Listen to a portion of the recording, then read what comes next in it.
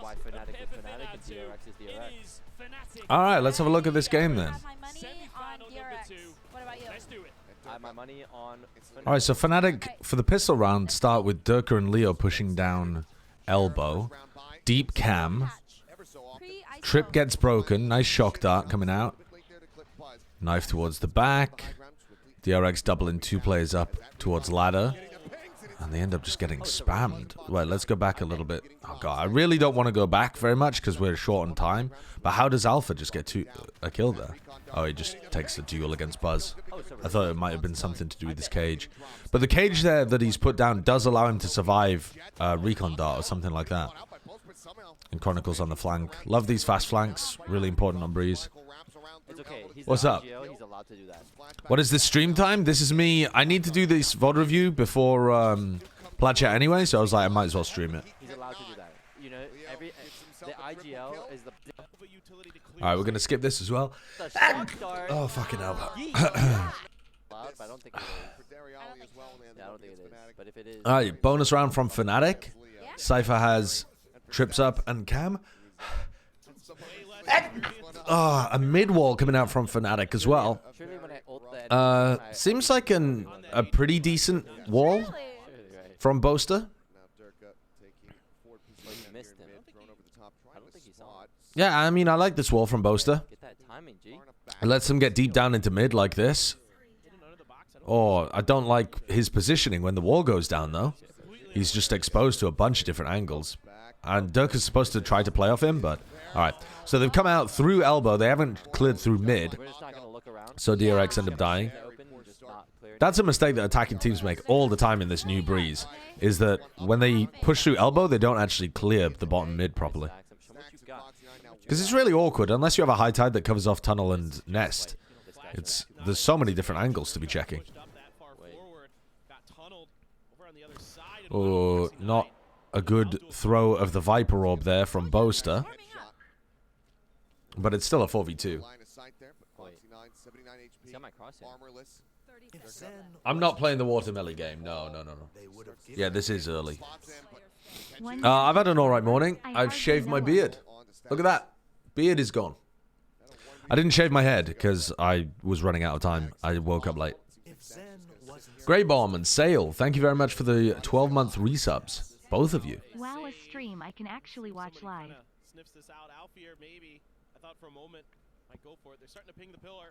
Hello. Yeah, I just woke up. Alright, I should have skipped the end of that round. Okay, looks like Durka and Leo might want to try and push down mid again. Oh, right. So Durka's trying to push on top of the wall. I mean, I don't think he did. I think he went elbow instead, but it looked like Durka wanted to get up on top of the wall there. Boaster goes for a late Viper Wall, holding his Viper Wall until the attacking Viper Wall is used. And this is a good one. This is one of the most standard Viper Walls that we saw in the previous meta. So Boaster's being really flexible with how he uses his Viper Wall. He's used his Viper Orb, but I think he might have missed the lineup on B. Otherwise, I don't know where he's put the orb. The only place I can see it is like a bad placement on B. That recon is pretty good. Ooh, and Boaster... What, he got suppressed there, right? So his wall went down? Yeah. Pretty big mistake there from Boaster. And then he goes for the swing and dies. Chronicles found one, though. The fragment grenade is super good in this anchor position. And then Leo's still trying to swing his crosshair into position by the time he gets there. Durka's on the fast flank, but Stax is watching for it. Oh, Durka still gets one. Durka might still get two. Oh my god. He gets the damage onto Stax. Oh my god, Durka's so good. Mako versus Durka. Mako wins these, right? Oh, no, he doesn't. What a disgusting round from Durka. What a disgustingly good round from him. If Buzz gets a kill this round, the game becomes difficult. Cascade to try and work a, like, well, in this case a fake, but a threat of an A split. Boaster with the mid wall again. I love this deep high tide. I think that it gives you a ton of space to work with. But ideally, you don't want to be using it at the same time as the Viper Wall. I can't even fucking tell. Okay, no, the Viper Wall is down, so Flashback should still have a lot of charge. Should have a lot of fuel. And they're playing post plants where they're going to be able to play behind the Viper Wall. So now the Viper Wall goes up. This should have a ton of fuel in it. Looks like Buzz is getting ready to push off the flash. Wow. Honestly, almost the timing almost worked for Alpha there to dodge it. Oh, and here comes the reflank from Flashback. He went to the comm school of always be flanking, but Durka's watching for it. So awake right now. Retake comes through, but they don't have the smokes. Nice cloudburst. Great work there from Boaster again.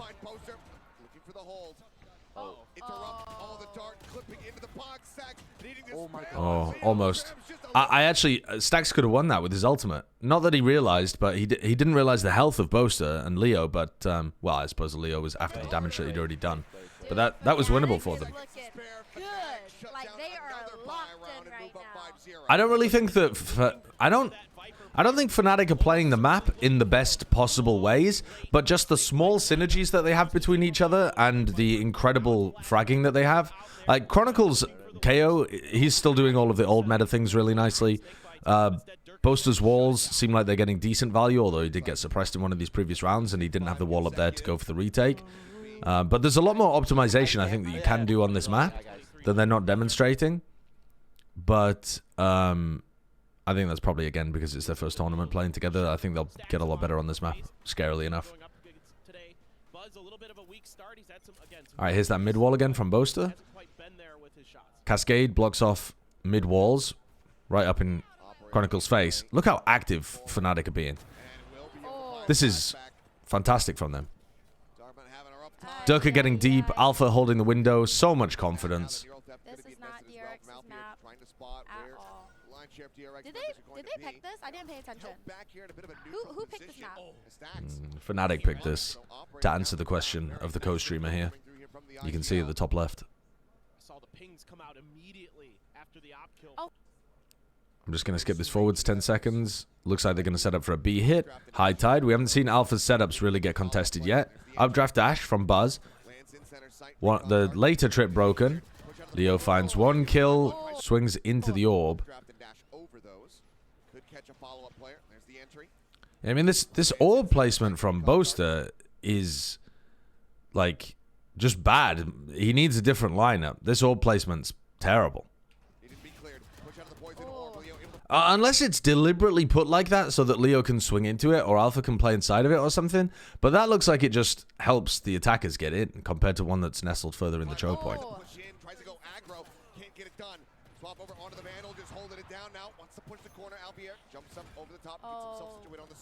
Don't think that's deliberate. I suppose it could be, but I mean the way that Leo was trying to play off it, but I don't think it's deliberate.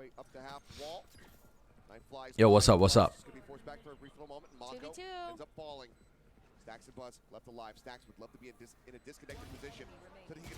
Nice, huge from Buzz.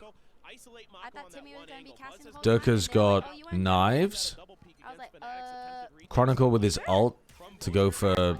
Honestly, I don't think it's a retake ultimate on this map. I think it's a denial ultimate because you knock down the Viper wall. You play Valo? I do. I grinded Valo for quite a while. Whatever it is. Maybe that's a secret. Yeah. Droning through mid to try and look for some information because Alpha's got his cam on B in almost all of these rounds. But the cam does also spot towards tunnel a little. Drone comes through. The camera's just watching here. It knows that there's nobody in. And Alpha's setup is nice here because he doesn't have to face. Nobody has to face. Which is common with most Cypher setups. Do you play Apex still? No, I don't. DRX still haven't used the high tide here. Mako has not gone up elbow and tried to do anything over there. He's just still trying to create some pressure over towards A. You grinded for very long. What did it cost you? The knife finds nobody on A, so Fnatic will probably think that this harbor utility is a fake. So that's why they're keeping 3 players over towards B. This looks like a call from Mako. Yeah, they're going to fake B. Stax is going to ult? Why isn't Stax just leaving immediately? I don't know why Stax has stayed on the lurk. That doesn't make sense to me. Oh, great timing of that from Chronicle. Fantastic timing. He ults exactly as Mako was about to use his Reckoning. Flash through this. It's so difficult to flash push through a harbor wall just because it's incredibly slowing as you swing through it. Oh, that recon is so good from Leo, though. Not good for DRX. And the shock darts are so good as well. These the players individually are so good at maximizing their value on these agents. I was not familiar with Durka's jet, but man. Just absolutely. How are you feeling about the current state of Breeze in pro play? I think it's interesting. I think there's a serious choice that teams have to make between playing Viper Cypher comps and playing Viper Harbor comps. Oh, I like this. High Tide, they're going to try and pop into B. Alpha just has godly tracking to be able to take them down and gets a trip kill. They eventually get the trade on him, but look how quick these guys are behind. That's a lovely play off the recon dart as well. And then double pinching that player with Durka and Chronicle is also really nice. Oh, he's so clutch, man. Boaster is so clutch. True, Typa. DRX have tons of ults to be able to work with here. If that happens, but They've thrown the Viper Wall right at the beginning of the round. Durka's peeking, seeing if he can find a timing against them as they're pushing up here.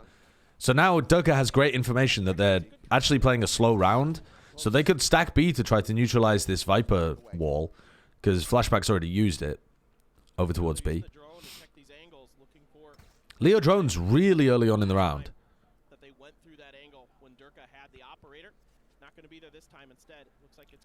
Chronicle's nade usage also very good over towards A.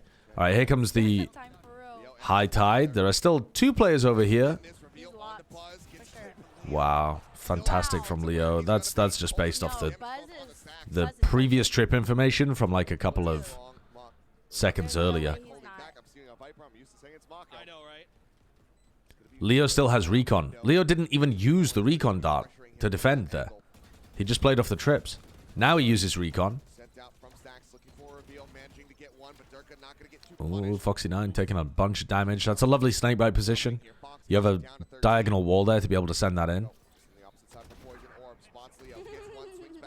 love that emote. And Fnatic are winning this retake because they have better players. Wow. I mean, genuinely. They're winning that retake because their players are taking, like, 1v1s as they retake and just winning all of them. They do push the DRX players into predictable positions, so they know roughly where they're going to be playing, but still, I mean, they're just fragging out with Durka and Alpha. When DRX ran the Viper Harbor Icebox stuff, it was Stax playing the Viper.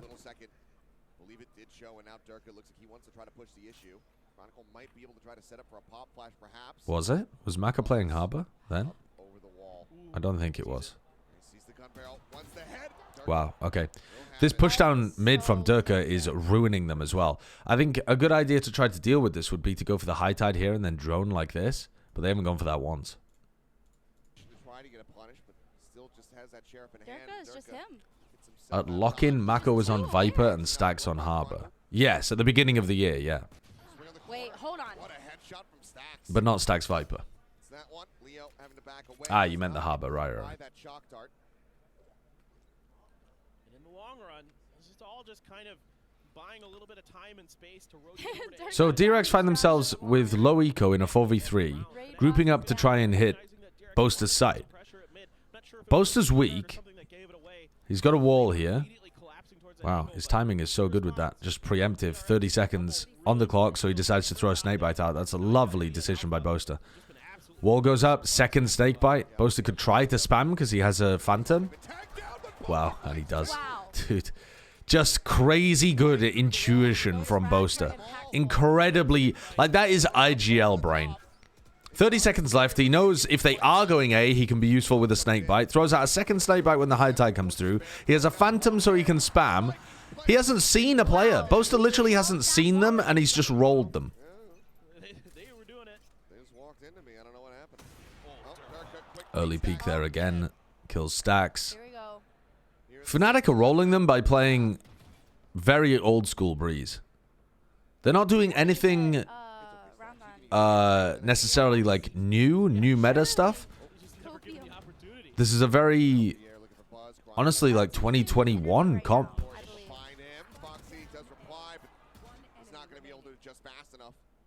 Or maybe 2022. I can't exactly remember. Yeah, more like a 2022 Breeze comp, right? Him for DRX, Very, true. very difficult situation, obviously. I mean, you have a pit if you can maybe get a kill or two. Oh, on you're site. eating dumplings. Mike is down though in that corner. Put my Oh, man toast or in. dumplings? I would, listen, if you have the patience for it, go for dumplings. Infinitely better than toast. Out, Alpha now trying to contest. I'm going to skip this. It's a 1v4. Is their protocol. Back, wait back. Let their utility. Let this cipher. Alright, DRX have rifles again. Get that info so Apart they from can Mako as a guardian. if they're maybe just a little bit out of position. They have got past... Wow, Durka is so aggro. He has his knives taken away, and he still gets another kill.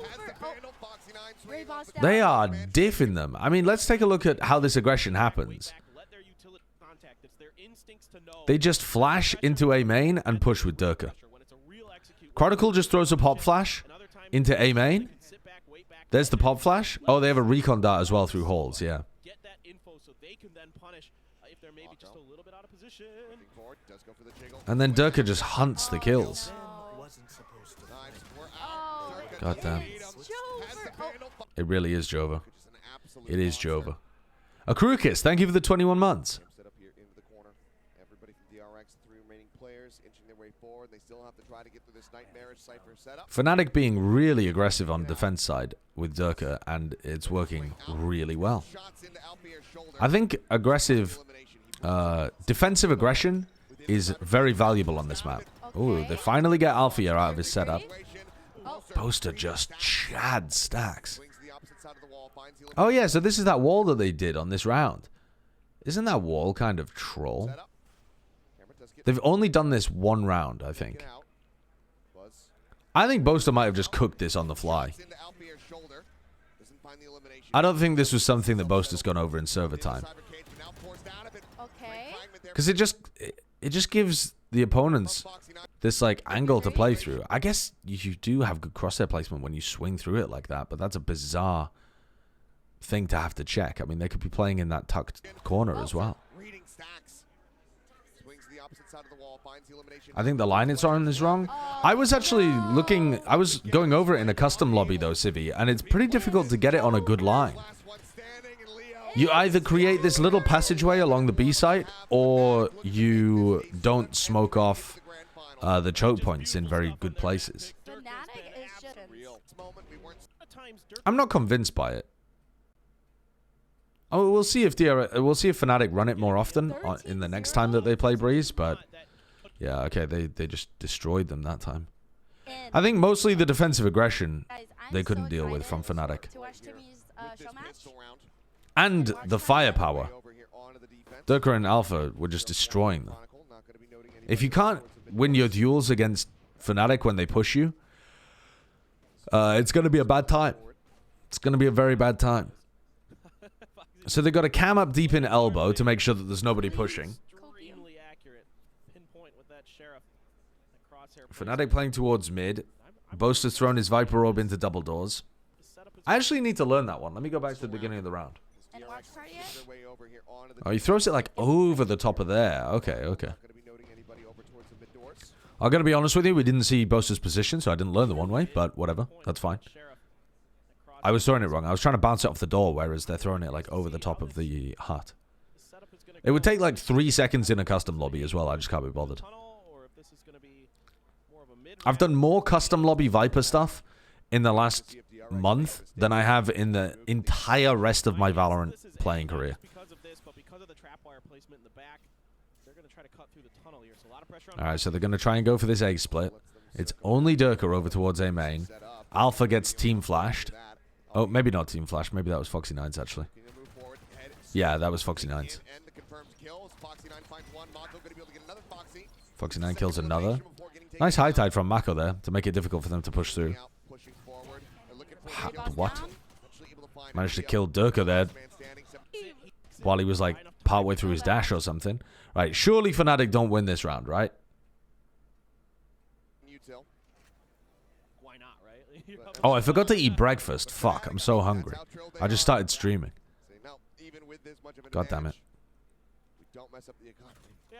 and you get some practice, you know, with the sheriffs. Okay, I'm gonna have to grab myself a bowl of cereal after this map. Almost as good as a forest pie anyway. Yeah, I mean, this Bro just forgot to eat. Yeah, I just woke up and started streaming, and I was like, I shaved my beard because that was on my to-do list for today, and then I was like, I can't be bothered shaving my head, which was also on my to-do list. I was like, I just need to get to the VOD review, and I have so many VODs to review. Wow. Oh! What a wall by Mako. Alright, we're gonna skip through this.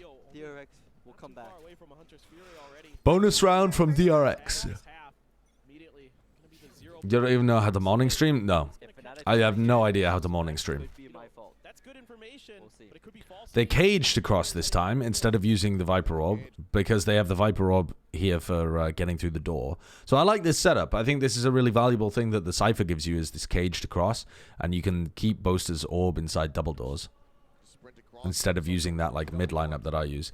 Mako with the same high tide again to try to stop the A-split from coming through. I like this from Mako. Main out defense, then DRX can win. Given the opportunity to have line of sight, but it seems like a similar situation from Fnatic. That's how you And Foxy9 can play in sewers there Oh, it's 11. where he can avoid getting pop flashed. Yeah, and Foxy trying to reposition to a different spot. Now Cam gets a huge amount of information on the other side of Pillar. Behind the boxes. They nade, but nobody's in a natural anchor position here. Foxy9 gave up so much space. They're just playing off-site. So now they've got to retake. They've got to wait for Mako's high tide to come back up. And then they have Recon, Flash, Knife. Oh my god. Flashback kills one. Andy got a dink onto Boaster. Wait, he might kill Boaster there. Oh, nearly, nearly. Alright, so they've used the knife. Oh. Durka killed Stacks before the Recon could come through. Here comes the high tide, but it's a bad high tide from Mako. Interesting, I mean, post-plan positions here from Fnatic, keeping control of double door, making sure that the B rotators can't use mid, makes this much more difficult for DRX on the retake. A lovely post-plan from Fnatic. Don't see many teams playing it like that. DRX, you show them a very different look, but I think Fnatic just too accurate. You know, can't win some of those 1v1s. Flashback gets one, can't run another ball. Okay, Durka does die. That's the kind of thing that Durka was doing to DRX. Oh, Stacks is just trying to fight in mid. Dude, that ain't... Oh, no. And then they lose mid, and Mako dies. And it's just over. Very, very proactive decision from Fnatic in this round to instantly react to B. Perfect timing. Still winnable, actually. Foxy9's been able to catch Leo. And then Alpha might get crunched in mid. He should be getting killed. Yeah. So now it's a 2v2 retake. They don't know where these players are positioned, but they know that they're both on B. Now they know where Boaster is.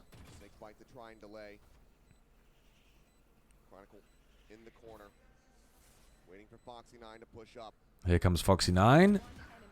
Good trade. Great snake bites from Boaster. I would tap this and wait for the jump up. Oh, but Boaster's around the back, man. Dude, why is Boaster so clutch? He's crazy. He just always has the outplay in the clutch. Dude's insane at it. Okay, I'm going to skip Ascent. And I'm going to go straight into watching C9 Fnatic. Because Ascent was a bit of a roll, and I'm not that interested in seeing how Fnatic played it. Right, so let's go and take a look at this. Wait, what is this West-East shit? What the fuck is this? Okay, they played a show match before the finals, apparently. So we've got to skip to try and find where the finals begin. God damn it. What was the first game of the finals? Bind. Okay, yeah, we're in the right place, just not at the right time. We're 3 rounds too far. Yeah, I'm gonna go and get some food. Give me a sec. Flying, bro. All right, so Oxy Zeppet, they're gonna run the Sentinels comp against Fnatic here. I can't remember what the score of this was, but I would expect Fnatic to be able to deal with this really well. What was the score of these games? It'll help me just keep track. Yeah, Fnatic completely dealing with what Cloud9 are doing. This is like the exact wrong composition to run against Fnatic, in my opinion. They gobble that shit up for breakfast. And then Cloud9 won on Breeze, okay, and on Ascent, and then Lotus Haven. Okay, good to just keep in the back of my mind while we're watching. Give me a sec. I'm going to go and get some food. I'll be back in a moment.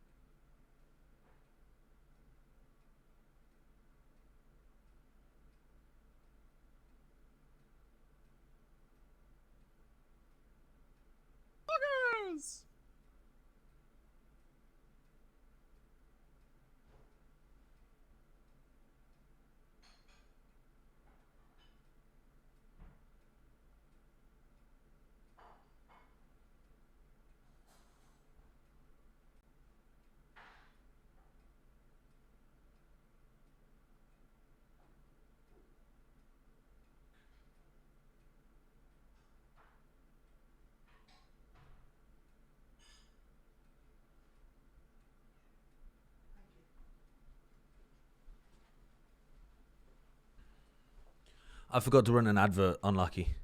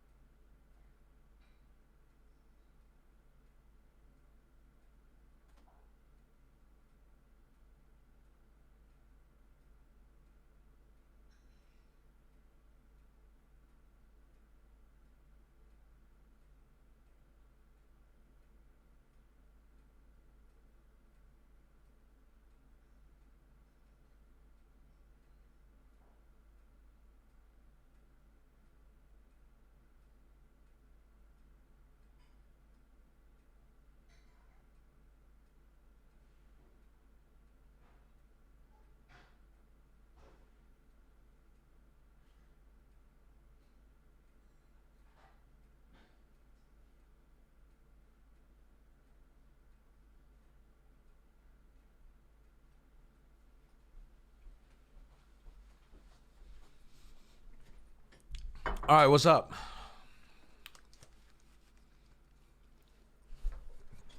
What the hell is ka-chow? All right. I've got a delivery coming later on as well that I need to listen out for. But yeah, let's take a look at this. Rose, I'm gonna be honest with you. When you're up there, you're not worrying about your KD. You're worrying about winning the fucking game. Okay? I'm not over here like, oh yeah, look, yeah, the fucking win. My team's from the world. Oh.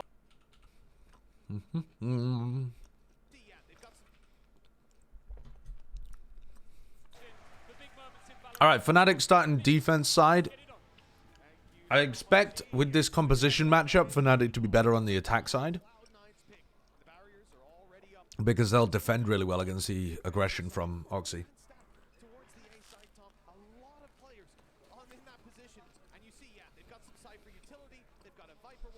That dog won't break the trip anymore.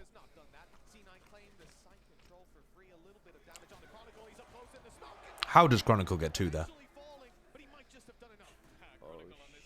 Alright, now we got the games going on here, chat. Let's fucking Great go. dog retake of elbow. Did you enjoy it? Did you enjoy watching? You said I lost. Huh? Durka just diffs Vanity. Of course you jinxed And that's a GG.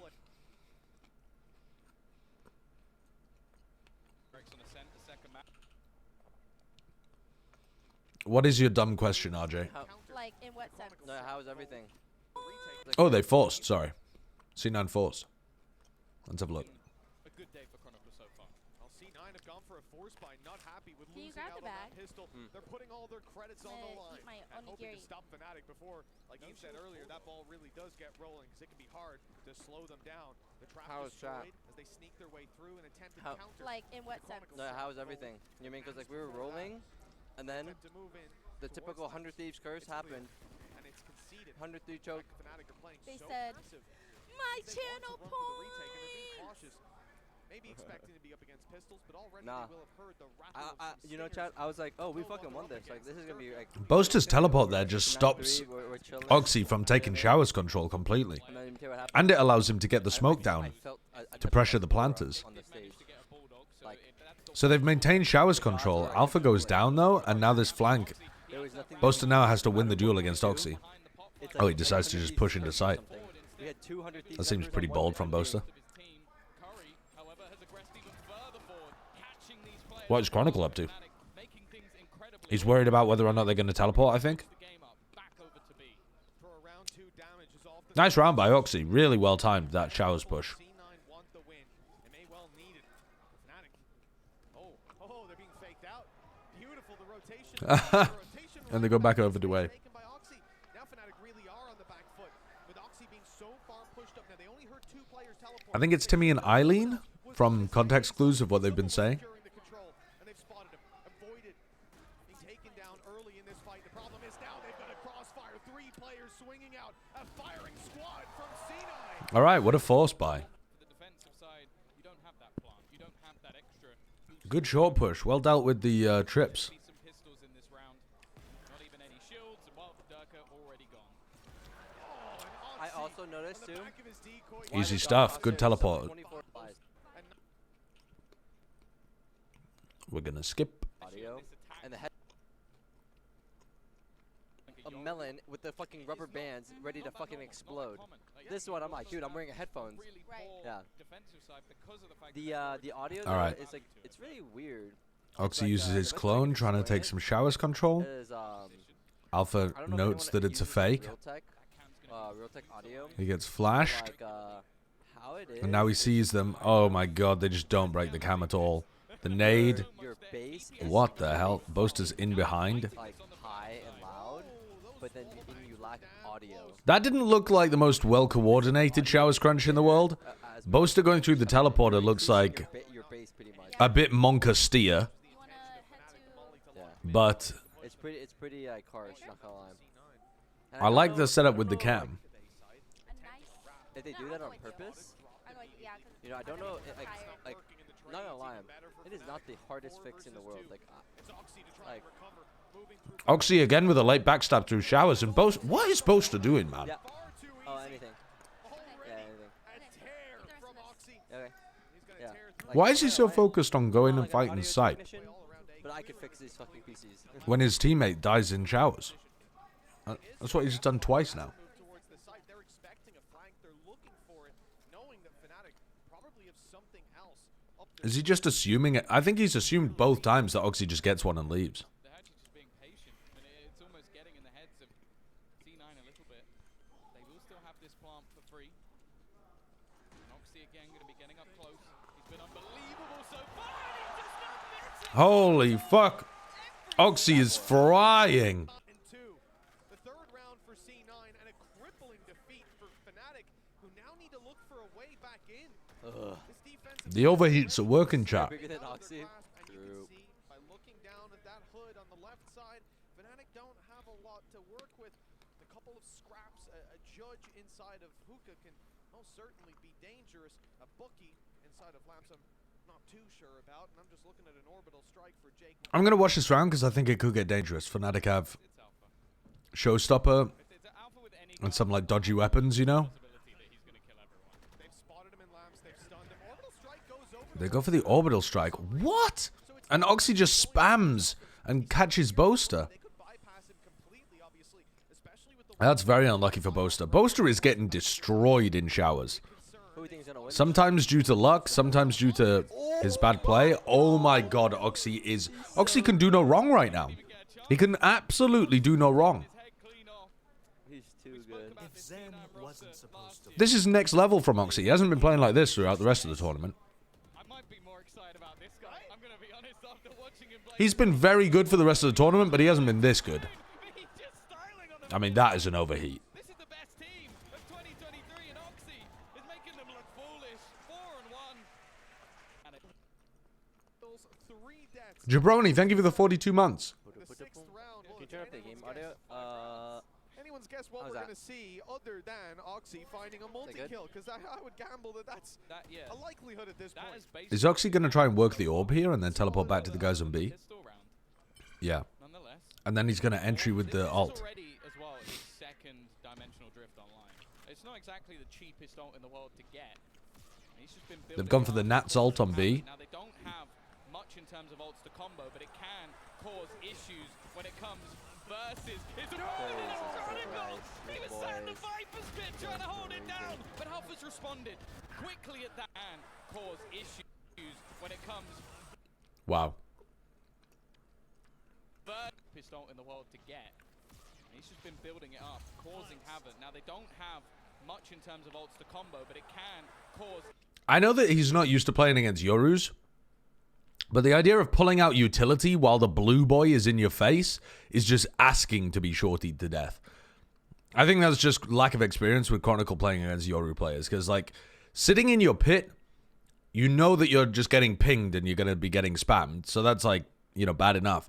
But then he pulls out a snake bite, and Oxy's like, oh, free kill, I guess. Really well played by Oxy, though. As soon as Chronicle pulls out the snake bite, he's like, yes, my kill, please. Quickly at that. Zephyr will put this back into a 3v3, and they still haven't quite got the spike onto the site. Zephyr actually looks like he might continue this. Cloud9 are in overheat central right now. Absolutely no need to be going for stuff like this, by the way. If they lose this round to Durka, this has been such a toss. Oh, no, not quite.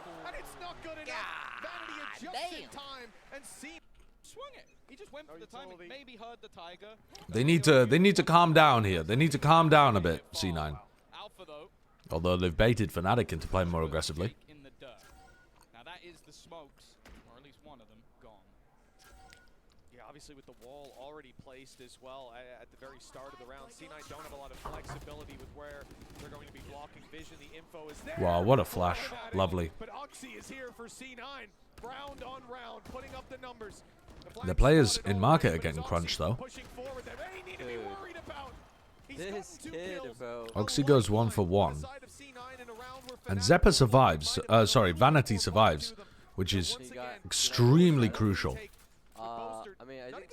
Otherwise, they would be losing all short control, and it would be a disaster for them. Wow, what a shot from Curry. There's a small chance that I do think Cloud9 wins by like, they need a stomp, if that makes sense. They need to win every round. Wow. Like early, do like a 13-4. I think if a game ever gets close... The aggression on the flank here has been so crucial for Fnatic. You know what I mean?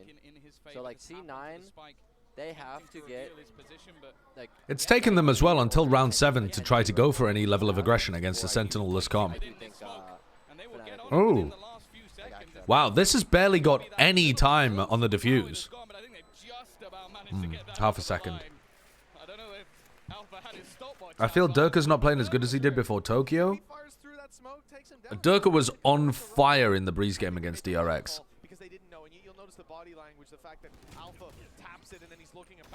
I think it's just that some tournaments people play better, some they play worse.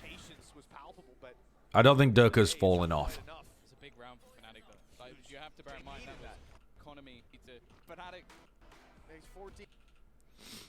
So Fnatic take attack timeout.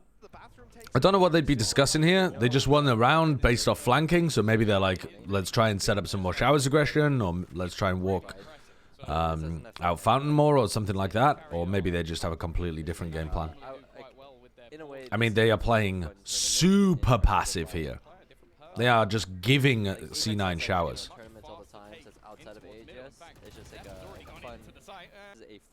What? In terms of like Apex has like, you know, tournaments all the time that's outside of AGS. It's just like a... Okay, Zephyr just lands inside the smoke. Fun 100k tournament. I think Zephyr just beefed his movement there. Alt to block the plant. When we have 10k tournaments, so they're trying to stack A to get them to go through the teleporter into Alpha's setups. Yeah, it's like a practice tournament. Yeah. Because you don't get a lot of. Durka still has nade. He can swing and throw the nade. The fuck? I thought he was gonna nade the default plant spot there. They kind of just see like where you are. Boaster's the only player out in backside. Durka does trade. Leo's found a fast timing inside this pit. Trying to high-low with Durka. The coordination does not look amazing here from Fnatic, but there's such good players that Durka just wins that anyway. I mean, then it's completely different than online, so. This could be a mistake. It could have worked out if Vanity got a pick, but now a 1 versus 4? 3, excuse me. Yeah, the coordination does not look particularly great from Fnatic in terms of how they defended there. Boaster was the first into backside, and the others were still holding back. I think the others had a better idea, right? Because they read the fact that C9 were going to go aggressive, and Boaster just got caught out. And then when Leo is trying to find a timing through the pit, I'd like them to play a bit more coordinated in terms of the high-low, like which angles they're fighting on. But Durka was trying to put more pressure onto Jake, and Durka got the kill in the end, so... It's hard to criticize Fnatic sometimes, because they make, like... decisions that other teams will get punished for, and then they just frag their way out of it. Mega Maze Man, thank you for the 15 months. Nonetheless, still a purchase. These light shields are giving both teams extra buys. What's up, Nips McNugget? Flash out, doesn't catch Oxy. The flash was on the wrong side of the smoke. Perfect positioning for Oxy.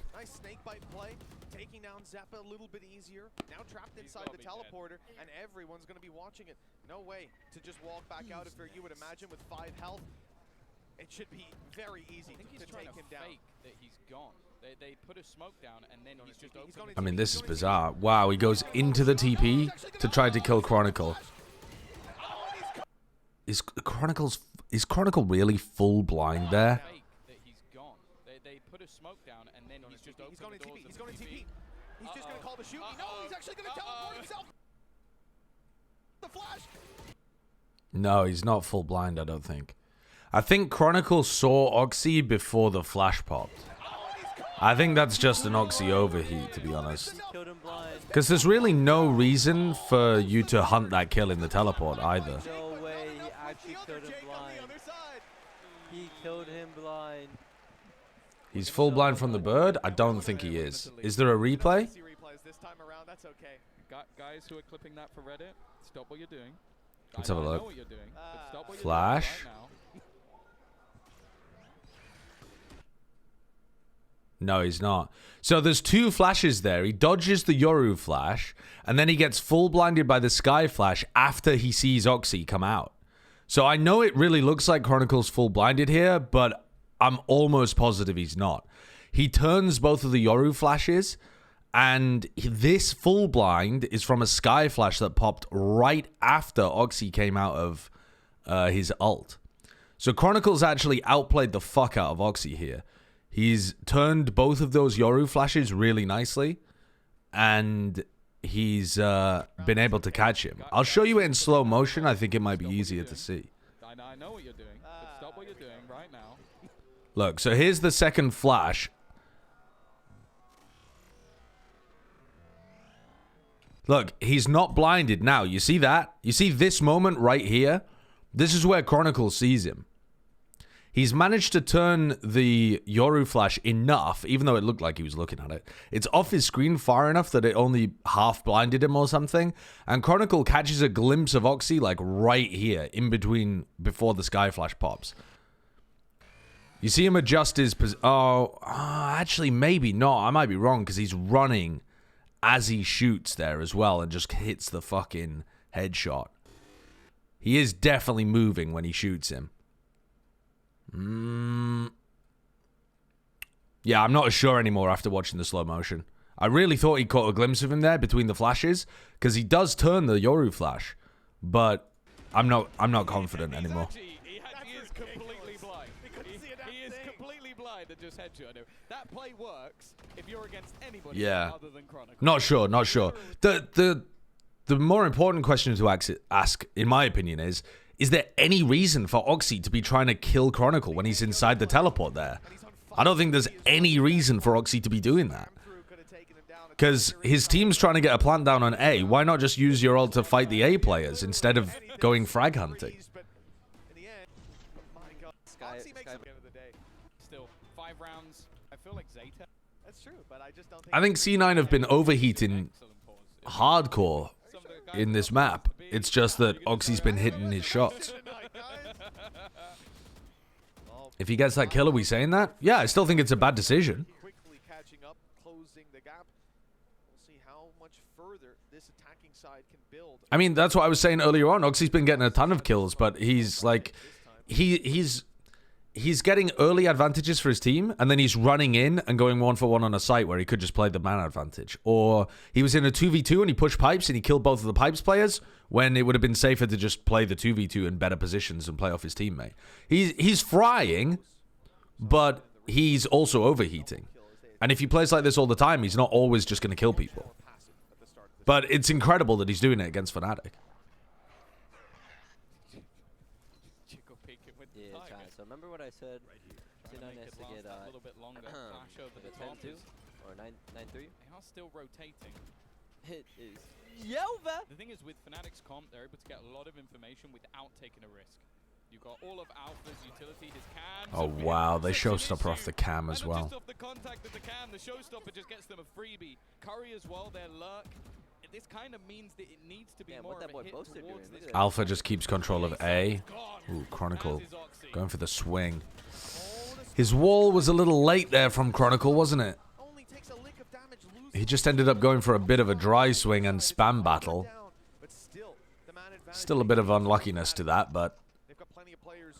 And I guess he's forced out of position by the nade, too. Oh, the flash. And Boaster's through behind. Damn. Nice round from Fnatic. Think about from that trifecta for Fnatic starting to come into form. The purchase not the best, but with the showstopper. There was like a 75% chance he killed Chronicle there. It was better than 50-50, so he went for it. Yeah, but if you...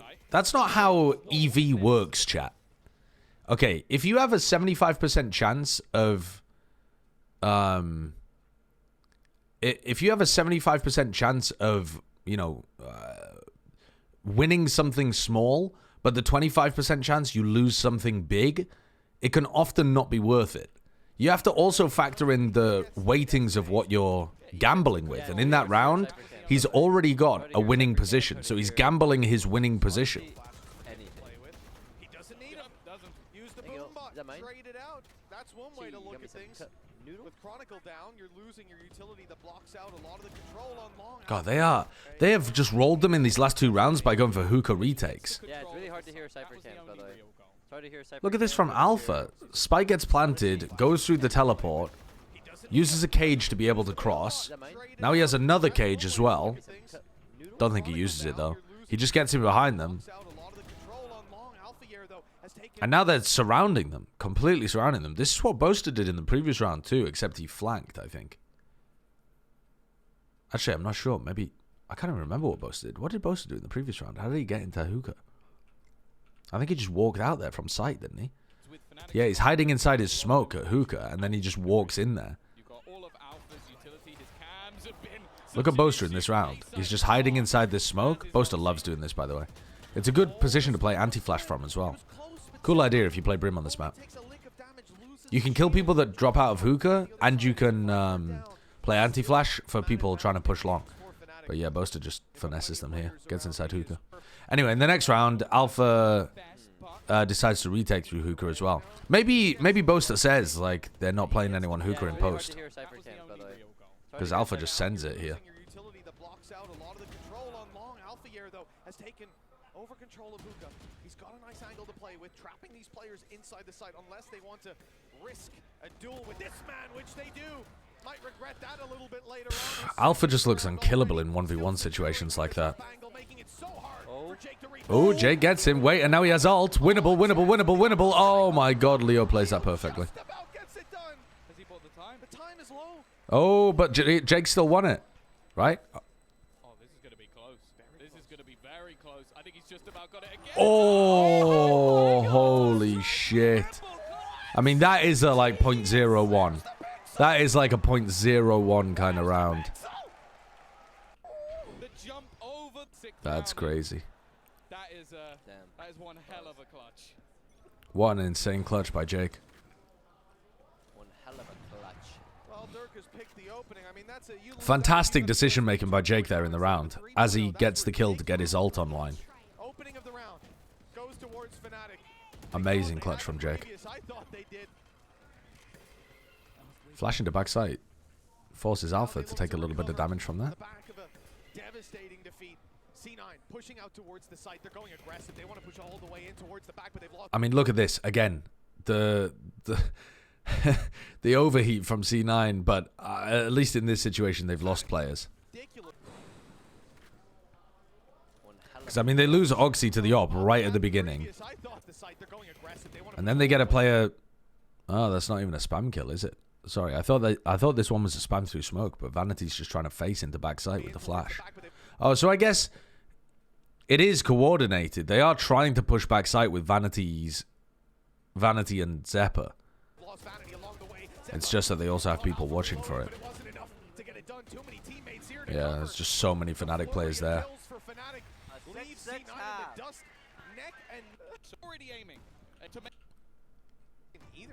I think this usually would be even more weighted towards Fnatic. C9 won a really nice force buy. Jake won an insane clutch. Oxy's been absolutely dominating. And then, oh my god. Okay. So this is where Fnatic's slow defaulting normally eats up these teams that like to play aggressive. We'll see whether that happens here. Is this C9 better than last year? I think this C9 is worse on paper, but it might end up being... I don't think it could be better, because they went like 8-2 in the regular season. I don't think there's any chance Cloud9 do better than 8-2. What, they're going to go 9-1? 10-0? They can't do better than last year's Cloud9, but they might be able to make it to one of the Masters tournaments, which would be, I guess, better in a different metric.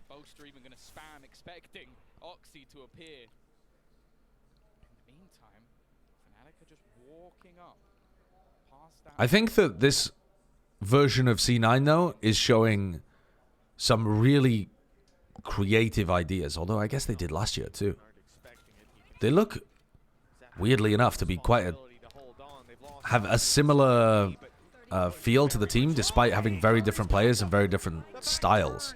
I know that sounds weird, but like a creative team that's explosive. Vanity on the other side of the map. Jake has to decline a fight, fall back. He's playing inside of Lamson, allowing Vanity to come into play. They make it to the kickoff tournament, and that's it. Well, that would mean that they're top 2. You have to be top 2 to make it. Wait, the kickoff tournament? Do you mean make it to Madrid? I think they've got a better chance of making champions. Good isolation of duels from Vanity. The first found, the wide swing. He's caught Boaster in the corner. But Dirk has swung from further back. The pistol, the second pistol. Yeah, I know Madrid is Masters, but there isn't like a kickoff tournament. There isn't like a lock-in or anything. All of the teams in Americas are in the kickoff tournament. The kickoff tournament qualifies you for Masters Madrid. Was it just a joke about them? Was it just a joke about them not making it to any event? It's so smooth. It's so smooth that it makes it feel like the more maps where Jake can play Omen, the better. I actually think Jake's Harbor is really good. I think Jake's Astra was fantastic when he played at that on Sunset as well. I think Jake is just a really good smokes player. I think he's still a little inexperienced and still makes some unusual mistakes, but in general, I think he's a very, very strong player. Okay. My package is being delivered between 12:30 and 2:30 today. What is that reaction time? Alright, so 40 seconds have been bled off this round. Fnatic just waiting for people to peek. Curry eventually peaks. I'm going to start skipping this forward because it looks like they're going to accelerate into A. Now they have to defend against a retake, but C9 don't really have weapons, so it shouldn't be too dangerous. No, it's not going to be dangerous. All right, let's watch how they handle this as well. From Jake in the way that he played, but Curry just didn't die. I think it was something like 4 or 5 times in the entirety of the last time they played. He went down. Yeah, G2 looked pretty bad during these off-season tournaments, but they're not. I would be extremely surprised if they carry on looking this rough. I think it's just because they haven't practiced in a while. They played so well all last year, and they have such fantastic players. But Oxy was a consistent pusher, an aggressive defensive stance, yet again being put into play. I don't think they're going to be world beaters, but I think they're going to be good. They don't want to fight it. They don't want anything to do with it. Instead, they will look to challenge that dangerous duo of the A site. Zeppa's still in position. So now Oxy runs into the traps. What does he do here? Oh, he jumped it. Wait a second. Oxy just jumped Alpha's trap. Well, that's not good. He'll be forced to fight unless he falls back. Indeed, regrouping with his teammate as they now look set to play a full retake. Oh, no, he didn't. Sorry. I'm trolling. Alpha's trap goes like this. I'm getting fucking trolled again by the fact that the trap bug is still in the game since like 2020, where the trap wires are perpendicular to where they're being put. Oxy did not jump the trap. He just walked into market. Players on the back of A before the spike has even been tapped. Here comes the plant. At least the plant 10-21 on Boaster. He's spotted in the corner. Wow, Curry went for that fight with barely any bullets. So he's broken the trap in market now, threatening the flank. So these post-plant positions are now getting squeezed by Fnatic. But Alpha wins the duel against Curry, who's trying to control showers, and then Durka pops Vanity as well, and kills Jake, the 2 players that were trying to go lamps. So being squeezed only means so much if C9 are then gonna just get planked in the aim duels. That's a Fnatic kind of round. Well, we might get a replay of it here properly. Look here, you see, look, here's Alpha who wins a duel over here, and here's Durka who wins a duel over there. So take a look at these guys. Alpha just swings, deletes Curry, and then they push 2 players into Durka, and he just beams them both down. Yeah, that's the power of Durka and Alpha, yeah, on the team. I mean, they just hold their angles and destroy people. They're going to win so many more situations than they should, because they're just better players. He ain't even looking at me. I'm like, I bet.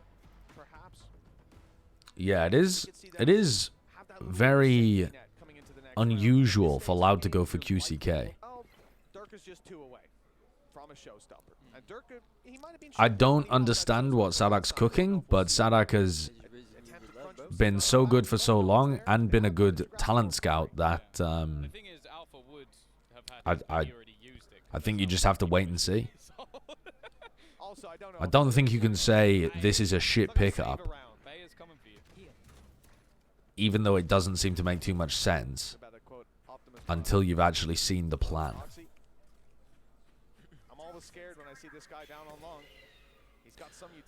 Apparently 2Es is not going to be on Duelist, but also they did say they picked up QCK because they wanted an extreme amount of flexibility in the roster. And I think part of that flexibility might be that if QCK wants to play something else, they could run 2Es on Duelist. I don't think that's going to be the game plan, but that's going to be possibly an option for them throughout the year.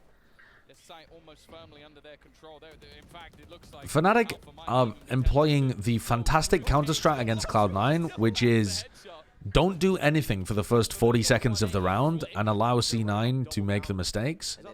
And then when you go for the site hit, kill them all in the post-plant.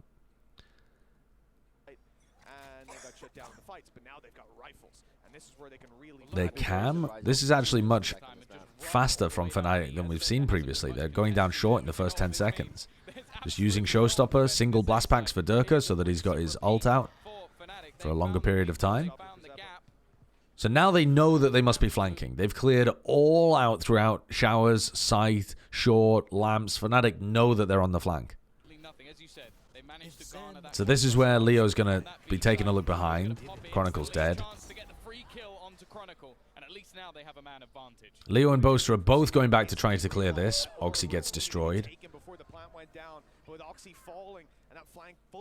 Nothing wrong there that Oxy particularly did. He just got whacked by... Oh my god. It's absolutely vile watching Fnatic play sometimes. Absolutely vile. The aim duels that they're taking and the shots that they're hitting. This is a 2v2 though. And Boaster's wrapping around. Jake. Lovely. Boaster knows that they don't have time. Deathstroke, thank you for the 7 months. God fucking damn. What a couple of sick shots from Leo and Alpha in that round.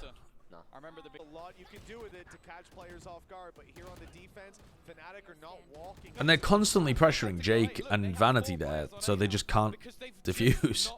It looks like Jake and Vanity are killing people and getting into a good spot, but the Fnatic players are just throwing their bodies out there to buy time. Alright, aggression coming out from Showers. Fnatic... Okay, go 1 for 1. That's the kind of situation where you sometimes see Alpha just get 2, because his aim's that good.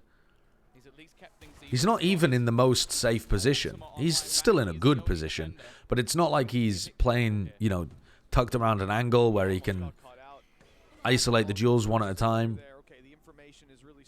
He just swung back in to... I don't even know whether he thought there was a second player there. He might have only thought that it was Zeppa pushing. Oxy hasn't played Showers very much. Alright, 3 players defending from C9. Oh my god, the flashes are absolutely booming everybody. Oh, Durka turns around while vulnerable and kills Jake. I mean, look at this. Look at this. What do you do if you're C9 here? You've already got a composition that's difficult to play against because Fnatic are good at slow defaulting. And then they're doing this kind of shit to you?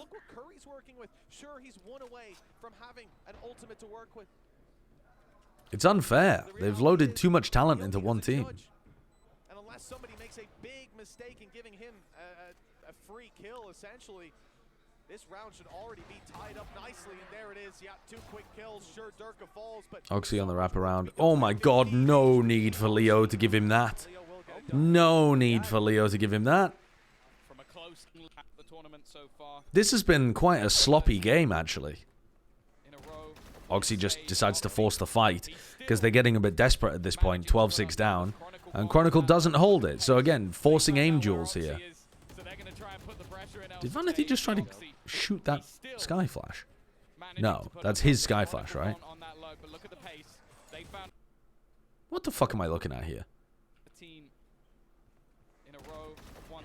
Oh no, it is... Dude, what actually am I looking at? To put up numbers. Chronicle gone on that low, but look at the pace. Oh, that was the dog. Dude, so confused. The dog hit the wall and exploded. Or Vanity broke it, but we didn't hear the bullets being fired because we just swapped to his POV. That confused me. Oh, I've also got my headphones off because I'm listening for the door, so maybe that also contributed to the confusion. Found out where Oxy is, so they're going to try and put the pressure in elsewhere. Vanity has at least managed to slow them down. A lot of damage there on Boaster. Done a lot of damage onto Boaster. This push has ground completely to a halt. So how do Fnatic convert a 4v5 where Jake is also 1 away from getting his Brim ult online? God, all of these players are making bonkers plays at this point. Insane confidence there from Jake to just jump up on top of there as his own Viper Wall is going down and decide to take an aim duel when he is the player that's 1 away from his ult as well. If Alpha gets that kill, Fnatic probably win the round right here.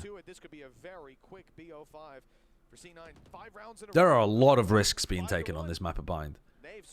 Mostly by Cloud9, but also Fnatic on defense and Fnatic in some of these like situations where they're fighting the post plants. They're just swinging.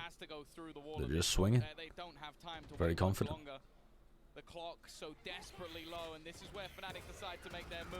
Nice ult by Jake. But Vanity... What in the hell? The clock so desperately low, and this is where Fnatic decide to make their move. Oh, Durka naded elbow. Okay, I thought Vanity had run into the nade, but he's running away from the nade. But the orbital strike comes through immediately. There there is no time. I mean, this isn't happening. Extra credits actually for the Skip it forward 30 seconds. Have a look at the next round. He hasn't really needed it. So now Durka has showstopper. Last time they walked down short with the showstopper in the like first 30 seconds. This time, okay, they don't. Wow. Good attempt from Zeppa to try to go for that, but doesn't quite manage it. No kill for it. Still the advantage to play with. C9 want to fight their way back through. The molly from Boaster, denying Oxy Lamps control. Alpha swings in there. Boaster spotted Oxy in there. Sent Alpha Curry can go for this ult as part of the retake, I think, here. Durka's just tapping the plant, trying to bait aggression out of them. Yeah, and it works really nicely. This is a super strong strat, by the way, actually, that nobody ever does in ranked at my level, at least. But I wish they would occasionally, which is you get to this spot, right, where everybody's in a good position. You know, you have a player over towards here, you have a player in showers, you've got a player at short, you have lamps control, you have the other player that's like playing lamps there as well. So you have a lot of control over the angles on the site, but you don't have full backside control. And you just tap the plant and wait for the defenders to try to push. And because you're holding the angles and because you're not actually committing to the plant, a lot of the time the attackers are going to get a player advantage out of this. You look at how it actually goes down here. They flash front sight. Smoke. They kind of tap the plant again. Durka's going to see if he can get the plant down in this spot, but when the flashes come through, he stops. Chronicle gets a kill fighting from showers. Leo gets a kill turning the flash and killing Oxy. Durka actually should probably get off the spike there, but, you know, he's just trying to stick the plant. But and then Leo manages to find another. They also had Alpha and Boaster that could have tried to fight with them too. I'm not even sure that that was deliberate, frankly, but it's just... It is a good idea to go for. It's something that Finesse used to call quite a lot. Actually, he used to play that with Pit quite a lot as well. He used to go down short, Pit lamps, and then tap plant, and then try and like pop flash out of the pit to punish the people that were trying to deny the plant. That kind of thing. It's a good idea. Anyway, let's have a look at Fnatic getting shit stomped on the next map. Tom, Mitch, take us through it. Well, it's time to kick off Breeze, the second map in this BO5. And okay, so first of all, let's just take a look. We've just watched Fnatic play Breeze. They were very aggressive on their defense side. They like to have Durka... Well, Durka didn't push there, actually. What am I talking about? Durka's pushed elbow a couple of times. Durka pushed down here a couple of times. Durka pushed like this a couple of times as well. So they were pushing out on the defense side with Chronicle going for a flash here, or Alpha walking out... Alpha walking out holding this while they walked out like this. They would have... Durka just walk down mid and Leo be playing for this angle or something. So... Cloud9 need to be ready for that. C9 are running what I think is a nice composition with double smokes, double initiator, but that's also very similar to what DRX were running, and they ended up getting pasted.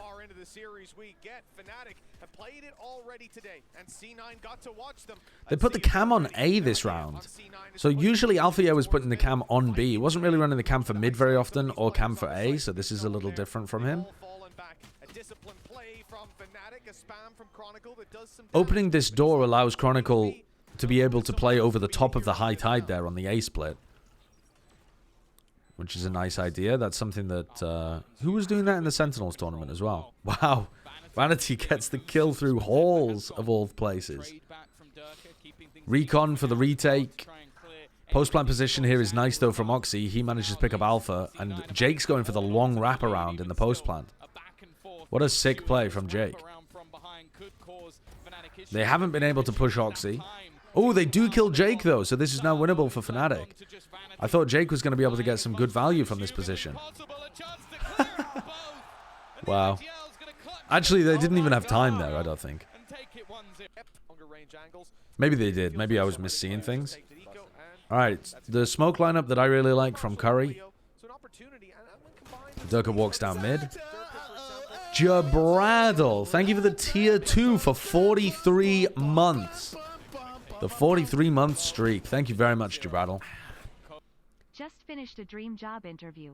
How have you been, Uncle Egg? I've been very good, thank you. I'm vibing today. I'm enjoying my life. Do you mean the interview was a dream, like it worked perfectly, or do you mean it's an interview for your dream job? Or perhaps, hopefully, both. The man with the classic is the only one getting a kill, at least for the moment. He does have to be a bit careful. Well, it wouldn't have mattered if he was low or not with the headshot.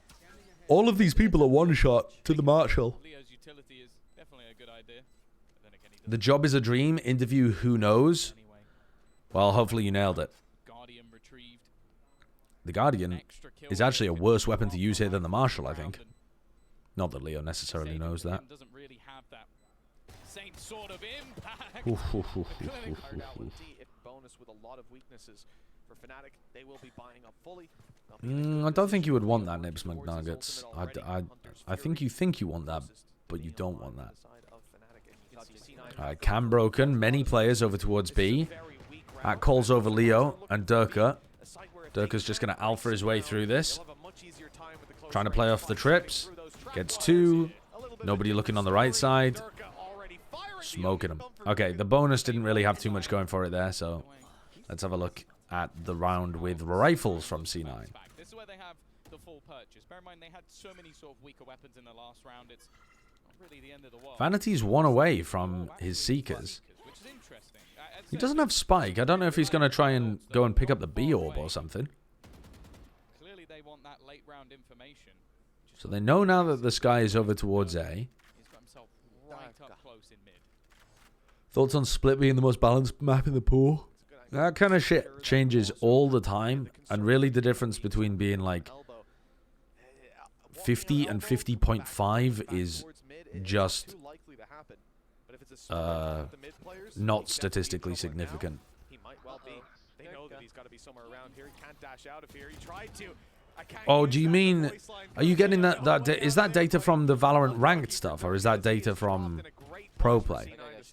I'm just kind of dismissing it out of hand, but I suppose if it was based on ranked play, that could be a large enough data set if Valorant had all of the data for that. Heels coming through onto Jake to even things up a little bit. Leo has rotated in to support. Okay, so actually let's go back a little bit here, because they do manage to take out Durka while I was waffling about Split.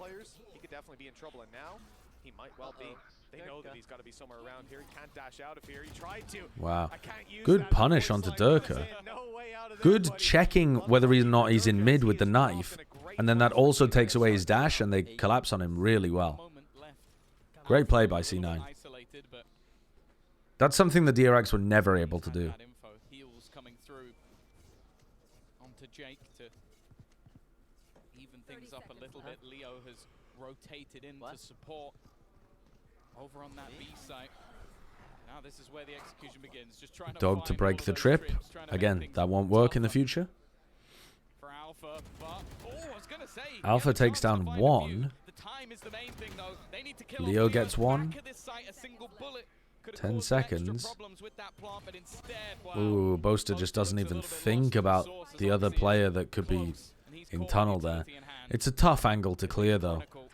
And maybe he was relying on Chronicle to feed him the info.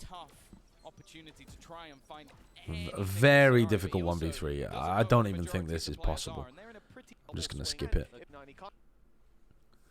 So Alpha and Leo weren't able to get more than 1. And C9 had full mid control and killed Durka early. So those are massive differences there for C9 in terms of how effective they're going to be. Yeah, I'm on today's Plateau Chateau. From what we've seen so far, I think we already knew this, but losing the first or not, they're always able to swing back. Slow starters, to be honest, America's teams are and have been historically. They can sweep things back. They'll be quite happy. Pop flash. Timing is not fantastic. It does blind the opponent, though. I mean, that is so silly. That is so silly in A main. Pretty reliable backup. Put in the flash timing, able to swing back. Slow starters. How does Boaster even get blinded by that? Teams are and have been historically. They can sweep things back. He's just too early on the swing. They'll be quite happy. The flash timing is not fantastic. That's unbelievable that Vanity still dies there. When you see it from Boaster's perspective. pretty reliable backup and put in the work. Already finding that opening is a solid sign for Fnatic. C9 won't be moving towards the A site now. So again, the defensive aggression works out for Fnatic there. Navigate their way in towards B. This is where the setup is quite dangerous. It'll be worth Jake using a Cascade if that continues to happen. Or Curry using a snake bite. Fuck. Alpha's trip broken. Sova ult, and Alpha swings into the cove. Alpha just picking the perfect timing to try to fight that off the back of the Sova ult, but he still has to take a duel against Jake inside the Thunderdome, right? He basically pinged every single player. Number 2, I would love to get a replay. Insane Sova ult there. Insanely good Sova ult. And then also Alpha just swings inside the cove based off the timing and finds the kill on Jake. Alpha gets kills at a way higher level than anybody should if they were doing the same things that he did. Cam, as they started to enter the site, he had his hand off his mouse and was just twiddling his I pray on the downfall of any Harbor Viper teams. I think it's going to be really good on this map. So he doesn't need to touch his mouse. So he's literally, he was just chilling. Good job he didn't knock it off the table. So Durka walks down mid in this round. They dart down mid as well. They are now in a nice position because Chronicle knows that he's not being split through double doors. They have 2 players to be able to work off there. They might still have to give up the site anyway. Oh my god, the dog into the potential knife kill. That's an overheat from Oxy. But at the same time, there is a decent chance that he gets that kill. But there's also just no reason to try to force that. You have the site. You're going to be able to just play a 5v5 post plant. Or at least that's what Oxy thinks before Jake dies. Maybe he thought he'd used too many of his knives and it was worth the risk to get his knives back, but yeah.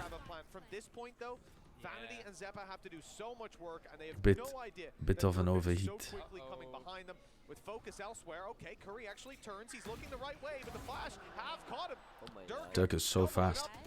He pushed down mid. God, that's ridiculous.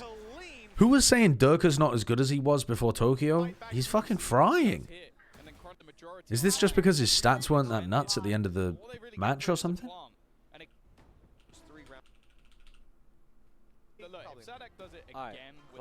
Okay, C9 have bad weapons. Like, really bad weapons. So his stats were nuts. Oh. By vanity. In fact, he's still finding a couple of kills through. Bum, bum, bum. We'll see this fight come through for Dirk. He's looking the wrong way. It's ranked data. Split and Haven are the most balanced. Lotus, Ascent, and Bind are very attack-sided. Oh, except you got... Yeah, Ascent is defense-sided, right? But Lotus and Bind are attack-sided. I mean, Lotus feels attack-sided. Bind doesn't necessarily feel attack-sided. But I think that's because people don't understand how to defend it in ranked as well. You have to try to control Belong and Showers and then play like backside A control a lot as well, which are more complex themes, I think, for ranked gameplay in general. Both Jets missed that. I like the idea of Fnatic going for that push. We've seen Durka get a lot of value out of it before. But he is peeking into a lot of angle density when he goes for that. And Oxy's on an off angle where... I mean, I think Oxy's got a great spot there to be able to get the kill. He just misses the shot. Oh, my package is here.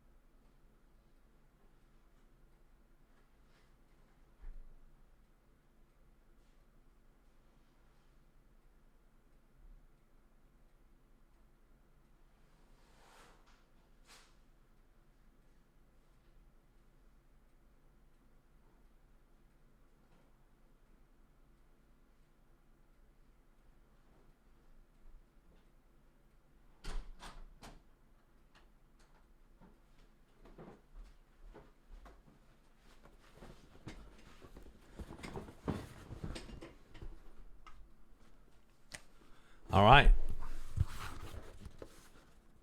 I think you guys are going to like what's inside here. This is not sponsored, by the way, but fuck me, I wish it was.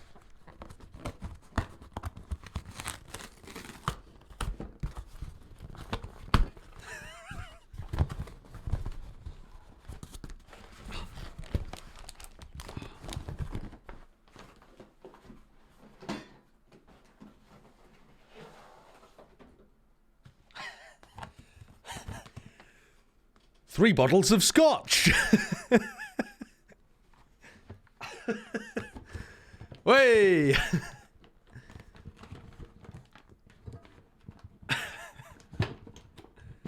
All right. Well, what do we got here? Full cam for the emote, please. Ladag? I don't know how you pronounce these things. They're too Scottish for me. Come on, focus, you little bastard. There you go. There's one.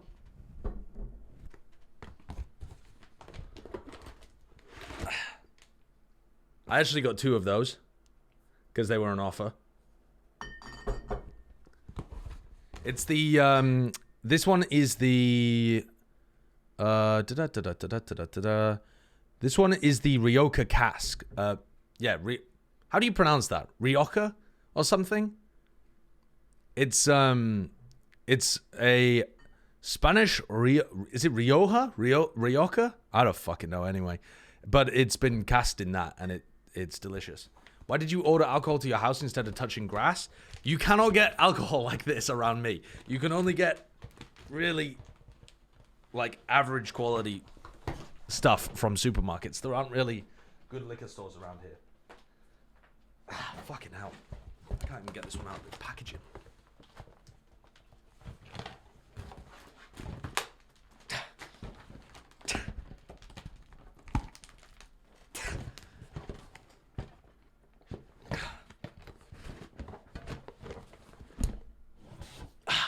Like the fucking sword in the stone. And good luck to anybody pronouncing this one. Bunahabahane.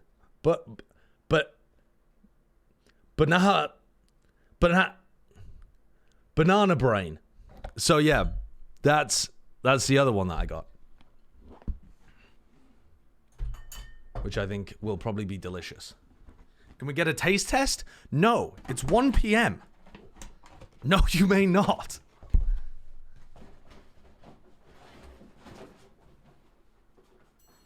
"1 p.m. is not whiskey hour. Your mustache has grown on me and so is your hair." No, I don't like the hair. The hair's going. The mustache, I'm glad. Well, I shaved the beard today, Bala, so it's not a disgusting mess anymore.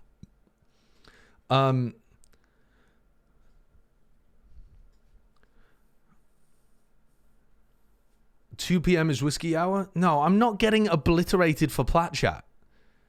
Later on, though, after Plat Chat, we're playing Baldur's Gate today.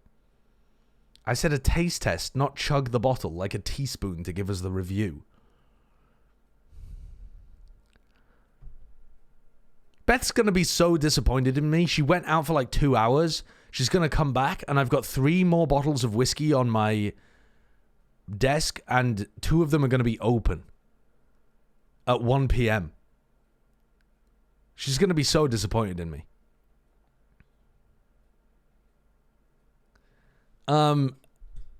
No, I'm not getting distracted. I have to finish these VODs. I'll do a taste test for you after Plat Chat. You'll have it to look forward to. I'm not getting distracted.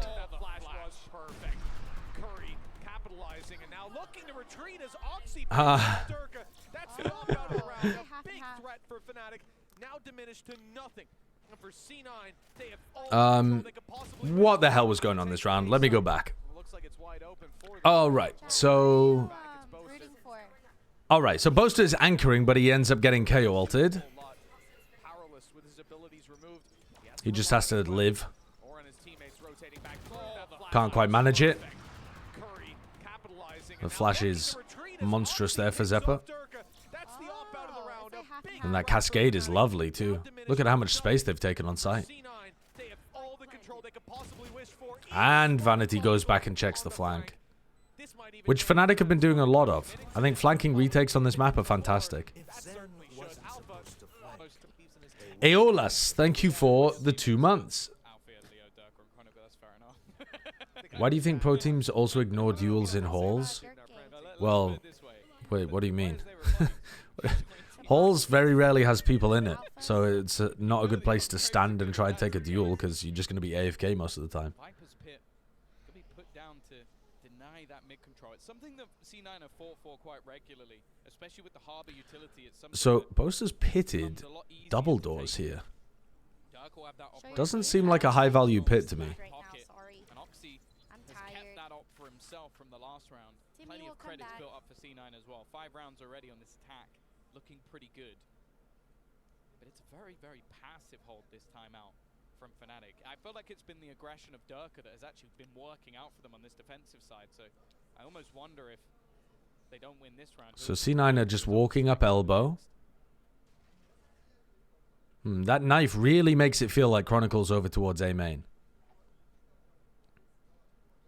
Are you Fnatic or C9? Cascade. Oh, the Cascade's got... Oh, it's not that bad, though. It's not that bad. Oh, wait. No, it is that bad. Oh, all good. Oxy's watching it. Okay. Curry breaks the trips as well. C9, with 30 seconds left, are going to try and go through the pit. That's bold, and they don't even have Vanity's dog. This seems like a bad call. Oh, my God. They are going to dog and use Seekers, but the others can't really do anything about that. Would have been better if Vanity was with them in mid.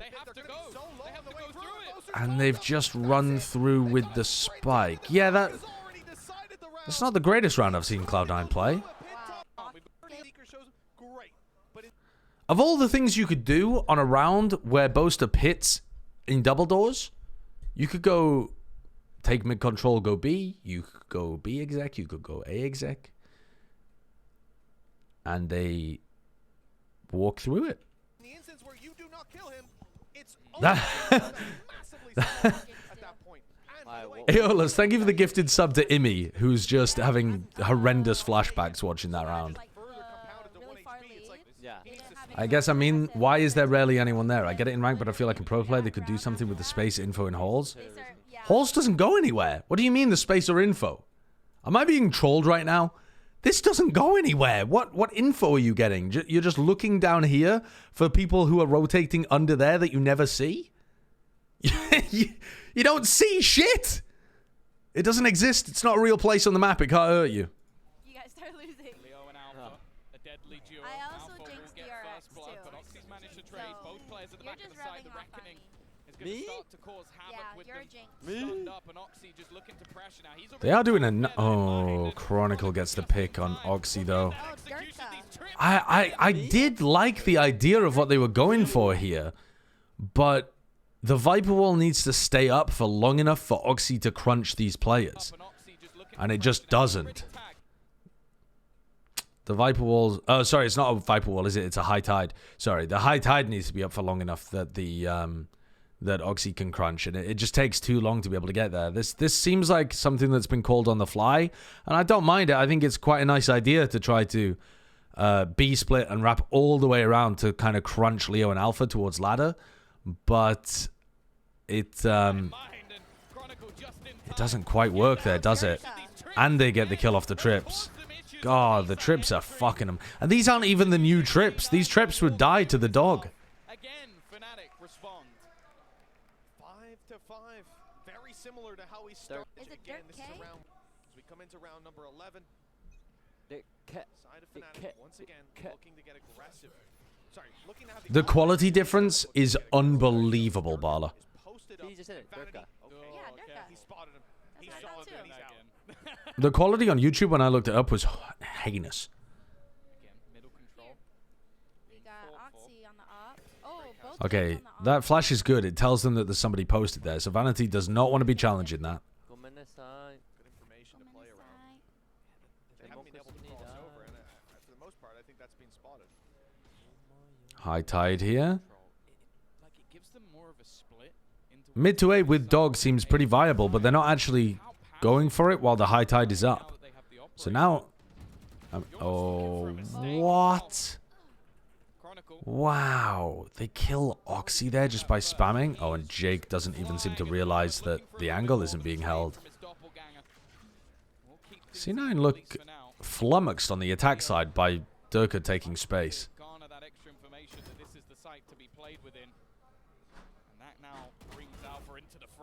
Oh, Beth's just come back home. Give me a sec. Hello.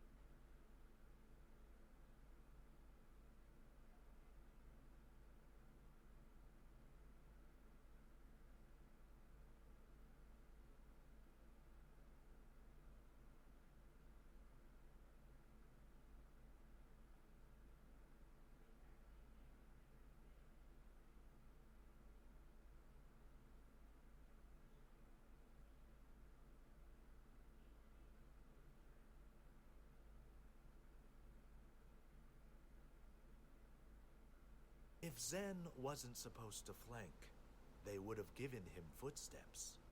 Adge.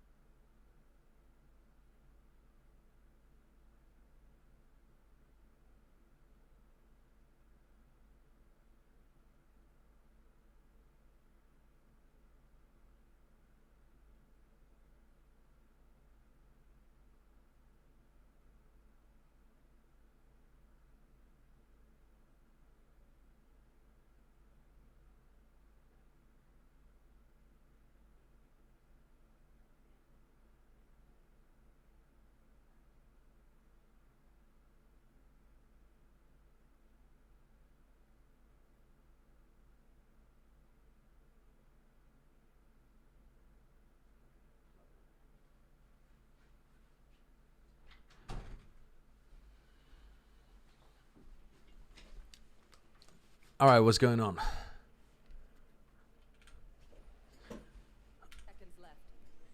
So this ended up being a 2v2.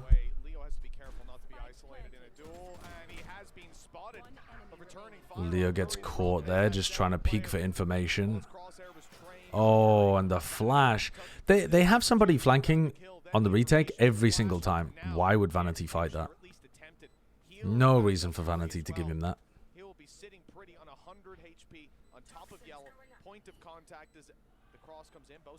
Nice from Curry. Like, this is what I'm talking about. Up on both sides. Durka not going to play aggressive this round. It's like, this guy get one kill. They flash inside their own... That's that stupid bug again where they flash inside a Viper Orb that's about to set up and it just doesn't even flash. You have to be so worried about that because it can give you terribly bad information. Thoughts on Curry? I think he's played really well. He's played a range of different agents. He's played good setups with Viper and Killjoy. His aim looks really good. Yeah, he looks like a very good sub player. Yeah, I need some pure X action, actually. He's not playing as terribly passively as he was in the past. Yeah, he's good. I hear that. Right here. Yes. Oh, wow. What a prediction. Ooh, Curry. Ah, nice try by Curry. Now 1v3. Let's skip this forwards 10 seconds. And the Cypher ult has given away exactly his position. God, what is that from Durka? Alright, 6-6 half. Really not bad.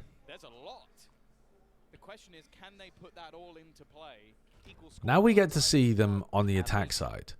So we only really got to see them on defense against DRX. And their defense looks good, Fnatic. I mean, Alpha and Leo combining together on the B site looks really solid. Durka's aggression looks well timed and like it causes a lot of problems for attacking teams. And now we get to see Fnatic on attack. Feeling confident in his individual aim, as you said, he's at the top of the ball right now, but show me some of that extra utility. Show me some. It's kind of wild. Okay. To see him come in like this. Actually, we did get to see Fnatic on attack a little bit. But not a huge amount, right? Curry's the one who wins that. Surely, two sheriffs against each other. Surely it's the guy with the classic that finds the head. Surely the caster not laughing. That's all it's about. Regardless of the weapon. What a look from Boaster, but I mean, he's got to be worried about archers, right? And now he's just out in the open because he's used all of his wall.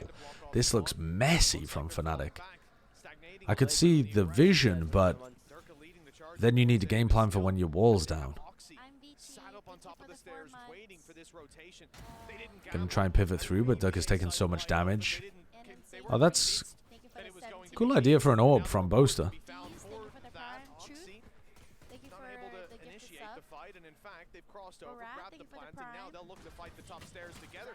But, well, the fight has not gone according to plan. Everybody tagged, but at the end of the day, Leo needs to hit everything has been. I wouldn't count the chickens, just happy to force.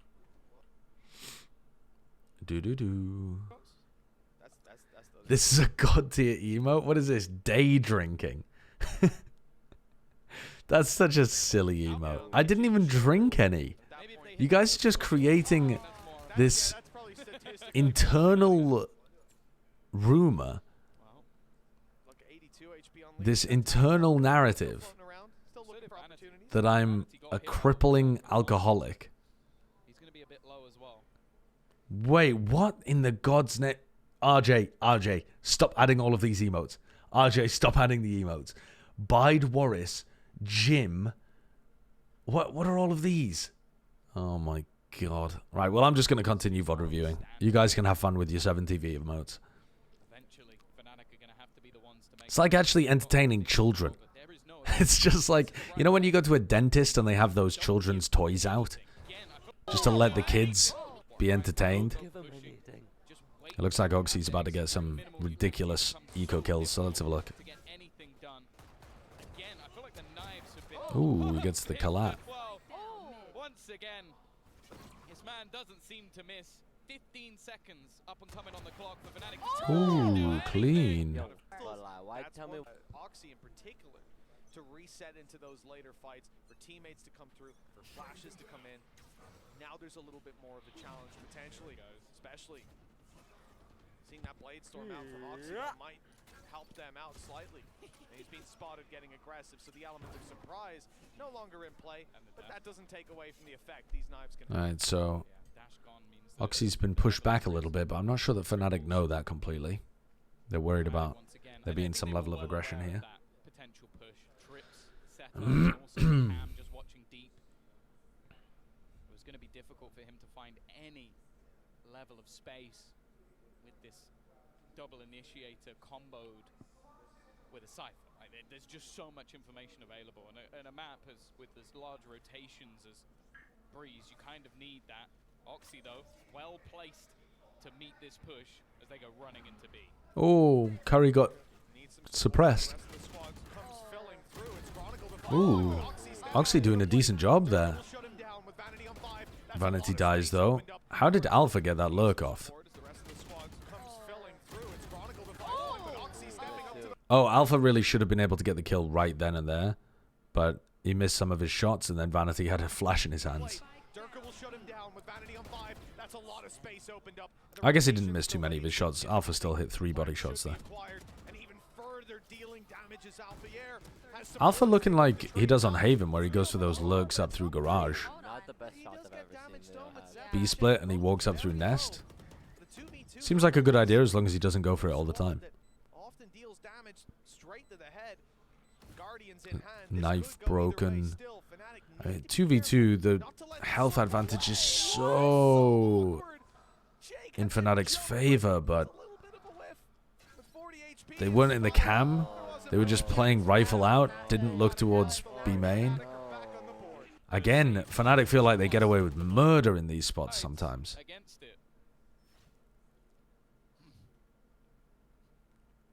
What's so funny? Cam for info, in case there's any kind of elbow push. He's just giggling to himself. Oxy's pushed down mid.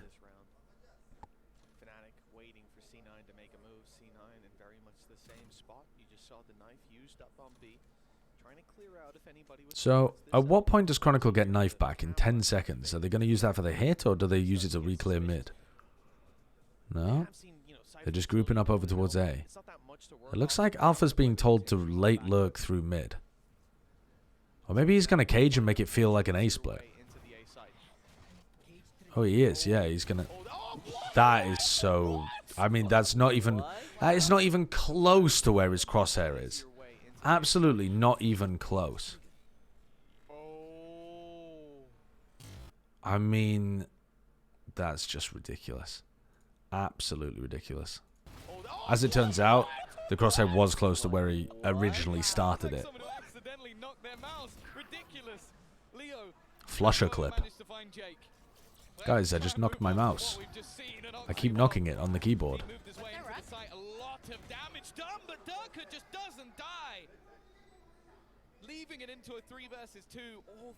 Showing your age? What, with the flusher reference? That W key has been held, making his play to potentially join Paper XP. Click shift, so he's already been removed from the roster. Leo. God, Durka's just won this round. Durka's just absolutely dominated this round. What is blood waffling about? The person in my chat earlier that said, do you feel like Durka's not playing as well as he used to? I mean, I say that. He does just get killed trying to run through mid, but good trade from Chronicle. And now they've removed the major threat. They're playing...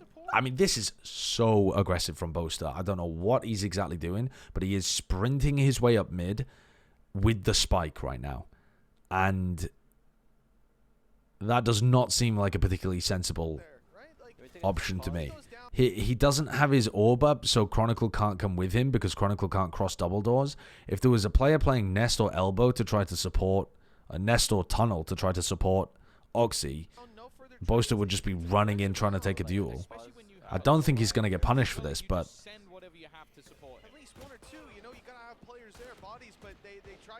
this looks dodgy.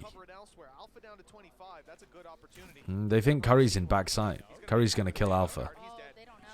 Oh, he didn't get an opportunity to. Durka's entry stats were 24 and 13. Oxy's were 24 and 23. Yeah? Oh, and Curry gets it eventually because they didn't clear him. Yeah, that was a weird round. That was a really weird round. Like, the fact that they got to this point and Boaster didn't have the fuel or the teammate with him to be able to actually get into sight. I mean, the timings just got ruined on this round. I don't know. I mean, the calls just went all over the place. Yeah, that really did feel like a ranked round. Because if you're going to go for a play like that, Boaster and Chronicle need to wait until they have orb up, and then they need to cross double doors, and then they need to slowly push together, holding angles until they're underneath Nest. Then they need to put the orb down earlier on so that they regenerate fuel. Then they need to put the wall down, or wall... Oh my god, I can't even speak. Then they need to put the wall up while they're underneath Nest. And then they need to put the wall up and actually get into sight together. with the recon dart. But the B main players were way earlier. Chronicle was way later. Boaster was on his own. It was just a mess. Yeah. All of these emotes, they're just too much. They're just too much.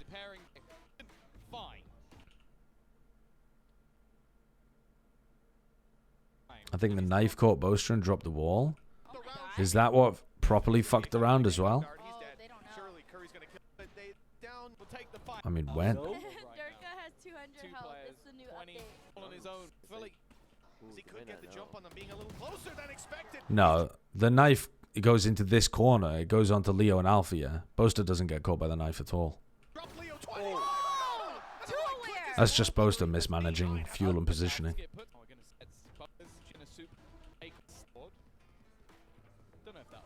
I think it's funny as well. You look at both Oxy and Durka being 1 kill away. It was, I think you might have been mistaken there because it was Chronicle's knife that they were using to clear the way for Boaster. Yeah, the plat chat today. In like 2.5 hours. They're not even taking notes. They're not even watching the match. They're just, guys just like fucking Charles and fucking. Okay, they were going to go for an A split, but they had to cancel because of the Harbor ult. It's C9's map pick, but we saw it earlier on. Doodle. And in fact, you know, it was Why is Leo in halls? They're not even taking notes. They're not even watching the match. They're just. Leo crosses to the other side. Charles and fucking shit. Oh, he's just... Yeah, I'm not really sure. He's just making sure he doesn't get punished from A main and just ended up there because of the Harbor ult for some reason. I don't think there's a purpose to Leo being in halls. Don't you dare be late for plat chat today? I am never late for plat chat. I'm never late for plat chat. Everyone always thinks it's me. It's never me. The cam there. So silly. Vanity Sky should be really good anchoring from this spot. This is where we used to see quite a few initiators anchor from. Except the times it's been confirmed it's you. It's so rarely me. It's so rarely. It does happen, but it's rare. The back of the site, he's caused them problems. Chronicle being revived. Now bear in mind the time getting a little bit low. The spam thrown to Curry. He's still just about surviving. Lurking around the edge. This is a wild position for Curry to play in, and he's actually gone and denied the plan. 14 seconds. 3v3. Jake needs to survive here. Jake didn't want to keep the Harbor wall up there, the cascade. Wow, Zeppa just killed 2. Damn. Wait, how does he kill both of them there? They knew where he was. Alpha just went for the swing and died. And then Durka's head is peeking up because Durka's playing bricks and doesn't quite realize that Zeppa's got a sightline on him. Zeppa's just got the freest kill in the world on Durka. Yeah, that's what happens when Alpha takes a fight and dies. The round... It's literally so many of these rounds. The duel that Alpha ends up taking is round defining. Like in that situation, if Alpha kills Zeppa, all of their post-plant situation still just works. But if Alpha's like the load-bearing ficus, if he falls, the entire house falls. Round. C9 needed that round. C9 needed that round. Both of those kills. C9 double digits. Snowpoint added the emote. Cat sitting very comfortable around a campfire with its friends. But the comfortable is spelled cum. That is not a good emote. That is not a good emote. Why is it spelled comfortable? Because look at the emote. The emote spells cum. It's just cats sat in an arranged shape to spell the word cum.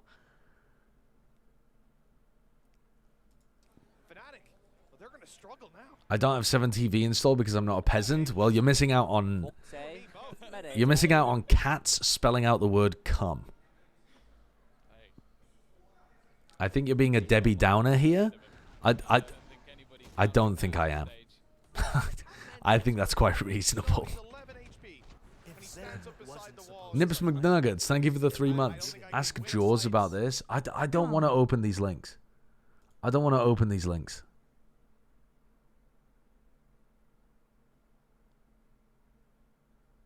No. No. No. No. There's just no need for that. There's just no need for that. There's absolutely no need for that. Why is Jaws... Oh, it's on Jaws' Twitch channel? Probably because he has mods that are as terrible as mine. I'm sure some people look at 7TV and are like, why does Josh have this on his channel? Map 3, let's go. Why does Josh have cats spelling out the word come? He must be into it. I'm sorry. They're about to wake up. Formation, you are a boomer. You are not obviously included in this. But a combination of RJ, Alpha Crash, and Retro, I think the 3 main problem individuals adding bizarre 7TV emotes to my channel. They need to win these fights, rely on Durka. Catwoman, rely on Alpha here, apparently just swinging into Curry.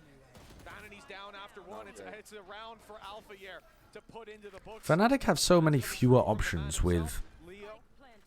without the Harbor. The post plant could be strong. Still to contend with is the Blade Storm from Durka. On the way back through, C9 could be in trouble. But that op from They're just having to go for more basic rounds and kind of brute force their way in. the Blade Storm to close the distance. A blade on blade battle. And it's going to be Oxy to win it. A beautiful kill, leaving just one man alive. Yeah, and the Harbor Wall ends up being really nice for C9 on the retake there. He will pop it, he will use it, and almost grab the kill. Oxy's low.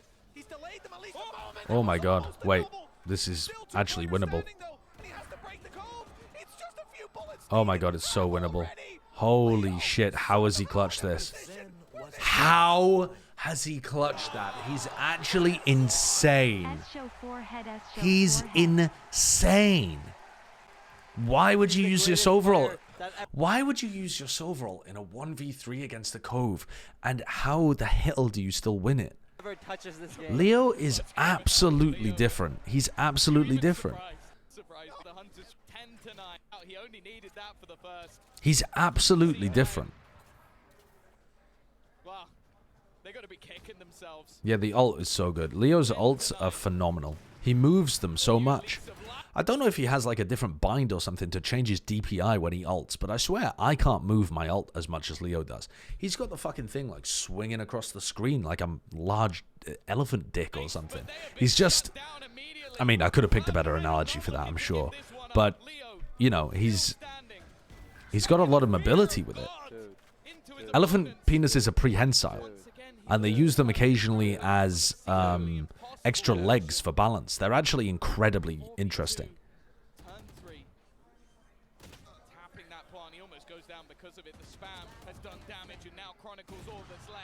Why the fuck do you know this?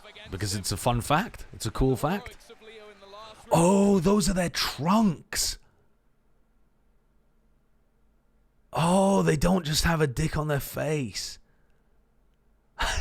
No, I know the difference between a trunk and a penis, chat. I know the difference. You dumbasses. With now 11 for C9, just a couple away. And actually, the money is the real issue for Fnatic. You think they have 2 urethras? I don't think so. Why would you need 2 urethras? What would you even do with the second one? Just make sure that you miss the toilet. You realize how poorly it reflects on you that we believe you didn't know? Yeah, it means that I attract very gullible people to my audience. A more cynical person would use that in order to sell you premium goods at a premium price. Instead, I use it to trick you into thinking that I believe an elephant's trunk was its dick. That's a little bit of a team flash happening there, and Fnatic might actually still have chances of winning this. Oh no. Not an anti-eco.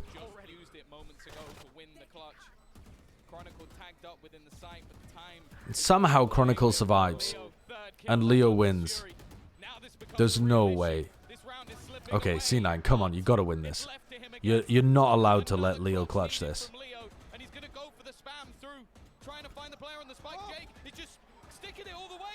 Wow. Wow.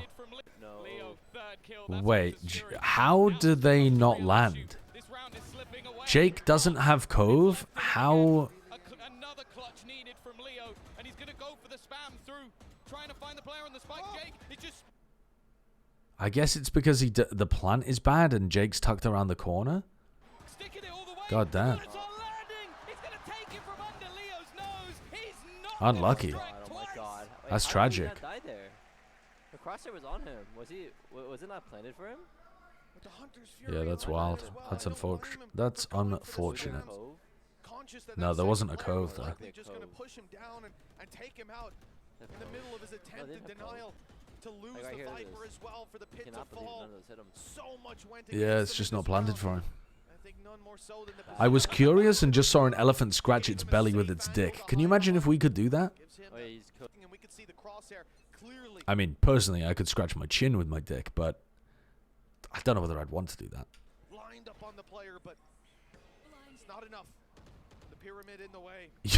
You can't. We've got arms. Yeah, I mean that is a large difference between us and elephants. Yeah, we do actually have arms and fingers that we can do that with, but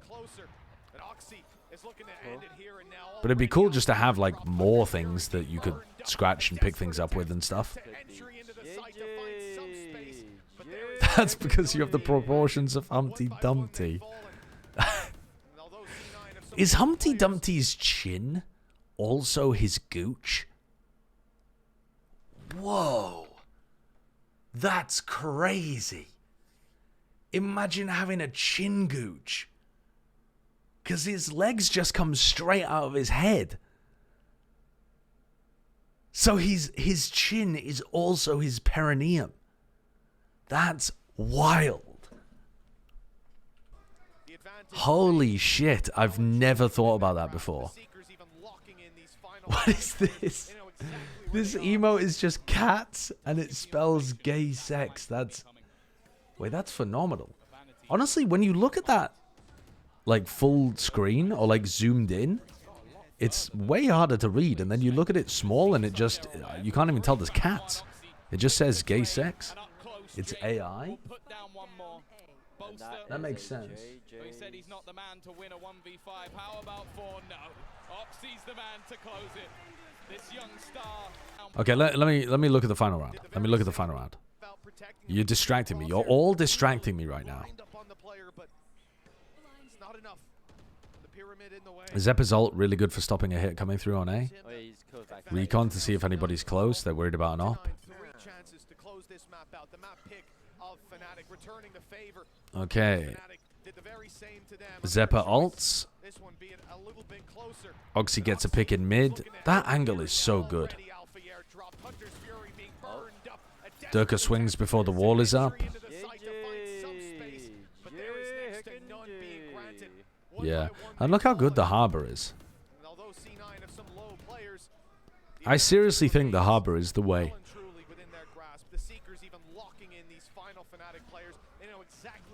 Okay, if Fnatic wanted to play this comp, double smoke, double initiator with a jet, what would Alpha play?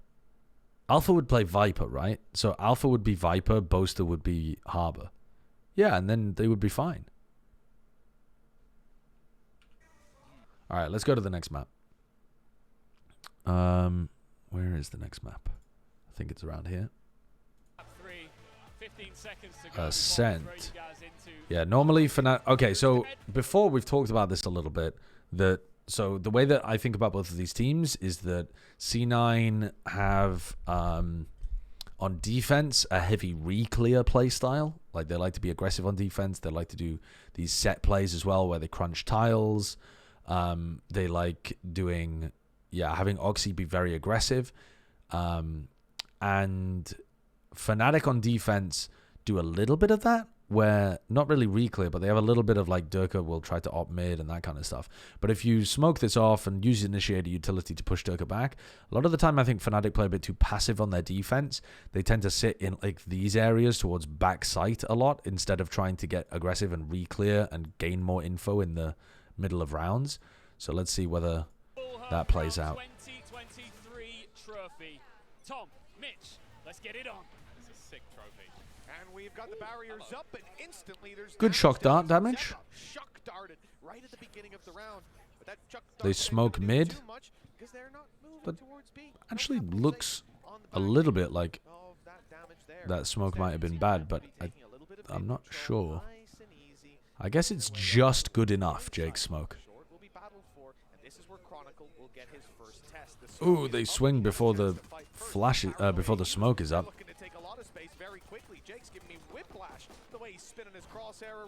Where does Vanity use his... Oh, so Vanity uses the recon dart to be able to take a main control? Or does he recon dart? Where does he recon? Does he recon down mid? Oh, he recons into market. Okay. I'm not sure why he recons into market there. I've seen Vanity do that a few times where he recon darts mid when they're doing an A split, and I think Vanity thinks that it's useful to cause confusion about what their intention is, but I think it's better off just reconning the site. Flash recon into site here allows you to get out much easier. In this situation, there was nobody actually anchoring. Oh my god, Oxy's getting melted there. Almost dropping Oxy, Jake and Zeppa following suit with very low HP. Looking like they might even want to try and Recon? Flash recon? They have paranoia recon, but Boaster's miles away. Come on, Boaster, get in position. a couple of players are going to get suppressed around that short area. Here comes Boaster, paranoia. Here it is, comboed with the recon dart. Aggression is nicely timed from C9 over towards Switch, but this retake's going to come through. And now they've got to worry. Oh, Vanity's not been seen here. Winnable. Good delay, good delay. Oh, wow, great delay from Vanity.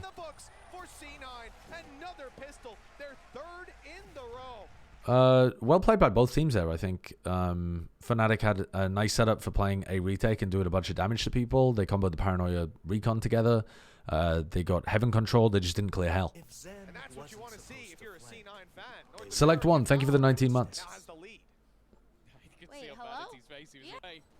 Give a little bit of attitude. So, interesting setup as well from Alpha. Obviously his turret's down, but typically you're going to be up slightly. Art was sent over the top. Gonna skip most of this round, I think, because Fnatic just have such weak weaponry. Although Chronicle's going for a walk out. Chronicle really going just fishing for information. They still haven't found too much. Vanity's gonna fake over towards A. There are still 4 players over here. There is now no one on that B side. Not a single player there. Yeah, okay. So C9 then get into B. Alright. Decent round there called by C9. Very safe entry into the B site. Now they just have to stop the retake from coming through, which it looks like they're going to flood based on this recon dart position. Ooh, Zeppa gets caught by the recon. They have 2B main though. Curry can fight this a bit more aggressively because Vanity's still there as a stopgap. Well, not stopgap, that's the wrong word, isn't it? But like a backfill. Ooh, good shock dart there from Vanity. That did so much damage to Boaster.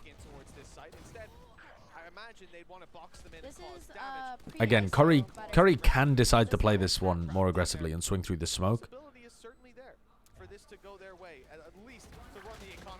Yep. Curry plays a little more aggro. Fnatic still make this fairly expensive. But, yeah, nice round by C9 overall. Good call on being able to open up the B site. Yeah, redundancy. There you go. He's now only 3 away from having his ult, although it's worth noting Curry's 2. How can y'all call pros bad? Average Twitch chatters, man. Why is there an attack side, Bunky? So Boaster is now in wine. He's been caught. Oh my god. So when I really don't like playing wine as Omen as often as Boaster does it. I think he does it too often. I know that this is one of his like main themes of playing this map because I've watched some of the videos of him talking about Ascent as well. But when, I mean, the knife that comes through here from Zeppa means that he can't use Paranoia anymore. It's not, and he also can't TP away. So he's now just kind of stuck in Wine, trying to play off Chronicle. Chronicle's forced to come over to bail him out. Chronicle throws the re-clear, but Chronicle can't flash and throw the molly at the same time. I mean, Chronicle could throw that molly, and then Boaster could peek, and then Chronicle could try and flash, and like Boaster could hide from the flash and swing out or something like that, but the timings would all get really awkward. So basically, they just don't have a flash here to work with. Even if Oxy, it looks ridiculous there because he just one-taps him with a judge, but you look at it, if Oxy had a rifle, he'd be favored there too. And then Boaster swings out, and there's just too many people there, so they just completely lose that because they went for the Wine play and got caught by a KO knife. And that's just too risky to go for a play like that against a bonus round, I think. They've just been decimated by a judge. WK'd by a judge. And then the rifle's also been retrieved. Right here. And save easier and ignoring through the or in this case a very comfortable chair. Alright, now they're going to try and do something aggressive themselves because they're on an eco round.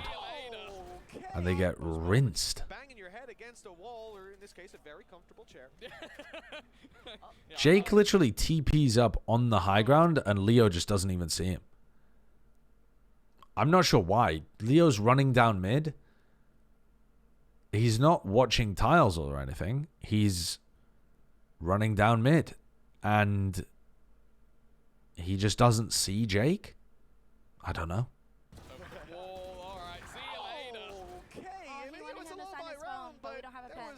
Not much of a heartbeat there from Fnatic. Yeah, LAN sounds, but that's not even really a LAN sounds thing. Like, that should just be on Leo's screen. He should be seeing the TP animation on his screen. Don't know. Hard to tell unless you see it from Leo's POV, maybe why that mistake happened. Weird play, honestly, for Fnatic to go for as well. That's not a set play that I've ever seen before either. Wow, Alpha gets 3.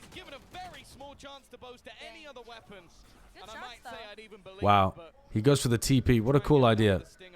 Boaster could have dropped down. Ah, no. No chance there. Nice try, though. Nice try. Paranoia ready for A main, but Oxy's going to use his Blade Storm right at the rip of the round, looking to fight on mid, looking to take some duels up and above. Boaster suppressed again. Oxy's walked down short. When you send him out running, I am scared about what we're about to witness. Early Hunter's Fury that doesn't get a whole lot. Curry's got ult. Well, nothing at all. And now they've got the lockdown as well, so that's just going to clear them out of the site completely. That seems like an error. Yeah, it's okay, valid. That paranoia is... Oh, wow. What a lovely pinch onto Oxy this is. So they've used a paranoia to push Oxy away, and then they're droning the other side of it as well. And Oxy just wins it anyway. That's such a sick play by Oxy. But then he swings for another one instead of retreating. To be honest, it's a bit of a picky poison, isn't it? Because Durka and Boaster are on the other side of things. They've just done... I think Fnatic have done a great job squeezing Oxy or anybody that was playing Catwalk there. I think that's fantastic from Fnatic. But at the same time, they've used their paranoia, which they're going to want for a retake. And they've had to use the knife in order to get rid of Oxy's knives. So Oxy's pulled big pieces of utility out of them, and he's managed to kill Alpha yet. So very worthwhile from Oxy there. The judge then not so valuable, but he might not always get one in that position, but he did this time. Leo now has his recon dart back. Chronicle can sync up a flash with this. Chronicle's taking so long to get back into a retake position here. Come on, Chronicle. Throw your flash. Here's the nade. Here's the flash. Recon goes as well. The recon doesn't get broken, so it clears up a lot of these positions. Durka finds one. Leo drops to the other side of things. Trying to get the trades out. Boaster just gets on the spike instead of trying to trade or hold.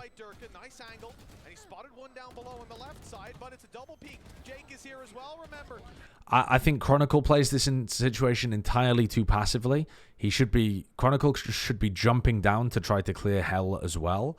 And I think Boaster's job should be to watch A main until Hell is clear and then try to get on the defuse. And yeah, they're time pressured, but they could have had more time to do this had Chronicle pathed earlier back around. Yeah. I mean, I guess Boaster just has to stick there because the time is so low, so it's not really his fault so much as his team took too long to get into retake positions. We love the fans. He loves the fans. It's okay. Timmy does not mind at all. I think Chronicle played that retake round pretty badly, though. He was way too late. Everybody was waiting for him to retake. They had to wait for his molly and his flash. And then he also didn't actually get into sight to be able to help Durka and Leo. He's got 4 kills, but 2 of them he managed to win rounds with. I love you. Yeah, we still got more matches, guys. It's not like this is the last match. It's okay. I appreciate you. Y'all just chill. I think he might have grabbed his own one. But he saw the opponents take it, and he wants a bite of that action, a slice of the pie. Both players with their drone out. Yu-Gi-Oh! Dueling discs in full display. That's what I'm saying. There goes Chronicle's ult. So they're not using this for retake. They could have an excellent retake going through, but Chronicles decided probably to use it to deny it on B and then retake if it goes A. But they look like they're playing in a fairly hard anchor position over towards A, so maybe they weren't planning to retake at all. Honestly, Alpha might have been planning to lock down here. You look at Alpha Year's setup, he might have been planning to use the lockdown in Hell if they decided to go A. And just have 2 ults being used on either side to stop the sight hits from going through. Just to try and mess with C9 and not be playing retake when they have big ults. I definitely have noticed, RJ, that you're just adding emotes over and over.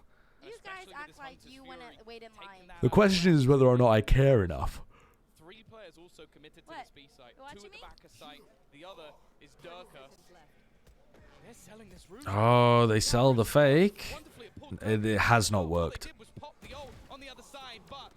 There are still players over here. There are still 2 players anchoring. And Boaster read the fact that it was a fake fairly early on. Hello. Yep. Okay. Yeah. Will do. Okay. Love you. As you said, he was low, but he hasn't missed a shot since. Zeppa now doesn't have any time. It's all about damage. You're my favorite. Can he take any of these guns out of Fnatic's hands? Fnatic, first round. Okay, we've got another delivery coming, so I need to keep one of my headphones off. Vulpix emote, Grumpy. 4 and 8 on Ascent earlier in the day. Wow, these are some bad emotes, guys. These are some bad emotes. See if he's got that in the locker again. Now, every time Fnatic have been down in this sort of scoreline. No, not more alcohol. He's just making sure he's fine. It's happened multiple times, not just in this match, in previous matches as well. Timmy's looking at the round need 1, to make sure that this isn't just. Why is Vanity doing a lineup for that recon dart? Does it really matter? Not if you start 5-0. They need to get more out of this. Alright, looks like we started he's strong. keeping up and making sure he's fine. It's happened multiple times, not just in this match, in previous matches as well. Timmy's looking at. Does this dart also have a sightline to mark it? I can't actually tell. Does it ping somebody that's playing here?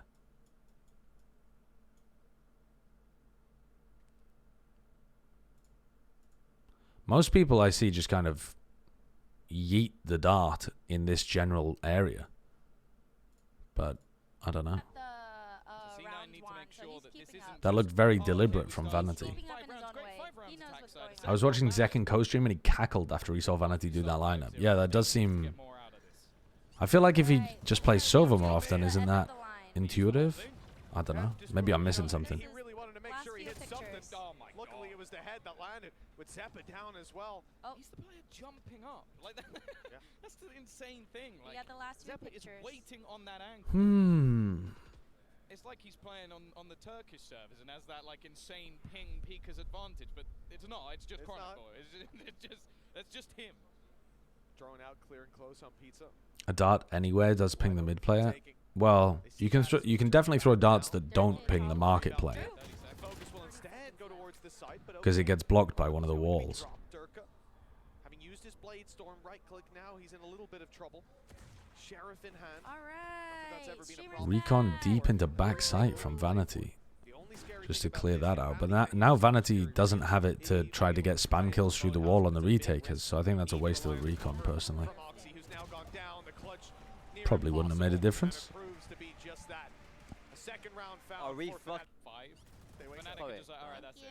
I've just found the second worst emote of all time. What was the worst emote of all time? Was that the cum cats?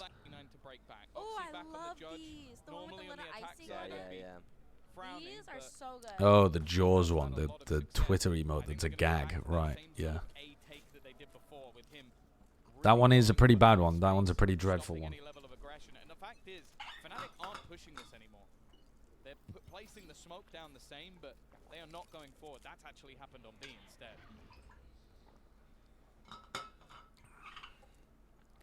Did Boaster intentionally get tagged by that? It looked like he walked backwards into We did find Sage earlier. Often it is useful to get intentionally tagged by these knives, because it draws utility out of the attackers. It makes it feel like you're playing close. What is this? Whoa, whoa, whoa, whoa, what is that?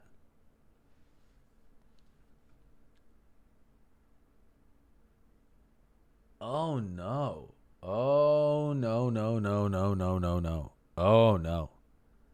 Oh no, that's not a good emote. Oh no. Oh no. Why does it look like you are in the most horny, furry corner of 7TV right now? Okay, he got caught. Is he close? Is he far back? We gotta check. Anyone hear a TP? That's it. Throw in a little sense of Japature, thank you for the 39 months. They would have given him footsteps. Okay, Alpha pops a Nanoswarm before he gets suppressed. Good ult to take him out. But they've dominated Heaven. Fnatic. 31 on Leo, but they have escaped his ire. Paranoid. Anyone hear a TP? That's it. Throw in a little sense of uncertainty. Sometimes that is all you need. Oxy, he's been caught out by The way that C9 get into the site here just looks like a mess as well. It's like Jake forgot what utility he was going to be throwing, and then Zeppa's not scaling with the rest of the team as well. They just end up getting spammed down. They don't control. Oh, they're trying to smoke off the turret. Why are they trying to smoke off the turret? They've already suppressed Alpha. I don't know what they're doing. I don't understand what's going on there. Why is Jake throwing a smoke for the turret when they have... And the shock darts that fly through the air will not find their mark. Resetting from much... Why is the turret alive? Dude, I'm looking at that turret. It's still vibing. What the fuck is going on here? The Killjoy's dead. Why is the turret vibing? 52 or 42 HP. They can't really be holding this site, trying to take fights in a 2v2. Instead, they're waiting for their teammates. And Durka, oh, he's got his gun out just in time, but Curry still gets the jump. Yeah, they were clearing short, so the Chronicle through the air. Here's down below, and it's Oxy for a lot of damage. Why is the turret still alive when Alpha is dead? That's a weird bug. But Curry still gets the jump. Yeah, they were clearing short, so the Chronicle could rotate quickly. Remove the emote Shy and X3. Holy. Everything was happening. Nice shot from Vanity, but it's only the low HP Boaster to go down. Turret bug, it won't shoot. I haven't seen that before, I don't think. So unlucky. Like, he did really well to avoid it, to move out of position, avoid getting hit by those shock darts as well. Tell me what you would have done. Approach the late round. Party, as you said, in the past. Then Koba? Where's Koba? When they had some of these lower buys. Where are they? At the very end of the round, you can see it go down. Right. What was going to be a Derek, this is some hard work. I do always have a bit of I'm not gonna lie. them when it comes to this is some hard work. Okay, looks like an A split. For hours? I'm falling asleep here. I feel like his stinger is actually better than some of his rifles. I just want a game. Yeah, you were saying earlier, and I very much agree with it. He's put the time into that weapon. He's intimately familiar. I just want a game. They smoke, even though they're going for an A split. Weird smoke. Okay. So they're smoking as if it's a default A hit, but then they're trying to just kill the players on the other side of it. But for whatever reason, those players go first instead of the A main players as well. This map so far feels like, you know when you watch Cloud9 in previous years choke away a big match and fail to make it to a Masters tournament? I know they end up winning this map, but that's what it feels like to me right now. It feels like the calling has just gone out the window. They're ad-libbing like crazy. The ideas are gooped, and their coordination's miles off. They just look like they're fucking running around trying to wing it, hoping that they can desperately put one foot in front of another. Yeah, it looks like a precursor to the choke, but it actually doesn't end up becoming a choke. That's what it feels like when I'm watching at the moment, but I know that C9 win this round. Win this map.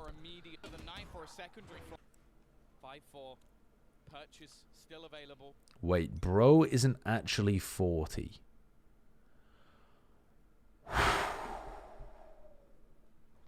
Holy shit.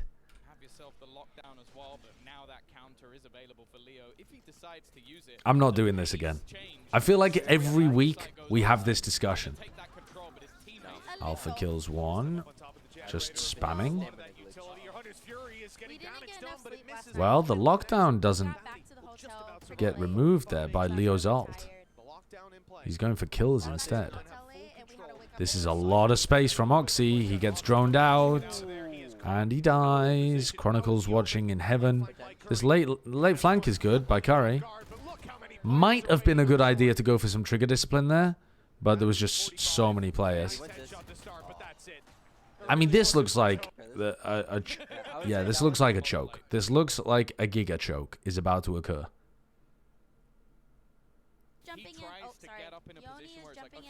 He's closer to a bus pass than his GCSEs. Factually incorrect. Factually incorrect.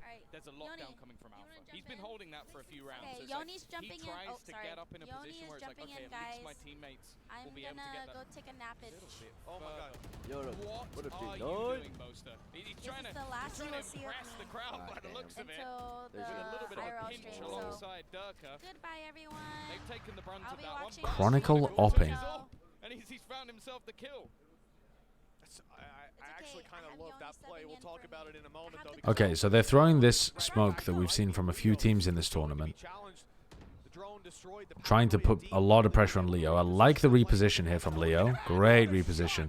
Gets into the smoke, uses the shorty. Nice idea from Leo. He just doesn't quite get the shots to land.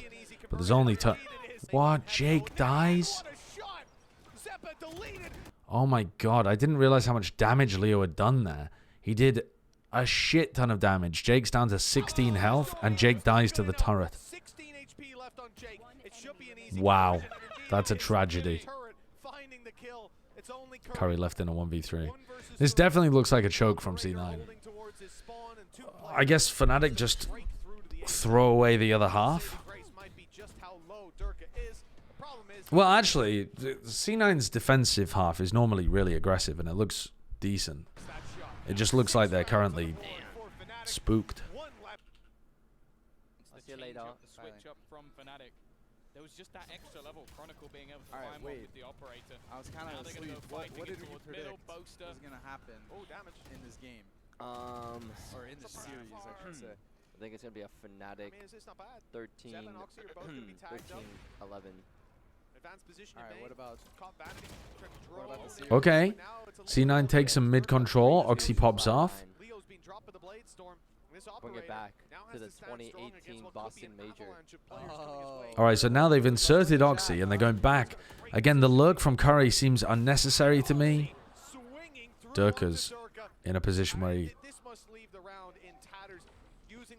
I mean... Yeah, he's still holding a really far forward spot here, even though there's a cloudburst up. Oxy just outplays him by putting that cloudburst down. And now they're going to try and get into A. It's the final round, so Alpha's going to use it, but Alpha just needs to try to defend this. They're going to try and push it. What the fuck is going on over on the other side? Just simply no reason for Oxy to take that fight, but at the same time... It doesn't really matter because they're in a 4v1 on the other side of the map. Yeah, Boaster's only just starting his rotation. Alpha even making that decision to go in alone, and now Boaster once again is going to be left in a 1 versus 4. So this round, we finally got back to some normalcy. It almost looked troll again. Oh, wow. He made the play. I like that Boaster goes for that, and he also fakes it sometimes as well. Yeah, we saw what looked like a precursor to a big choke happening there for C9, but that final round they made something more reasonable happen. They just took mid control, smoked bottom mid, tried to set Oxy up to go for a kill, pivot back towards Cat. It looked like Curry might have had an opportunity to toss it all away by lurking too aggro at Cat before the rest of his team was there, but he decided to back off, and they got it. They got it.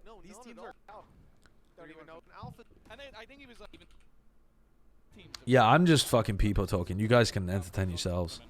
I'm doing my work, you know? Some chatters are here for the co-stream. Some chatters are here for the emotes. We are not the same. Oh, that's nice. We got the host. I am, in fact, here to watch the pistol round, though. I don't really want to watch this full screen. I was like, Timmy, please. Timmy, please. We're 20 seconds into the pistol round. What has happened? Why is Vanity in wine?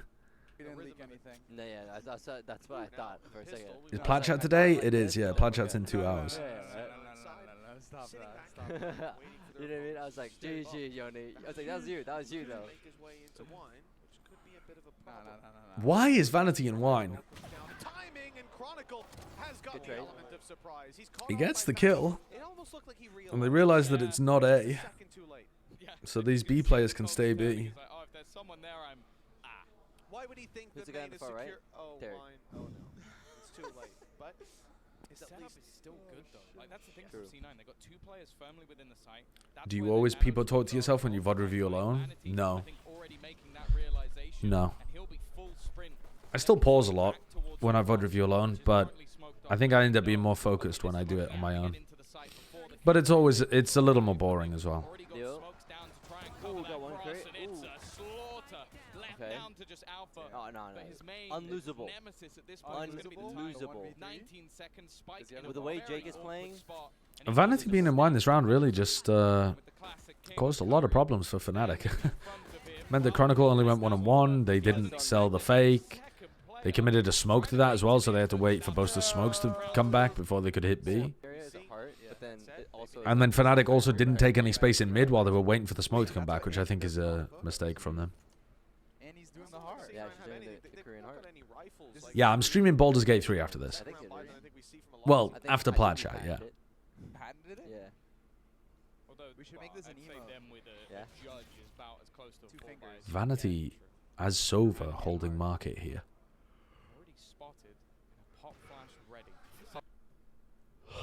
Fuck.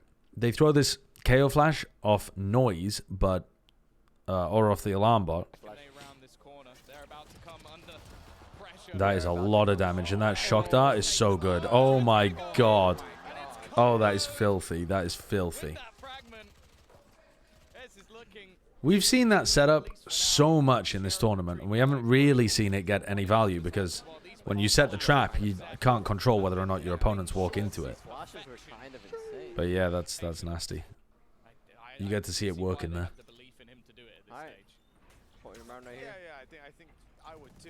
Isn't that the game where your minion had sex with a pixie? No.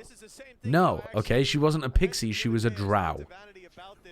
She was a drow, she was a very powerful woman. She wasn't a pixie. We set a pixie free. There was a trapped pixie and we set it free, we just did something nice for it. But we weren't expecting sex, okay? We don't always... Spiffy the Twiddler doesn't always do nice things expecting sex, just most of the time. I enjoyed the short of the squirrel getting booted into Rosie. Yeah, that was a very funny moment. I've got another few shorts that are ready to be made on that kind of stuff. Alright, nice molly, forces Jake out. I like this aggression from Curry on the other side of the map, though. He's got the judge, so he's decided to go and push forward towards B main. But his team's told him to back off because Vanity doesn't want to go and retake market. Oxy whiffs a little bit. And they lose Jake. They are getting in here. Oh, the smoke came down too late from Boaster. And Zeppa gets 3. What the hell?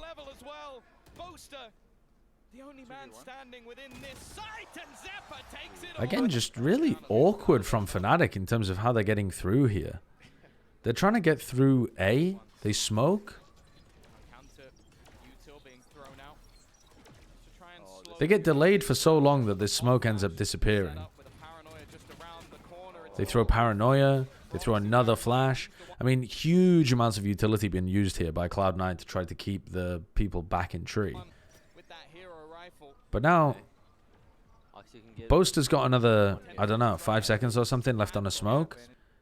And they need to buy time for the smoke to come through. And then, you know, Vanity just gets a little angle there where he's going to be able to grab a kill and back up. And then Zeppa kills 2, just spraying them down over here towards Switch as they entry. Because Dirk has already used his dash earlier on. To try and slow them down at least a little bit. Another pot flash set up with a Paranoia just around the corner. It's an awkward fight for Oxy. Bear in mind, he's the one with that hero rifle. Okay. Yeah. They really just get messed up by the fact that there's no smoke here. If Durka just, instead of, what you see here is Durka using his dash to dash across the angle. If Durka just calms down and smokes that, he can dash into sight, into his second cloud burst, and then they can have people holding this, waiting for Boaster's smoke to come back. But instead, he doesn't have dash, and they end up getting sprayed down as they come through the door. Have a game. They also would really benefit from having like a recon dart to be able to get into the site. But I don't know what the time... I mean, he has recon here. He just uses it to put pressure on Zeppa.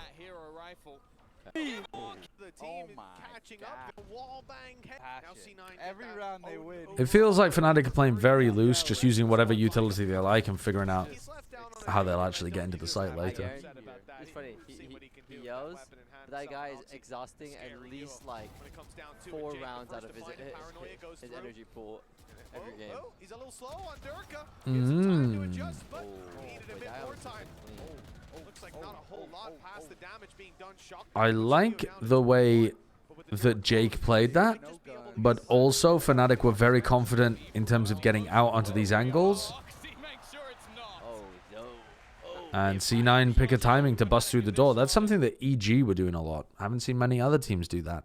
Breaking, like softening the door up and then breaking through it as the plant goes down. Really effective way to flood retake.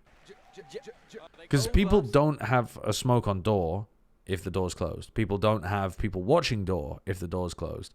But if the door's like a couple bullets away from being broken, they don't adjust that. They're not like, oh, the door's about to get broken, I should smoke it.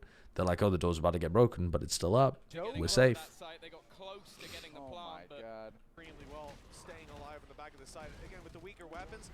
Durka full swinging while blind is a bit troll now. Yeah, it would have been better for him to play towards Dice, but I think he's just thinking I should stay mobile so that they can't isolate me as much. The place that the Paranoia comes from, he could be playing over towards Dice or Jenny or something and swing on him maybe. That's probably what he's worried about. C9 going for this tiles crunch play that they've enjoyed going for before. Boaster gets Oxy and gets out. Doesn't call the react fast into A strat.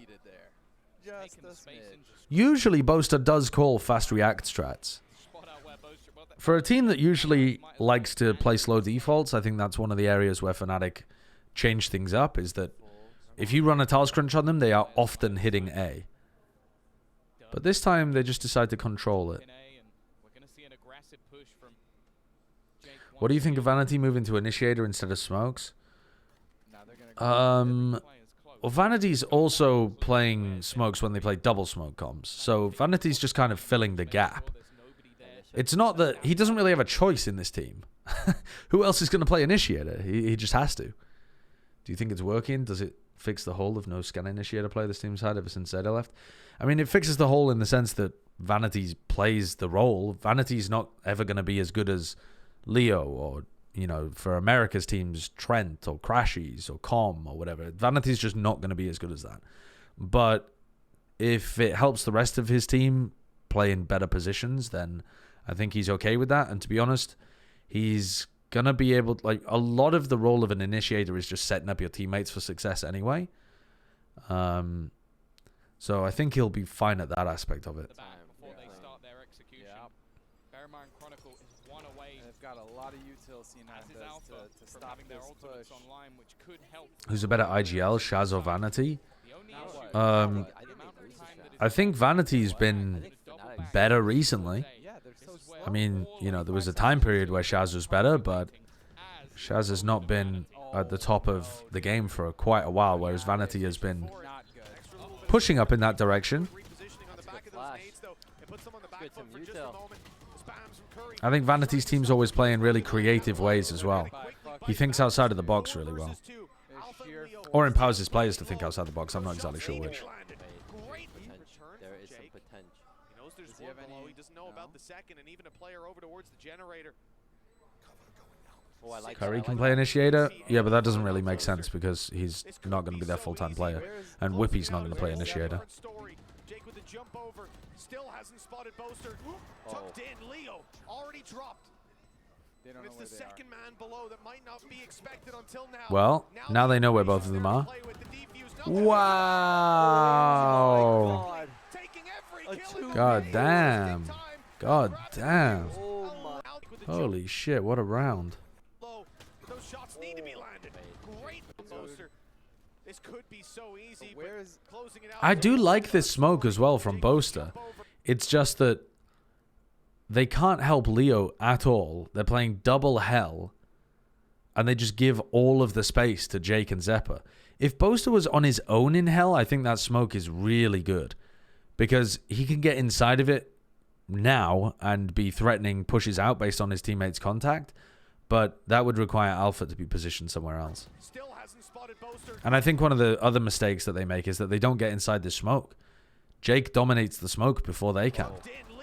So now they've just given all of the map to them. Curry's better than Whippy. Whippy played really well in the 10 Invitational as well. We haven't seen the Whippy Sentinel play matches in a while because he was playing an off-roll when he played in Tier 2. But his Chamber gameplay and his Sentinel gameplay in general were good recently for Cloud9. Yeah, what the fuck are they doing? Feels like C9 wouldn't close any of these maps without Oxy and Zeppa's pop-offs. I think Fnatic are really struggling to get sensible attack rounds going here.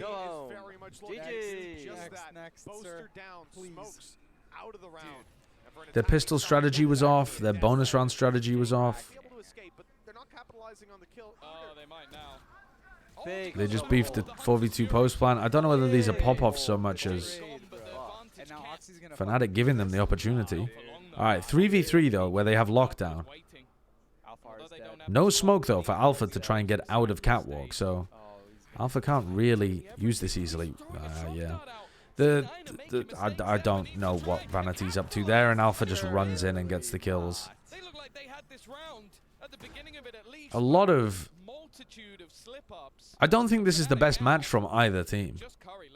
I think we've seen both of these teams play better earlier in the tournament. But also they're punishing each other's mistakes. Which didn't happen as much in previous matches because they were just skill diffing their opponents. Onto Alpha, you can't give that man anything. And now look at the ults as well for Fnatic. Wow. Lockdown will be in play. Bear in mind the Hustlers Fury was running it down, in the last round by Vanity. They can't do anything to stop this. I'm pretty sure Alpha changes the positioning of his lockdown there based on Vanity's recon. Because he knows that the Sova isn't playing close. If he threw a different recon so that the Sova was close, I think he would put it behind the box, just so that the Sova wouldn't be able to Odin kill it. Odin wouldn't be able to Odin kill it. You see what I mean? But because the recon dart came from CT, he knows that the Sova isn't close, so he puts the lockdown in a more exposed position where it gets more value. Now, having said that, Alpha was tucked logs. Boaster wasn't quite in position to play off him, but decides to go for the re-swing. Oh, Durka did not look like he was ready to take that fight. Boaster gets the kill on Jake anyway, and then Leo swings and deletes separate. Again, a little dodgy there from Fnatic. Durka didn't look like he was ready for it, but yeah, they get it done. She's allowed to be biased today. Oxy has his ult out. Fnatic say has been an issue for C9. It's like C9 on an eco, but not really setting up for any kind of early round aggression. Oxy looking like he wants to updraft here. Off a recon. Looks like Fnatic has the read. The strat is recon, updraft. Alpha reads it! Dude, he's just so good. What in the fuck? It's actually crazy how good he is at just killing people that challenge him. He's the definition of Bren's shoot them. Shoot them. You get shot, you die. You have a cool setup with a recon and updraft with knives, but I shoot you, so you fucking die. I run down mid with my utility out.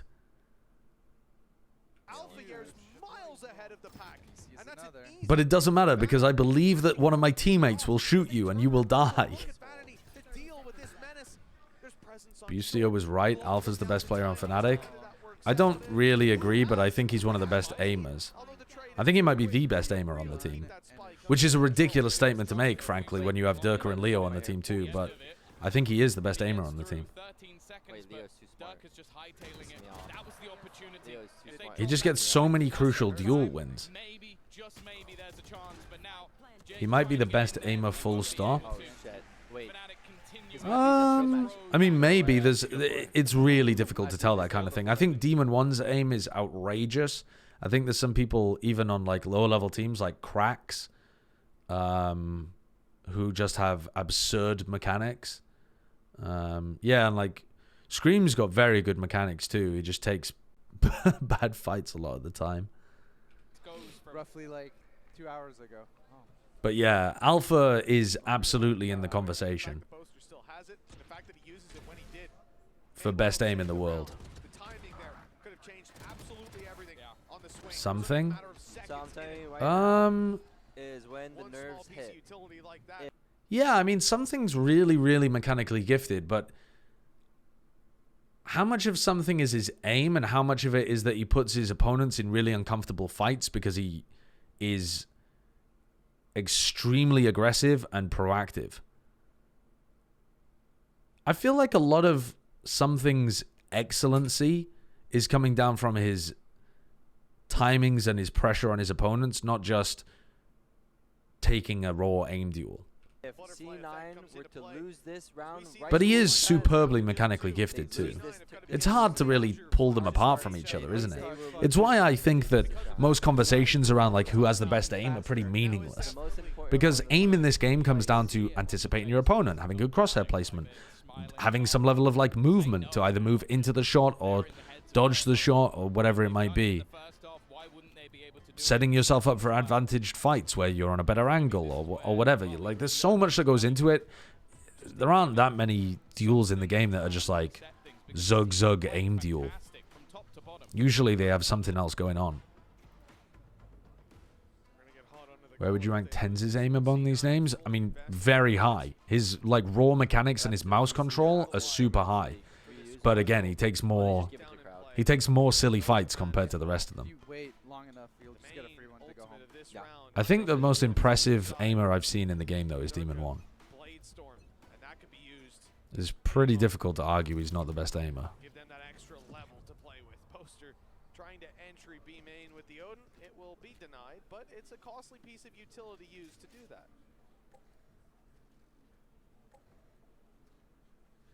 Did you see Uber called Super a twink in the Overwatch World Cup broadcast?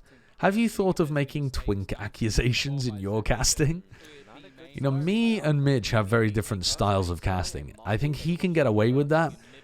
If I said that, it would just sound so wrong. They're going to build up into a take in that direction again. The thing is, though, C9 seem to have a pretty decent read. Zephyr already pushing round, has the fragment to deny them, but also has support from Curry. Look where the way that Floor plays, and I haven't seen all of like Fluorescence games or anything, but the way that she plays reminds me more of something than of like a Demon 1 or an Alpha Year or something. It's more to do with the high APM, high like game IQ, visualization of what you're going to do before you do it, like that kind of thing. In my opinion, but obviously, you know, I don't follow the Game Changer scene like super closely, but that's just my initial reaction. Wow, the detainment coming through as well. Sorry, let me go back and watch the beginning of this round because I really wasn't paying too much attention. We were talking about completely different stuff. So, insane retake ultimates for C9. They tried to go aggressive over towards B main at the beginning, use the paranoia instantly, just so that they don't get punished there. So, Fnatic have a good idea that they were trying to play aggro for B main. So, if they were playing aggro for B main, they're probably not playing aggro towards Cat or A main. So, Alpha just takes this space, misses the Nanoswarm. That's okay. He has the best raw aim in the game, but he misses Nanoswarms. That's fine. I take that trade offer. They smoke. So they smoke here as if they're going to go for a Cat split, but then maybe Boaster's worried that they're going to read it or something, so he goes to pressure down mid instead. What I'm worried about here is Boaster's usage of his smokes. He's used one smoke already. He might need to smoke bottom mid, and then he also needs to smoke grass so that they can cross into sight. So actually Boaster is just not smoking bottom mid right now. They're trying to put pressure there. He smokes market instead, but he still has a smoke for his team. Don't really understand why Boaster is playing an Odin lurk in this round rather than just using his paranoia for his team to get into sight. Cloud9 are the kind of team that would go for re-clears, so he might be in position to take a fight. Maybe.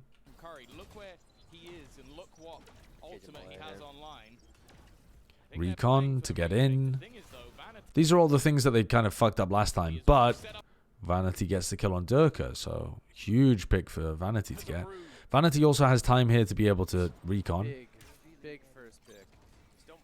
I think I would have gone for a recon Jenny there so that I could have swung, and I don't think the drone makes too much sense, but he survived. Now, why has he survived? Why haven't the others been able to push in? Well, part of that is because Boaster's just kind of being AFK in mid. He's not doing anything. Leo's trying to stay in a post-plant position instead of going with his team and clearing stuff. And Alpha hasn't had the confidence to get out through A main because he's worried about Heaven as well. So, all in all, Fnatic are just very passive right now. Leo swings trying to get a timing onto the Killjoy, who's just put down her ult. Chronicle does get a kill. I mean, there's only 20 seconds here. They don't break the lockdown. And they die. Very proactive from Cloud9 there. But Vanity surviving is the death blow.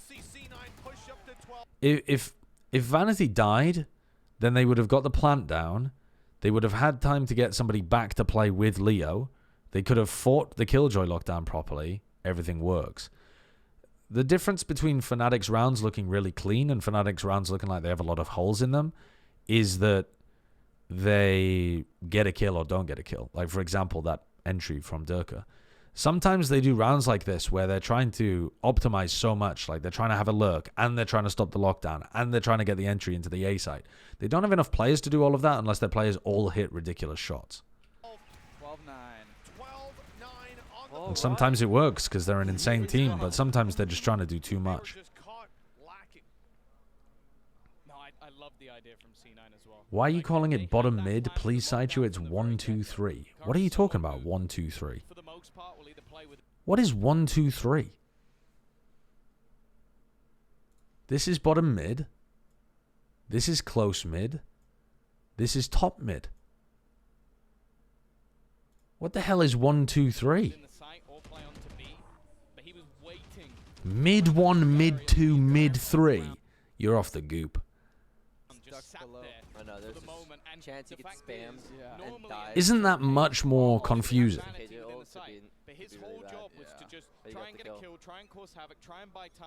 I feel like that's more confusing. For starters, you're calling top mid, bottom mid. I can't believe this. We've already been through this before, Imi. Don't start this. Don't start this. We've already had this. We've already had this in our fucking in chat before. This is top mid. This is close mid. This is bottom mid. When you're the attackers, you're going, this one is close, this one is at the bottom of the map, and this one is the top. How could this be at the top? It's in the middle. We've already done this before. This was the same thing that Bala said. Bala said the same thing as you, Imi. And we ran a fucking Twitter poll, we ran a Twitch poll, and the community consensus was that you're wrong. We've already been through this. We've already been through this. Can be used to win it. Already, we're seeing an aggressive play. I love this. It's the typical. It's the typical. I call both of the extremes top mid, and the middle one bottom mid. I mean, that's the stupidest. That's the stupidest way it gets. Then you do a rush and get a free frag. Now looking to lead the way into the site, but he has no support. He is alone. Yeah, everybody else kept back by They are both mid depending on what side you're on. But that doesn't make any sense. You don't want the calls to be side specific. It's like a valley though. They're both raised. We're not talking about top meaning higher elevation like the top of a hill. We're talking top as in you are as in further forwards. Into the spray from the Odin. Curry though steps up to the plate to finish off with the Odin. This is going to be it. God, tragic. When you're a player, you call it depending on side. Not if you don't want to. You don't have to. You could create different calls that are side independent. I disagree with the nomenclature structure. I'm not saying that the players don't call it that. I'm just saying I disagree with the way that they've made these comms. I mean, mid 1, mid 2, mid 3 does sound reasonable, but definitely not descriptive if people don't understand the call. Not good for an audience. Just never coming in the first place, Giga Chad. Yeah.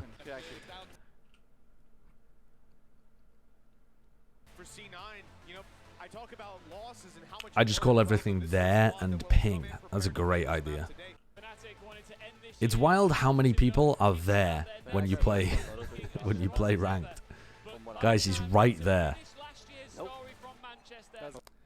Okay. Let's have a look at this then.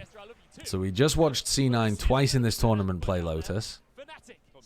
Fnatic are incredibly good on this map though. Incredibly good. Plat chat today. Seeing quite a lot of space taken by C9 as they look to bring. Well, I've watched enough. Yeah. Had the barriers up, and we've had the first bit of combat with spams through the smoke, but as of yet, Fnatic aren't set. So Fnatic have Durka and Leo playing together over towards A. C9 take C, break the turret. I like this. But I do think that after you break the turret, I think it's going to be important for you to go and pressure something else on the map. So I would like the idea here of potentially going, like, once they've opened the door, going and throwing a fake smoke on B or something. And ideally in this situation, Curry would break the alarm bot as well, but he didn't. Have we seen Oxy play raised? Yeah, he's thinking about it. So they use the boombot there to try to force out any nanoswarms or snake bites or stuff, and now Fnatic are getting they're gonna have to defend this site pretty dry. Dog finds Chronicle. How does he kill Oxy? What? How does he kill Oxy there? And C9 have baited out all of the utility over towards C. Had a dog. Decided not to entry, though. And now they're going back over to A. So this seems like an overcook from C9. What? Okay. Both of the kills in this round have made no sense to me. And now they're going back to B. Okay. Durka gets caught. They know that Chronicle's over here as well. I mean, this has looked pretty good, actually, from C9. I thought they were going over to A, but the pivot through to B, not a bad idea. Oh, they're so aggressive. I don't know whether they need to go for something like that, to be honest. Because they have a player advantage on site, and Durka's dead, so it's going to be a little difficult for Fnatic to retake. Oh. 1v1. Boaster's good for these.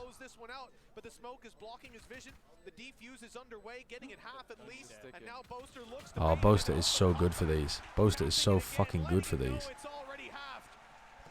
So the aggressive play over towards Link really wasn't the thing that lost them the round at all. It's Alpha yeah just coming through and killing 2 players over here at Breakable Door. That's nice. Chronicle just goes for the peak instead of, you know, this C9 team always wants to be doing something. And to be fair, Curry's a sub, so it's not really fair to apply this to the entirety of C9 just based on that one play. But I feel like they're constantly wanting to be active in post plans. Actually, something that former C9 did as well last year was that they played a lot of dynamic post plans. But what it also means is that you just end up peeking into people a lot. They have a double setup there where if Curry takes contact in a position, Zephyr could swing off him, and instead Alpha just picks up 2. And it's GG. Or it's not GG, but it's, you know, now back into an even situation where there's chances for Boaster to win the clutch. All right, C9 are going to force up. Seems like a good time to force. You got the plant money. You killed 4 players. Seems like a great time to force. Nobody from Fnatic buying... nobody from Fnatic buying only a pistol. Look, all of them buying down. All of them forcing up in this round. And Alpha even buying full armor. Chronicle buying full armor as well. And this is... I don't think Fnatic would do this against every team. I think Fnatic are doing this against C9 because they know that C9 love to force. So I think this is a read from Boaster.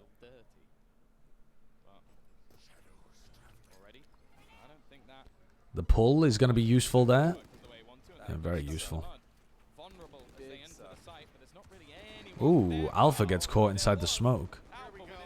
Jake playing on top of this box again. We saw him playing the box recently too. Vanity's getting spammed.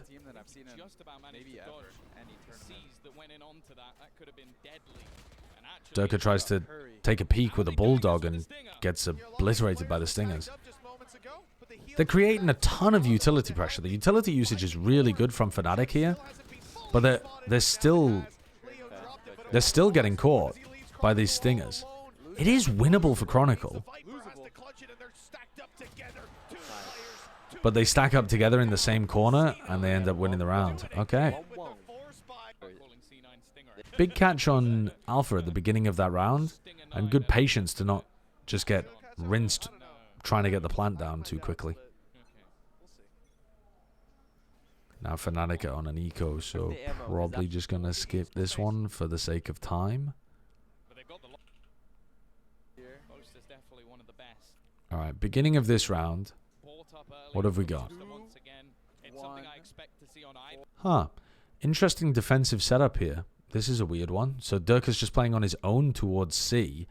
They're going to throw the C's and make it look like Durka's fighting aggressive for A control, and then Durka's going to stay with his nade over towards C. And I think that he's doing this to counter the lockdown from Curry. So you've got Durka over here saving the nade so that he can bounce it off the wall and kill this lockdown. And they're still going to throw the C's on top of this, the haunt on top of the pillar, and make it feel like Durka's playing in this area at the beginning of the round. So the idea is from Fnatic to funnel them into this direction so that they use the lockdown, it gets broken by the nade, and C9 waste this ult. See whether they fall for it. It looks like C9 want to use it towards B anyway, though. Or maybe not, they're just going for the B hit. Alright, they're not even using the lockdown. just fearless. Alarm bot. Dude, nobody broke the alarm bot. It followed Jake's teleport in, and it vulnerabled him and Oxy. I don't think it's going to matter, but that's a wild alarm bot. On the grand finals of the tournament. Alright, so now they use the lockdown for post-plant. So this game plan from Fnatic not quite working, because C9 used their ults in unconventional ways. Retake comes through now from Fnatic. They don't have anybody flanking. They don't have anybody coming from breakable doors. So this is going to require Durka to double blast back in probably. So you want Durka to nade, and then you want Durka to blast back in, I think. With a haunt maybe. Oh, they get one kill. Oh, they just decide to double push through. I think I would have liked to see Durka play that a bit more aggressively to make space for his team, but they've still done a lot of damage. And yeah, the round is over. They got stalled out there. Yeah, they just go for the immediate B pop. I think the risk for Cloud9 in this round, if they run this strat repeatedly, is that some rounds teams are going to have the raise and fade over here. They're going to be mollying and seizing and stuff there, and then they're going to go back through this door or back around like this, and they're going to be ready to try to collect this B hit. I think we saw Cloud9 fail a round like this because of that before, where the raise was just right here ready waiting. Now in this situation, Durka was playing C, so he was actually as far away from this play as he could possibly be. But that's the only concern, I think. Otherwise, it's a really cool round by C9. It's a fast B hit with a lockdown immediately to stop a flood retake, and then you save all of your utility because you didn't really have to use too much, and you still have like nade, snake bite, a boombot even to try to keep them back when they try to go for the retake eventually. So yeah, cool round. Cool set play to go for. Yeah. They just had great positioning. They had good utility usage to keep them away. We saw that versus Zeta. They popped into a 3-man B. Yeah, that was who it was against. Yeah. I mean, they even have a alarm bot there as well, man.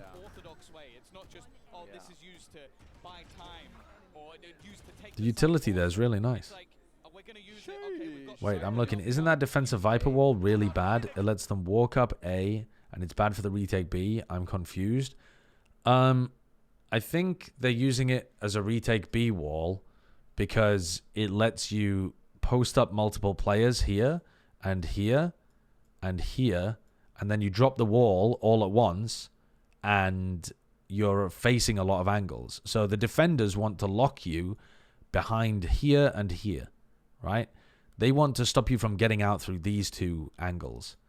And maybe if the smokes are different, they want to stop you just getting out from this angle. So they want to stop you from getting out onto this platform. They want to stop you from getting out here. And so if you use this wall, you're going to be able to post multiple people up behind the wall and actually get out through this tiny doorway. And you're going to be on positions where they can't really aim for you properly. But if you look at how the round actually played out, when they went for the retake, they didn't actually drop their own wall. They just swung through it. And Curry's position here, like if they drop the wall, Chronicle in theory can be facing towards Curry's position so that Curry doesn't get these kills on the players as easily. I think that's supposed to be the idea, but the execution wasn't quite there. And to be honest, these players might have had to accelerate because of the snake bite that Vanity used as well. It's kind of tough to see from this perspective. The wall would be better if they had a flash comp. You flash through it and drop the wall. Yeah, that'd be pretty good, yeah. It would also be pretty good to just throw a haunt through that as well. But I don't know what Leo did with his second haunt of the round. Sorry. Wait, everyone is. All right, let's have a look at this. Next round.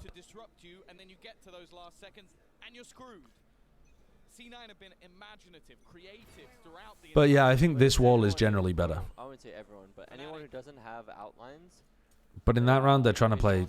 Wow, Chronicle dies. Anyone notice that? On this map, only on this map. Leo dies as well. Skip the round.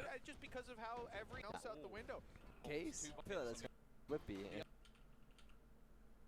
Like same type of tournament like this. So Vanity spams. They won, so, and he played really well.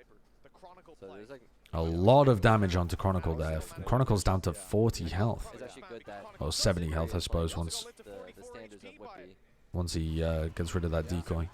Decay, sorry. This is what we call in business. Oxy just ults into C. Yeah. This is C9 starting to get a real ultimate cycle going. This is dangerous now for Fnatic. Your teammate. And nice play by Chronicle to be able to get past this. Dude, this is a cheeky flank because of the smoke, but they have it red. Yeah, I mean Curry knows. This guy's stream sniping. Yeah, Curry does know. Good awareness from Curry.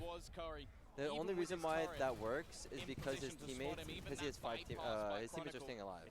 If Boaster was alive and that flank was happening, Curry probably wouldn't be watching as hard. Yeah, very aware from Curry. Would probably wait. But he's not really being pressured on the site at all, is he? He's really got nothing else to do other than watch the flank. Either one, he just went too fast. And a save from Fnatic. This is starting to get dangerous. A little. Boaster's ult is going to be great for any kind of retake here. And Cloud9 at this point now don't have ults online, right? So this would be a fantastic round for them to win, but they don't have any ults to actually try to convert it. So if Fnatic manage to win this one, they're back into the game. If Cloud9 win, it's kind of Jova. Or it becomes a meme. Yeah. So Chronicle saw some people over towards C, so he pits. These people pushed up in B are in a world of hurt right now because Chronicle's not fighting for C round control, so they're just going to have the door opened on them and they're going to get fucked. Boaster calls for them to leave. Good call to leave, but also they were too slow and they died. This is a disaster, yeah. Wow, and Curry gets all the way up on him. How does Durka win that? And also, why is he picking up the Bulldog? That's a door. Yo, what is going on right now?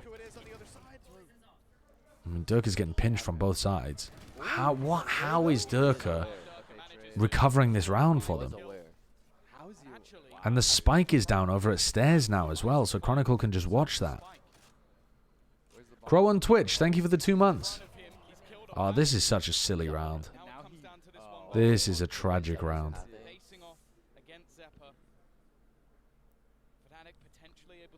C9 felt like they had them on the back foot after they opened the C to B door and found them. And they were just harassing them all the way back until Durka decided to bite back and kill 2 of them. So bad. And then, as soon as Durka gets those 2 kills, drops the spike, it's... Suddenly, Cloud9 are like, oh, fuck, have we tossed? Where is he going to full wrap? No. He's just going to hold. Based on how this is planted. Zeppa just does not know where Chronicle is. Oh, Zeppa. Wow. Little gun barrel showing there. Who had the map pick advantage coming into this? You know, I'm not actually sure because of how the tournament was structured. I don't really know. I don't think anyone had map pick advantage. I think they just banned 1 map each, didn't they? Early wave, my guy. A little bit early. He's eating a Snickers. Because it wasn't a double elimination tournament, and they'd both had to win a semi-finals game to get here. That was the kill. An attack side Omen operator, and then go for an attack side Viper operator. Oh, nice attempt by Oxy to dodge that, but Durka gets the punish. And now they go 128 back into B to be able to catch any kind of fast B hit. So this looks bad for C9 right now. Again, they're going into the B hit here without applying any additional pressure over towards A. And so Durka could be here very quickly. Leo and Alpha are all ready.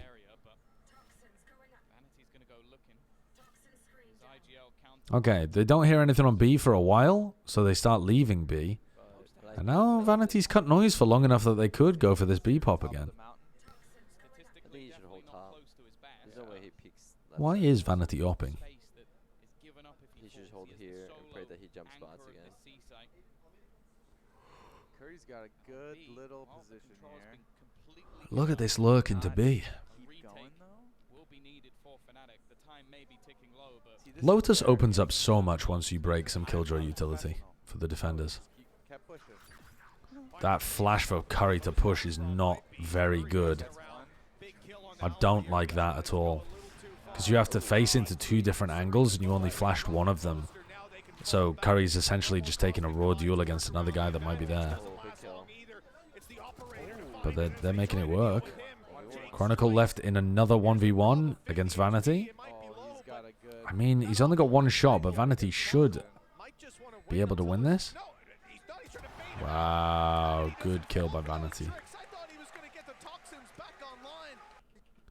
I don't really know why Fnatic decided to put so much emphasis on C that round when the turret was still up.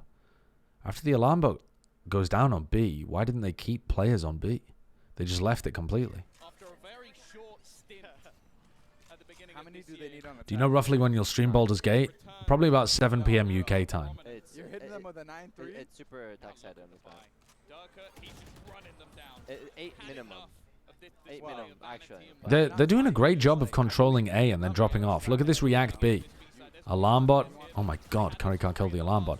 But look, Leo and Durka are here already. But 8, there'll be a game. Chronicle kills Oxy just by throwing out the snake bite. One of the problems here though is that they need as soon as this alarm bot goes off, they really need a snake bite to be thrown from Chronicle to stop the others from getting through behind him. Whereas instead of throwing the snake bite, Chronicle swings out with a sheriff and tries to kill the player. And what that does is that lets everybody else from C9 into the site. Also, they would have benefited from Durka throwing a nade, but he used his boombot instead. So that Fnatic are not throwing their utility here to stop C9 from getting in. They're throwing their utility to like kill the players that are in the site. And that doesn't make sense to me. One of the best ways for defending B is isolating that first player from the rest of the pack, and then you fight them. They need 9. So no snakebite being used, no nade being used there. They do use the snakebite later, There'll be a game. but not on the choke point. But they're losing an eco. So they've given Cloud9 a lot of space to work with. And this is interesting. I just hate this position. I really hate this position. I think it's creative from Cloud9 to try to use this area of the map, but there's a reason that the attackers don't normally go into this area, because you can get peeked from here, you can get peeked from here. These are both really good positions for the defenders to play from as well, because you have a wall that you can play behind on both sides. If the people peeking from this side can be peeking from like left or from right, so you just end up getting trapped in here a lot of the time. Curry, in the previous round, they went for a flash like this, and Curry tried to fight the player waterfall while they were planting B. And I don't think that's that great either. I think it's just more likely to go wrong than it is to go right. It's a bit of a desperation play, I think. What do you think of the fade on this map? Is the info really better than the flash?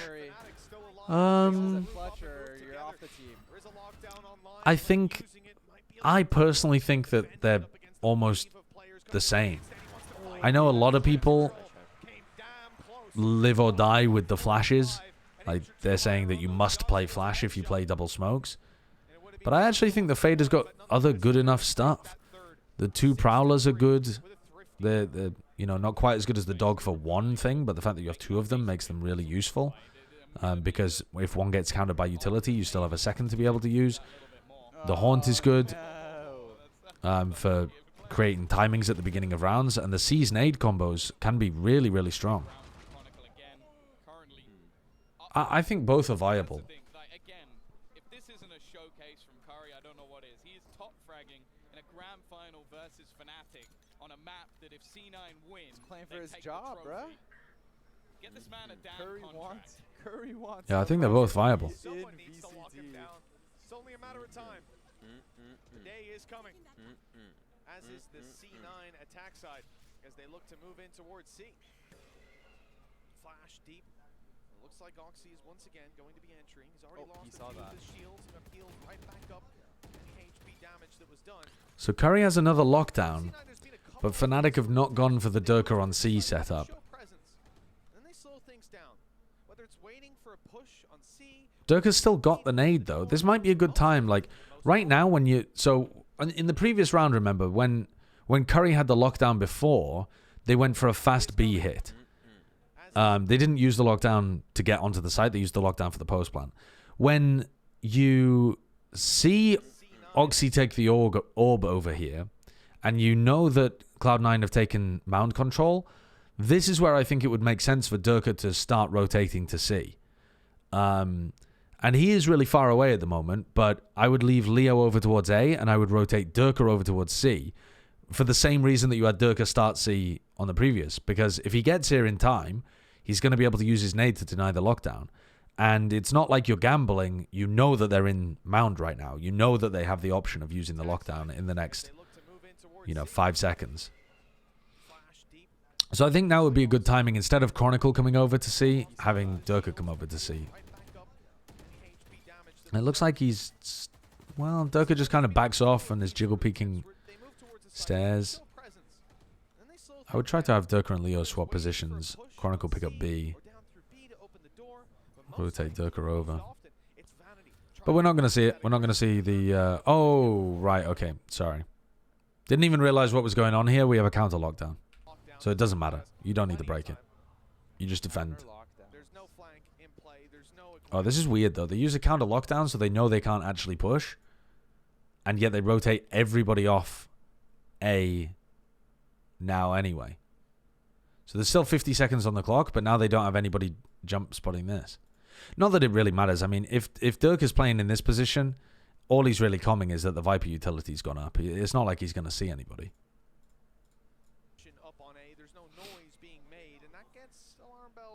But that's why I think Leo's going to be able to get more info over there, because at least he can haunt past the Viper util. Do you think Curry's stock is high after this tourney?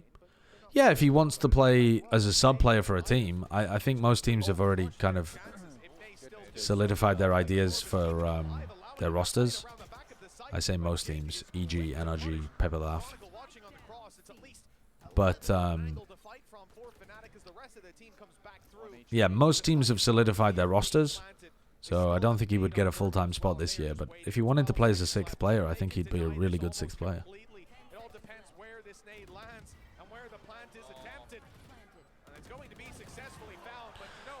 Yeah, as it turns out, Cloud9 went for the re-hit there, and Boaster was able to survive inside the setup that they had. It's a cool setup as well. I don't see people using this Viper Orb very much. I've seen people using the Nats Viper Orb that's on the corner, but this is a different Viper Orb that you can play inside, and it also does damage to a planter that's going to be planting behind the pillar, which means that you're going to be able to get spam kills on them easier if Boaster was using an Odin and playing off-site, which he's not in this situation, but yeah, it seems like a good orb. They still have a nade on Durka as well, and they are just waiting with 12 seconds left. They can... Yeah, what are the chances of them early? Might be the one. I was going to might be a juicy half buy. Oh my god, dude. Okay, well, Showstoppers Chronicle gets caught. He really is just playing with aim. Quickly into that round. No orbs required. I'll take that. Walls and aimbot. We're trying to play aggressive. Once you get pushed back by that util, it's not always a safe way out. Check his PC. Fnatic losing out on Chronicle, losing your Viper, losing that utility that often denies the space around here, around Tree. They're getting a ton of information. Most importantly, robbing it from the hands of putting this defensive side in a position. Boaster jiggle spot there, just in case they're using the Sky Flash and leaving, but after the Sky Flash, he sees Oxy, so he's going to commit to A. Showstopper comes through, though. Wow, that is an incredibly good siege. What a play by Leo. But okay, now they've got a retake happening here. Pit goes down from Vanity 2. I mean, that looks very difficult to retake. Unless you crunch the player's tree. I mean, if you look at the Pit position, you could try and really fight the player's tree super heavily. What is that? Dude, how does Alpha win these duels? Cosmic Divide to try to retake. Alpha again. He's just walking through the pit, killing them all. Oh my god. Thank god that wasn't an ace from Alpha, yeah. Thank fucking god Alpha is not allowed to just win the round on his own. Jesus. How does he do that? Makes me mad to watch. How do they just win those fights?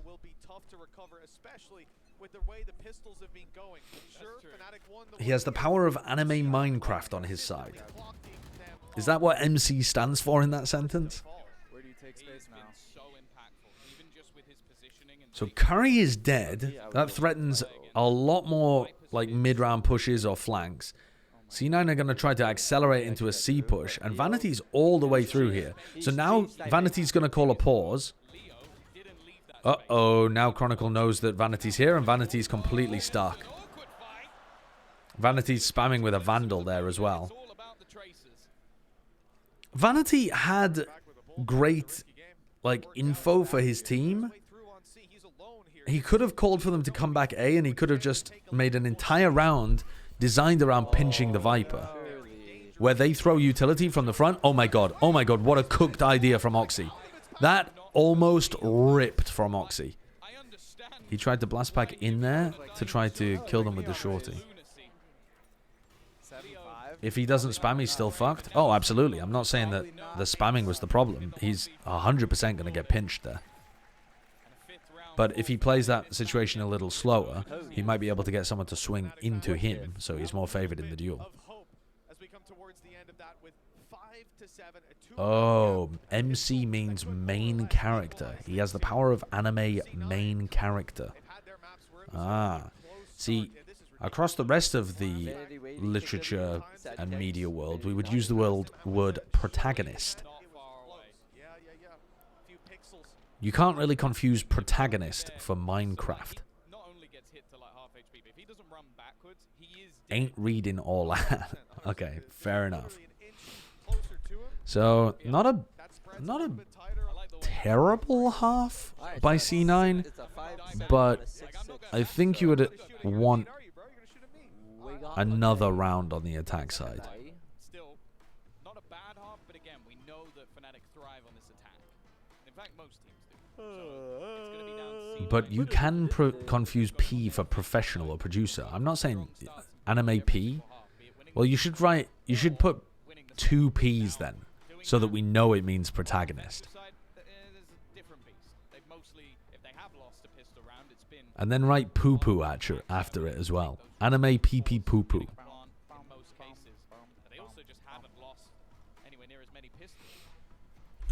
What's going on here? This halftime's taking a while, isn't it? Here we go. No way, bro. No way. Fnatic are just running it into A. Prowler to clear. Yeah, we got a game on our Smoke. Potential stun or pull for Pit. They got onto site very easily there. Very simple. Whoa, Chronicle looked like he didn't quite realize the door was open. Chronicle's going for a reflank. Zeppa's watching for it. Zeppa runs away. He's got the signature. Someone's going to trade Jake? No, because of the smoke.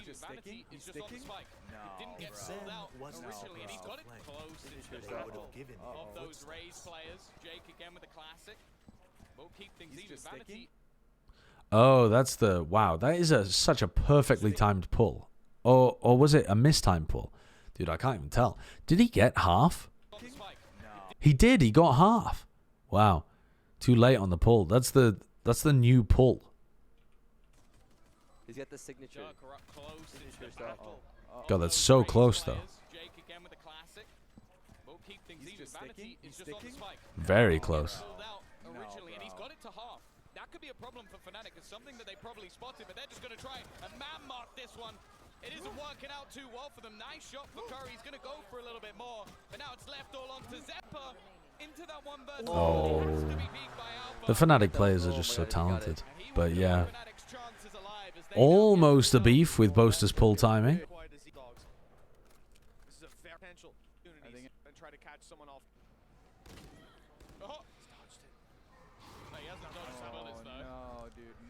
Charles Serial, thank you for the 35 months. Holy fuck, why am I yawning so much? Bro, I'm telling you, this guy's playing for his fucking career. The more I keep my mouth open, the more I yawn. Kind of off topic, how far are you in Baldur's Gate? I didn't catch the last few streams. I've just started Act 3. I'm like literally at the very beginning of Act 3. We didn't see that. Having to play a lot of late rounds. Not a buy. C9 are fighting aggro for Mound here, but they're playing with 4 players and getting the Killjoy posted on it. So now they've got 4 players ready to try to flood defend A. Oh, that is ridiculous that Chronicle gets that kill through the smoke. They go 1 for 1 though. C9 have so many players here. They should be able to defend this.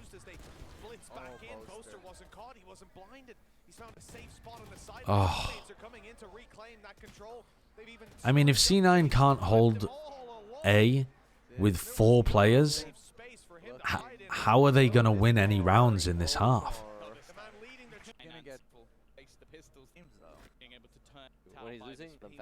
They just didn't get into sight, didn't control the angles. Boaster slipped through, cascade like a house of falling cards from there.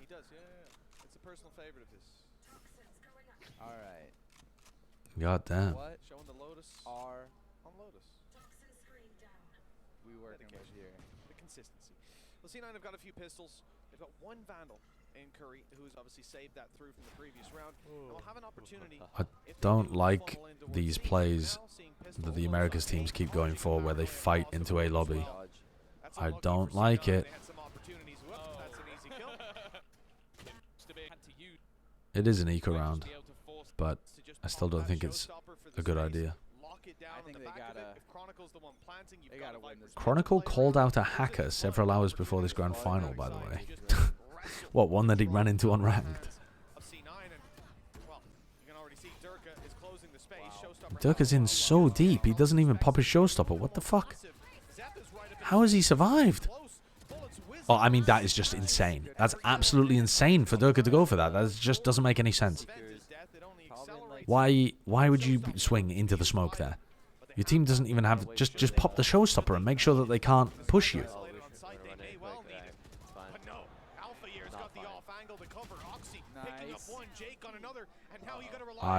Okay. I was going to say, if Boaster manages to recover... There's no... Chronicle, you are not pitting in a 1v3, bro. You are not pitting in a 1v3. Your team has tossed this away. Don't toss it even further. Can you imagine if you 1v3 egoed fucking Viper ulti? That's a mistake, my man. Is he trying to time the reload because the guy spammed? You could just listen for the reload. You don't have to try and time it. Nice. Good every now and then, and as he tries to push forward, missing a shot. But they do. Combo is broken. The problem, though, is the economy is yet to be built up on the other side. I think that's just an insane overheat from Durka there. That showstopper is still online. The Curry Viper's with still a online. judge. So although they've managed to break back, Fnatic are not broken. Now Durka can showstopper into C, though. Not yet. Showstopper will be used for space. Vanity's ankle seen as he hopped out of the site. They clear out every single angle that they can. God, he's getting one. I like that they are controlling this area instead of smoking it off. They're also controlling this area too. What the fuck? Ooh, Durka ends up going down to Oxy, who was coming behind. Durka was just out in waterfall. That's a really weird post-plant position for Durka. on utility. They need to do it with weapons, and there's a judge inside, but luckily it's caught. Chronicle and Alpha quick on the trigger. God, the Fnatic players just melting people that are trying to put pressure on them. That ult is filthy. That ult is absolutely filthy.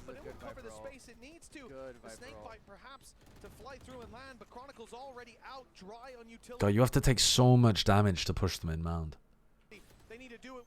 Durka's been getting caught out quite a bit this map. Not a huge amount, but twice in the last 2 rounds. But otherwise, it hasn't been a running theme, I don't think. Oh, yeah, no.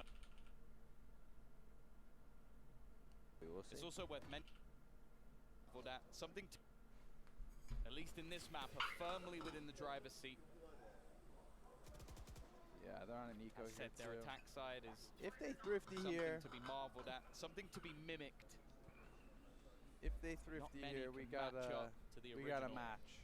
We got a game on our hands. Waiting out the smoke for the start. Snakebite to clear in towards the rubble.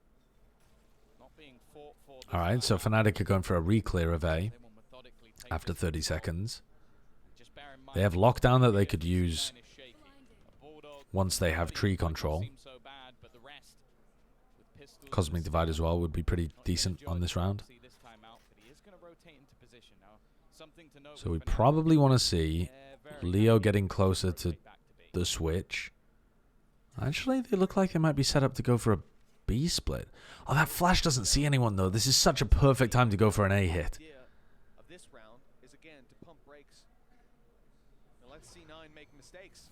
That hasn't happened. And with 35 seconds on the clock, well, they're gonna split B though, aren't they? Yeah, they do the Cosmic Divide that's good for the B split. Tom said, very happy to change focus with the doors wide open.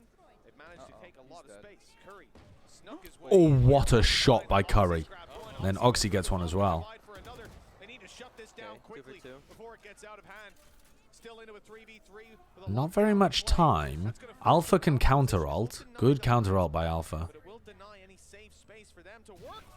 And Chronicle gets one, and he's going to be able to break this. I don't know whether that's the best way of Chronicle playing that, but I don't think he's at too much risk there either. Like if he doesn't see a player, if everybody on C9 has just backed off and he gets detained, then he would be running back to get detained in like the same spot he planted, I think. I don't think it would be a disaster for him. I think the rest of his team would get there in time to help him. Incident? Yeah, I'll wait for them. Bye-bye. So Fnatic used 2 ultimates to be able to win this round. 2 big ults. Cosmic Divide, Lockdown. The Astra ult is so much more useful than the Omen ult on this map. Looking to give them a taste of their own medicine, something posters used many times in this very same position. Vanity won't be able to find the shots. Suspects they've already pushed past, but no, they're Slicky suggested opening door from B to win the round. Oh, I'm not sure exactly what you're talking about. You see how careful Durka is running around that barn, and Chronicle just runs up, taps it, runs I don't know away. which round you're referring to. This man. Oh, you mean when the pit went down? Oh, the Viper ult round. I mean, that is... Oops. Not oops, but the door.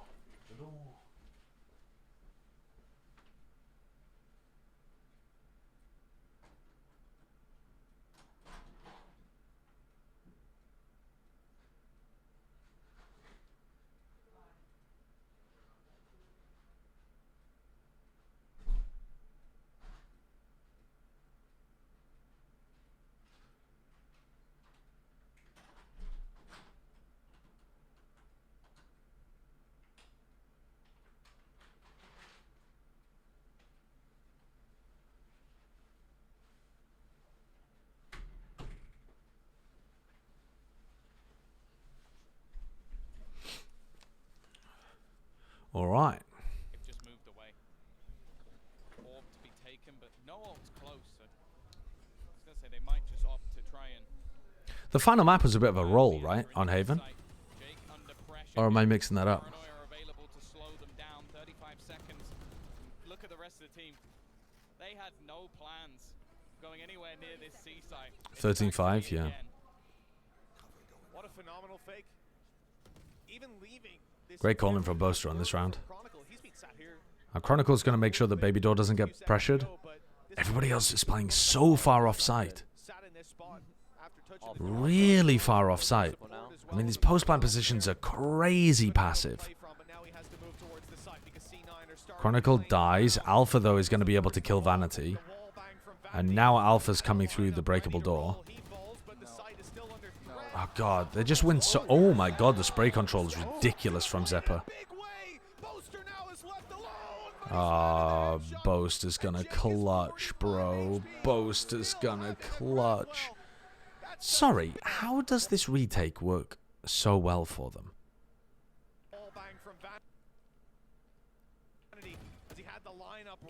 So they feel like they have to walk forwards in order to make space for the diffuser. That makes sense. And then Oxy's just, you know, he's got somebody watching his left side, so he's isolating this duel on Durka, but he loses it. And then Curry tries to stop Alpha from lurking through, loses that duel as well. Again, it's just kind of coming down to the C9 players being forced to swing into the Fnatic players and take, you know, marginally unfavored fights, and Fnatic players just win so often in these spots. That spray control's ridiculous. Still a 2v2. And then it's a 2v1, and then Boaster wins because he's the final layer of defense and still has his pull on the spike. God damn.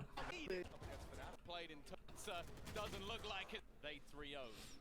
We've been owed a 5-map series for both of these teams, and it looks like we could be getting it unless C9 have an answer, and that answer doesn't look like it's coming. What are they doing? They're getting mowed down. They're just desperately trying to fight them. Because nothing's been working. So they're trying to deny them A main. Zeppa has the cleanest Phantom transfers in the game. Not many people using the Phantom anymore. So you might be right. I feel like Nat's Phantom spray transfers used to be the absolute pinnacle. I haven't seen one in a while.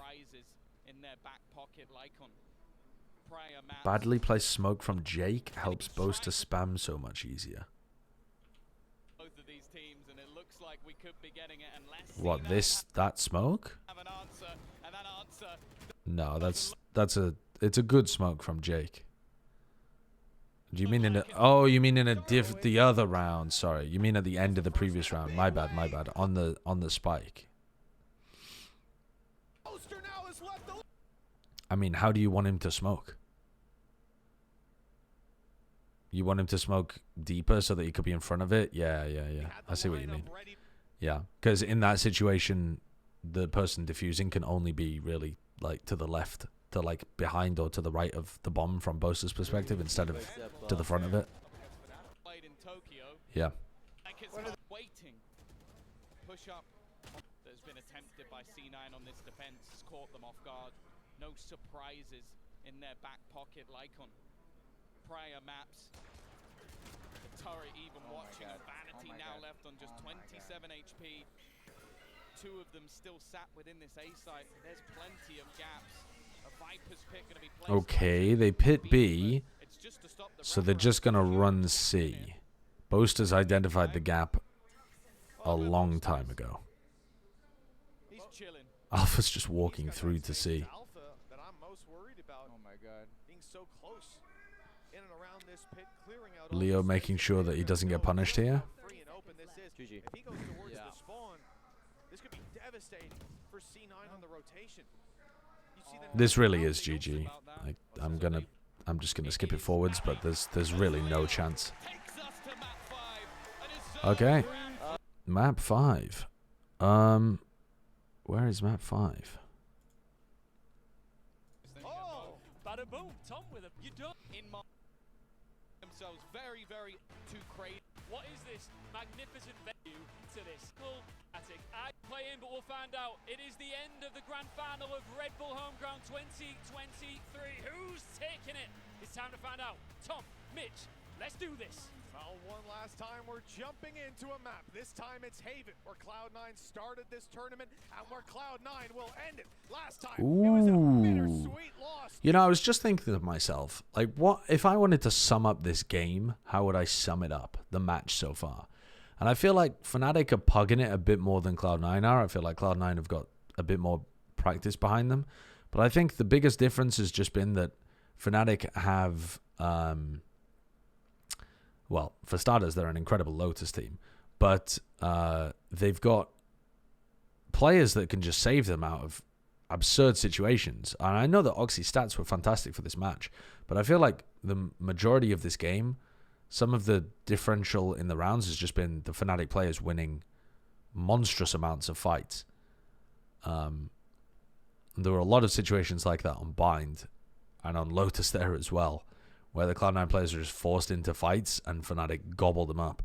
But I was just thinking that to myself as Oxy walks down C and kills 2 of them. Like, that's going to address the skill differential a little bit. Now, it's a bittersweet start. 2 kills already as Fnatic thinned out. The crowd might be behind them. The advantage in this round most certainly is as well.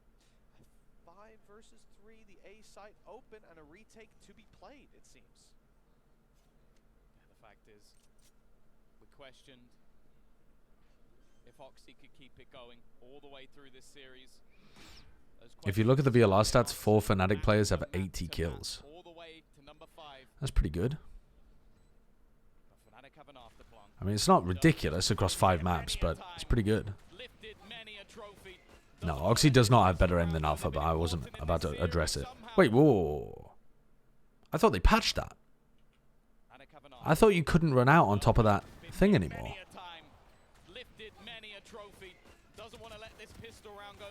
I thought you couldn't walk on this anymore. I thought they patched that a while back. Oh, he's floating. Oh, you know, in the previous patch, you used to be able to walk on that windowsill there. That's why that's tripped me out. It was a sick position, honestly. It's going to be another pistol for Cloud9. Keep that they're on in the tournament, and you can see Yo, it's so fun watching Oxy pop off. He's just a happy guy. He's just a happy little guy. Such a young gun, but he's got so much more to show us. We might not even need to say it. Investment is light from Fnatic. Not a ton of weaponry, but they've gone for 3 stingers alongside Chronicle and Boaster having upgraded pistols. A good chance if they can group up, but their opponents had the very same idea. Oh, it's a slaughter. Hey, Aftershock even. Okay. Gonna skip this one. You couldn't tell. No, you really can't. They're playing so clean. I like that Aftershock. Oxy's gonna push down mid on the bonus. Gets caught by Leo. We're back. Good awareness from Leo to catch the mid push. They kind of telegraph it with the breach utility, but I also think that breach utility could just be good even if they're not pushing mid. Shock to try to break an alarm bot. There is no alarm bot. There's a turret here. I was watching downstairs. Don't worry. A little snack time. Fnatic, of course, losing. A little break. Another pistol follow-up. It's definitely Also, Leo has like 2 first deaths across 5 maps. This will definitively be. That sounds... Honestly, that's more than he usually gets.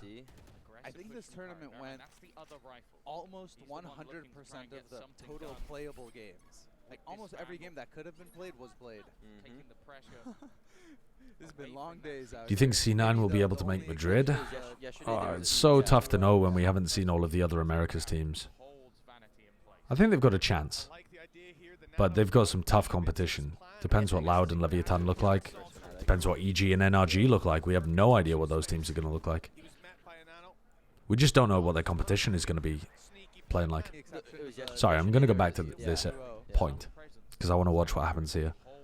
Chronicle's just kind of walking in as a lurking breach, which is so bizarre. Incredibly bizarre. Why is Chronicle doing this?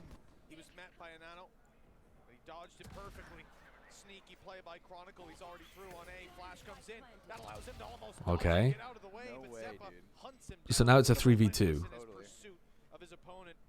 I don't think I've ever seen the lurking Chronicle breach. Oh, great crossfire between Durka and Boaster there. And a ridiculous shot. Looking like we might just get Oxy with knives. In Japan, not a bad place to do it, I guess. They stun, flash. They know that nobody's into a lobby. Fnatic tried to fast react in the other direction.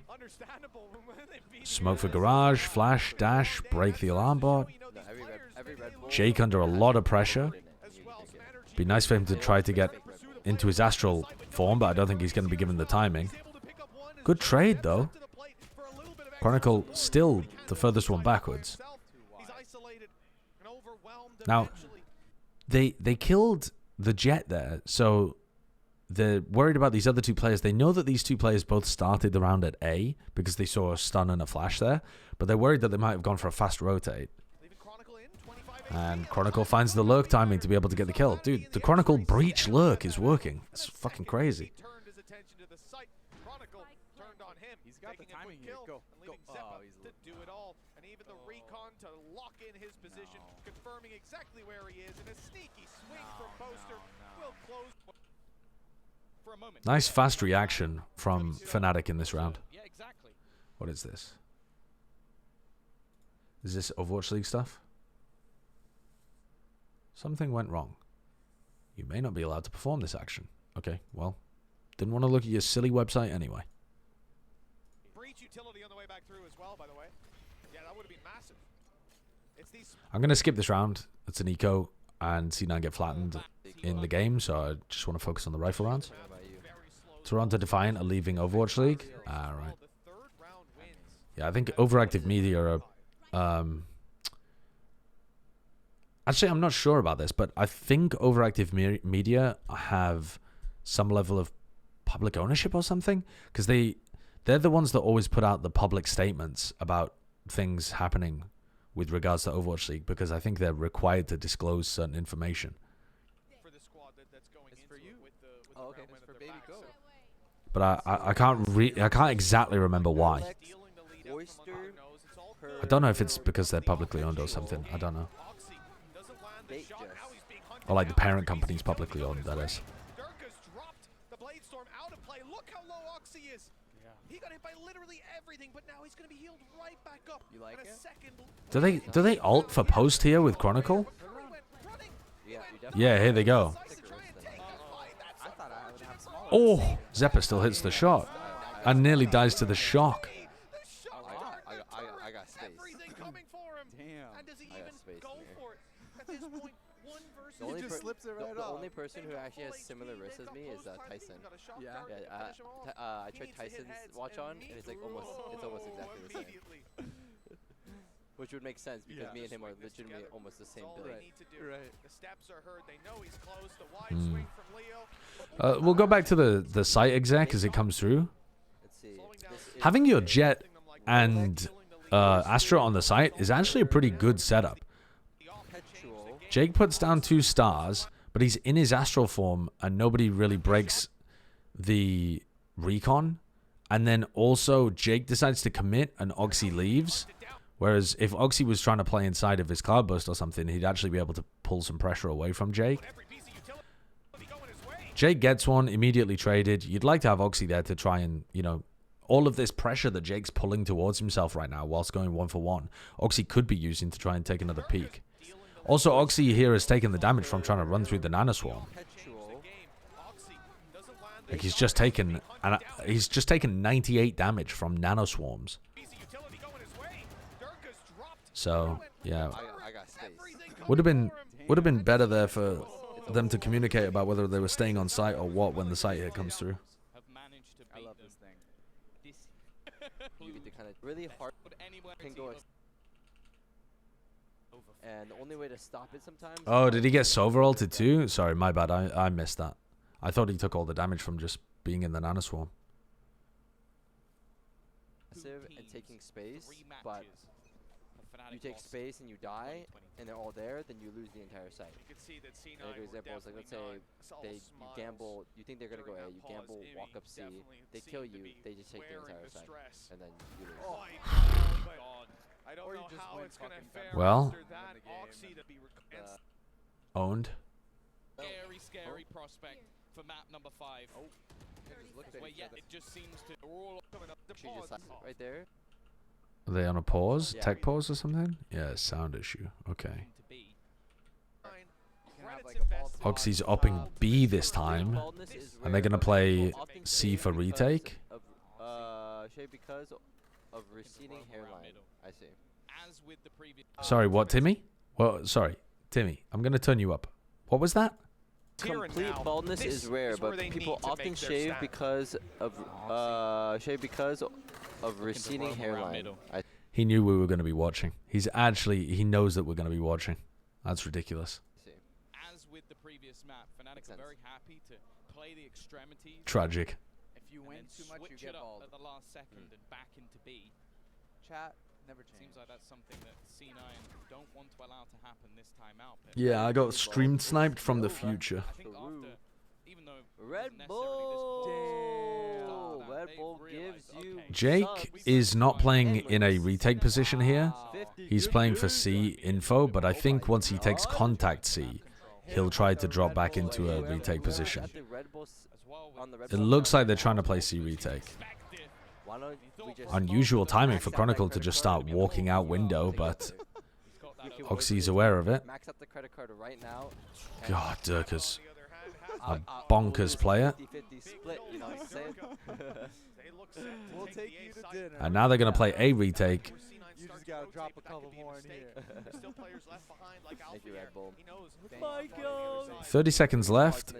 They've got to pivot into another direction. All right, the time is now getting low enough that Vanity could try to breach ult to deny them. The problem is Vanity doesn't know which direction they're going in just yet.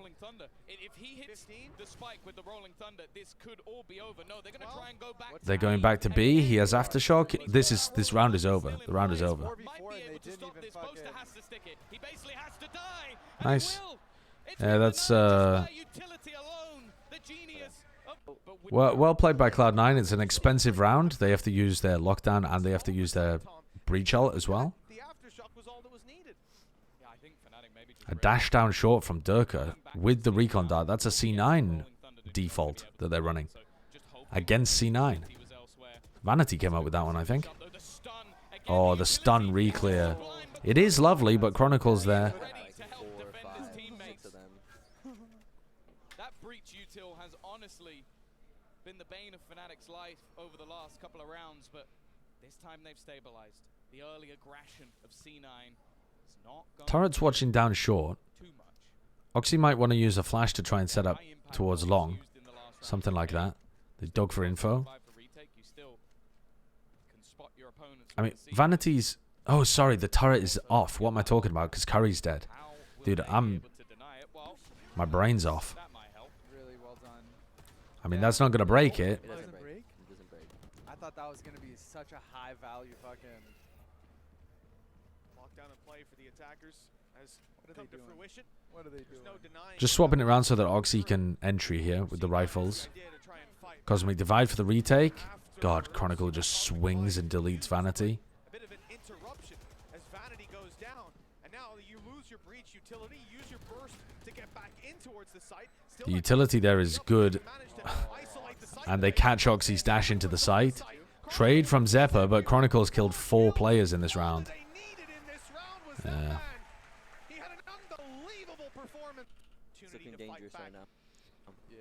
Fnatic have such a lovely blend of aggression and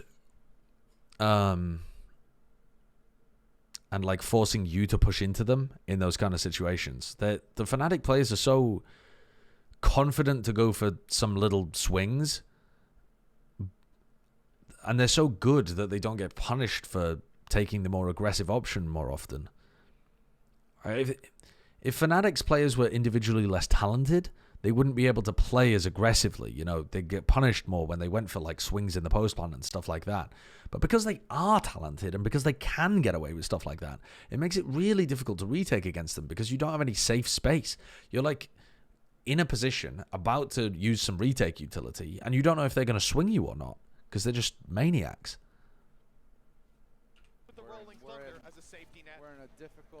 That's what a lot of the Americas teams talk about when they need, like, I think Zelsis was talking about it during the Sentinels Invitational quite a bit, that you need to not play by the book all the time.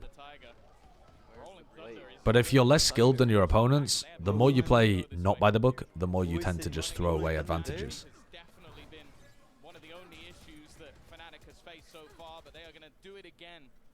Sell an idea towards this A site, so good, and then just go straight into B. Now, in terms of ultimates, they've got nothing to play. I mean, Chronicle did have a terrible performance at Champions, but that doesn't mean he's a bad player. Just had a bad tournament. Oxy's gonna get him. And a bit of an unorthodox position. While it's an easy kill for Alpha. Clearing him from this spot is going to be difficult. The rest of the team fighting tooth and nail within the site. Not looking good. Well, they still haven't managed to kill this man off, and even if they do, the rest of Fnatic are holding strong. Zeppa's still just trying to fight for Alpha. Go, Fnatic are owning them. It's just irritating to try and get. Plat finish off some of the kills. There's still a few rounds left. But maybe if he waves again, C9, it'll counterbalance it. He needs to do it again. How do we tip him off? Alpha. Again, we're gonna have a Chronicle is the deciding factor for a lot of rounds after Alpha. Burned up by Fnatic, so no safety nets to fall back on. They haven't needed them so far. No, it's been I don't know whether I really agree with that. I think it just depends a lot what's going on. I like the spot from Jake. Needs to find something on long. Ooh, it's getting dicey. Boaster's taking a bit of damage. I think I would say it's more to do with Durka, Good push. because they tend to load a lot into Durka's entries. One and done, not too bad. But at the same time, if Durka dies in these situations, they do usually have another player behind to pick him up, you know, like that. So often when Durka dies, it's not devastating for them. No, he's actually Because he's the entry player and because they have, like, the safety mechanisms for when he's gonna die. Ooh, they're trying to flood into backside. Good trade from Leo. Ooh, and Zeppa loses. Sorry, Zeppa wins, Leo loses. I was surprised that Leo lost that. No, that was just like right there, like Zeppa shit before. Your way through, he's got a rifle for backup. 4's okay. I've never seen myself miss like that before. Like, what the fuck? It's gotta be a glitch. He was someone who was able to push up in the last round and he has caused them issues. It may have only been a singular kill, but it was the time it bought on rotations. What a shot. There's not many people who do that to Alpha, yeah. Fury's almost got him. It's missed him just about. Okay, Durka, nice shot. They know there's still one towards short. Oh! Found out exactly. Ooh, wait, Curry's looking clean. Shots, headshots across the board. Oh my god. Dude is cracked. By the way, I just want to point out that on the entry here, the way that Durka goes into the site, right? Look at the minimap.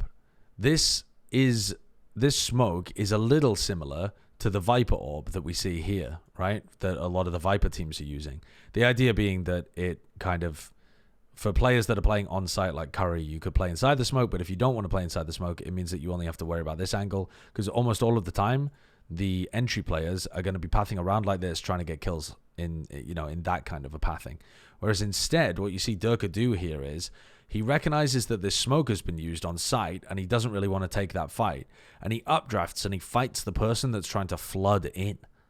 So, you know, you think about extending this general idea to countering the Viper teams as well. If you had a Viper smoke in your face and you just put pressure on these guys that were playing in site and you made sure that they couldn't flood into the site. Like, usually this angle is not available to you because there's a default box in the way. But if you have knives and you're actually able to stop this from happening, that's a pretty sick idea. It only works when you have jet knives, though, because otherwise... I mean, I guess it doesn't only work when you have jet knives, actually, because you can find an angle, like, around default where you can still fight CT without exposing yourself to the players in backside. It's a very thin angle, though.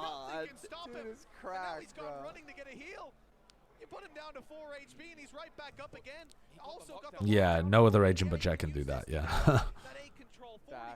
Unbelievable. Remember when Jet and Viper were the weakest agents at the start of the game? Yeah. I think we didn't know what we were talking about. Actually, no, they stealth buffed the shit out of Viper. Viper actually wasn't that great.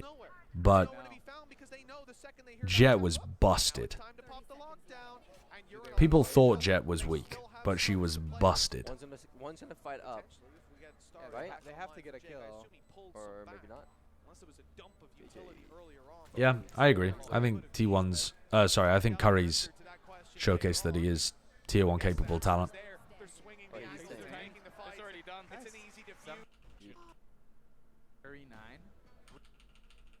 So 5-7.5, but then now Fnatic doesn't lose a round on defense. Or Fnatic in this grand final in this tournament raw dogging them. Is about to kick off. Fnatic manning that Yeah, 50 damage as soon as you walk through the wall on Viper. I mean, they really tried to get people to play Viper. They do not want to push into that fault line. Nice positioning from Chronicle at the start of this round, just in case it was a C hit. And also, Durka's just getting all of the info on A. Boaster and Leo swing together, based off the flash from Chronicle. I mean, Chronicle's utility here has just been god tier on the pistol round. God tier utility from the breach. Great pistol round setup. C9 are going to force. Fnatic know that they're going to force, surely. Although Boaster's only buying a Marshal. In fact, they have 2 Marshals. So maybe Fnatic not really thinking about it because they didn't get the plant down. Doesn't matter, though. Doesn't matter. Even though they've got armor, just hit them in the head. Just shoot them in the head. Do you think RedBull Homeground indicates any difference between Mini and Elmer? No. I think there's no way of knowing what Elmer Putty's impact is going to be until we see Fnatic play for quite a while where they've actually had some practice and some time for Elmer Putty to have input. I would imagine that coming into this tournament, Elmer Putty had basically done almost nothing with them. Do you like forcing in this situation? I don't know whether forcing in this situation is that great. They didn't get the plant down. They didn't kill a huge amount of players. Right? I don't think they did anyway. I think there was still like 3 Fnatic players left alive. Maybe I was wrong. Maybe I've not been keeping track of it properly. But I think C9 are just forcing any time they can get Stinger Light Armor on everybody. With utility. Yeah, Vanity loves force buying. Wow. Alright, they're going to wrap over. Durka's already in position. Leo's... Wow, Leo's reactions. Ridiculous. Ridiculous. Holy fuck. That was a round, for sure. Yeah, so this is the problem with force buying. It's either going to immediately get you back into the game, or it's going to set you up in a disastrous situation. And I think actually in the current meta, force buying is worse than it was before. The reason for that being that normally teams don't have their ults online for bonus rounds anymore, because all of the ults are now like, 8 orbs. Fucking Chronicle is at 2 orbs at the moment out of 9 for his breach ult. And, it's 9 orbs as well for the lockdown too. So those are not going to be online for the bonus. But if you force and you lose it, Fnatic get this round as well to try and build up their ults. And it's actually possible that you head into round like 16, or what would the equivalent be? Round 4 on the first half, where it's an eco swing round for the attackers, and the defenders have built up some ultimate, which, could be Leo. I guess it could be Chronicle in this situation, but, we don't exactly know who it's going to be. It's going to depend on the situation, but I think forcing in the current meta actually gives you a chance of the other team getting more of an ult snowball up. I think Bren did the math back in the day, and at C9 lost 80% of their force buys. Yeah, that's a lot. I mean, how many do you need to win for it to be worthwhile? How many do you need to win, though, for it to be worthwhile?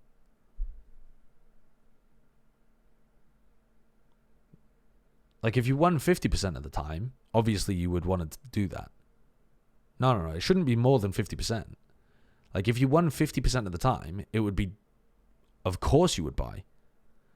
But if you only won 25% of the time, that means it's half as good as a normal, like, rifle v rifle round. Because the thing is, you have to factor in that when you win, it knocks them down to an eco. So when you win a force buy, it's like winning 2 rounds instead of losing 1. So the swing is enormous for a force buy. So the negatives are actually less than the positives. So I don't know exactly what the number is, but you could probably calculate some kind of estimate of what percentage you would need for it to be worthwhile. But it's definitely less than 50%.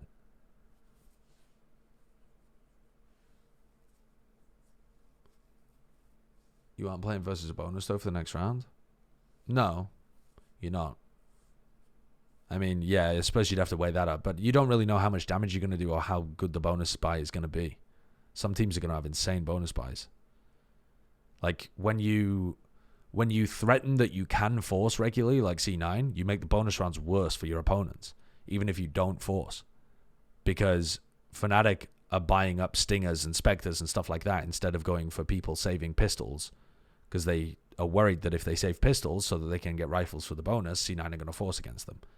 So having some force buys in there actually makes your bonus round, your anti-bonus rounds easier as well, because you force your opponents to buy worse weaponry. You see what I mean? So I think it's actually much more complicated than it seems. I want to rub his bald head. But I don't know what the number is, but I think it's got to be higher than 20%, right? If you're only winning 20% of your forces, that doesn't seem high enough. But honestly, if you're winning like 30% of your forces, that might end up being enough for it to be worthwhile. Don't know. You'd have to take a look at it broken down a bit more. Now C9 are going to be down 5-10 against Fnatic when Fnatic will have Giga Econ simply because of the Force. Yeah, and that's why I'm saying that. Well, actually, I don't think the Giga economy even matters that much. I know that Sliggy likes to talk about the economy a lot, but I think the ults matter way more, personally. Curry got a lot further than I was expecting. Just don't, you know. C9 are hoping for a gap, but they are hightailing it right into Boaster. I think whether or not you have ultimates for key swing rounds is much more of a snowball effect than whether you're able to potentially break their economy 3 rounds down the line if you win them all or something. Oh my goodness, he could have. But yeah, this Force does end up being bad for them, but also if C9 were going to win this game, they probably would have won some of the other rounds as well, right? So I don't think the Force is the thing that actually lost them the game. Not that we've watched it yet, so I don't know, but that's There's always something, you know. that seems like the logical conclusion from the scoreline. Send back home. Durka who's consistently picking off players around this angle. I think it's. And he's here yet again. I think it's over. Jake down. That's a huge kill. Smokes they cannot do down and no out. wrong. And pushing on Haven without smokes. Dude, that's going to be one hell of a challenge, especially if they decide to commit to this A side. Bald buffs. Yeah, TMV made a video about it, but I think some of the math was a bit wrong. I remember watching that video, and I think some of the math was off. He needs to go balls in order for them to win. Shave it right now on stage. Because I tried to replicate it, and I went through, and the decision tree just gets really big really quick, and I think it gets... Because TMV only calced it for like the first few rounds, but you can very easily have knock-on effects later on that I think it's a bit too complex for the method of analysis that you used. Take a tack time out, shave it all off in that 30 seconds. I think you'd have to run more of a simulation-based analysis rather than just trying to calc the EV of each specific round. He's a content creator. True. But I do think that he's hit on a really interesting idea that should be looked into more. I just don't think that video was like the be-all, end-all of it. I think it requires a bit more of an in-depth look.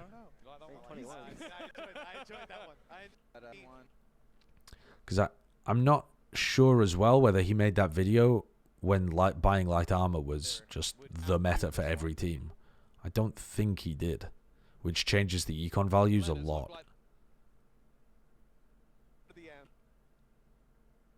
I like Team V's videos though. I'm not saying it's a bad video. I mean, I made a Phantom versus Vandal video back when I thought that the Phantom had just a massive advantage from spamming through smokes. And as it turns out, it was just the fact that the teams that were using the Phantom were much better at spamming through smokes, or had learnt that skill a lot quicker. And actually, to be honest, spamming through smokes with the Vandal is still super useful. It feels like it should be wrong, it's quite counterintuitive, but you should just still be spamming smokes with the Vandal. You just have to be a bit more careful about repositioning afterwards, instead of crouch spraying them. Oh my god. Oh my god. So Dirk has just walked down mid here. There's no way. Playing your lurker, playing your anchor, and doing it to near perfection. The Tiger is heard moving towards A. God damn. Boaster gets the kill just peeking garage because he's not worried because Dirk is down mid. That's very bold from Fnatic. This really feels like Breeze when they ruined DRX. Just playing aggressively on the defensive side. They're playing so confidently. Alright. Vanity gets that, but now he's trapped in the corner.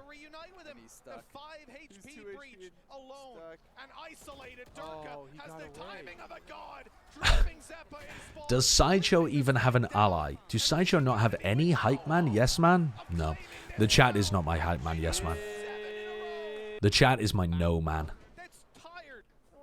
He doesn't even look like he's breaking a sweat on that stage.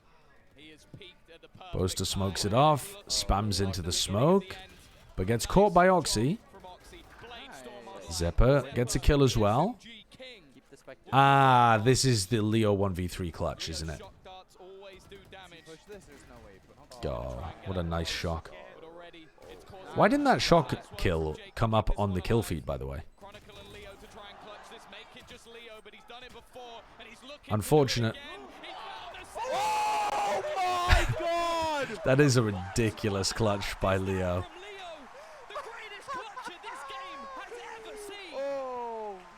I was thinking about Tom's call at the end of this as well. The greatest clutch that this game has ever seen. Do you agree with Tom's call?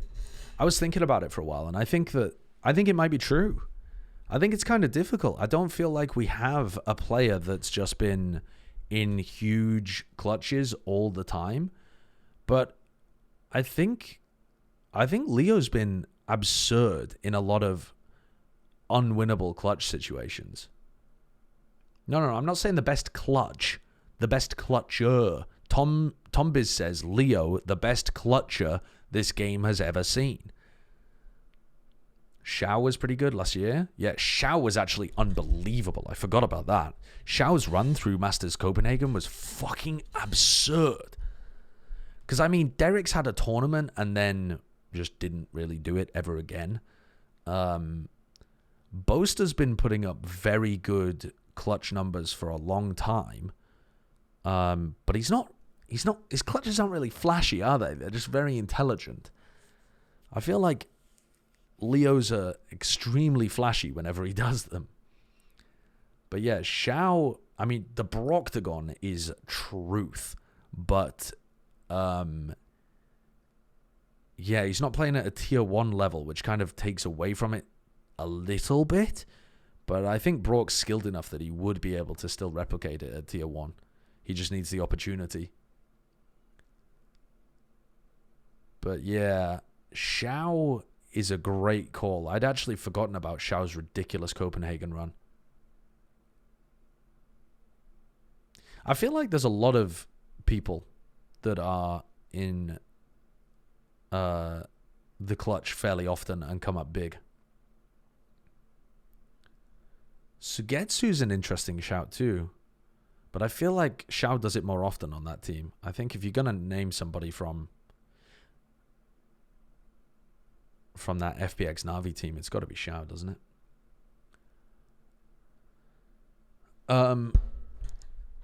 Yeah.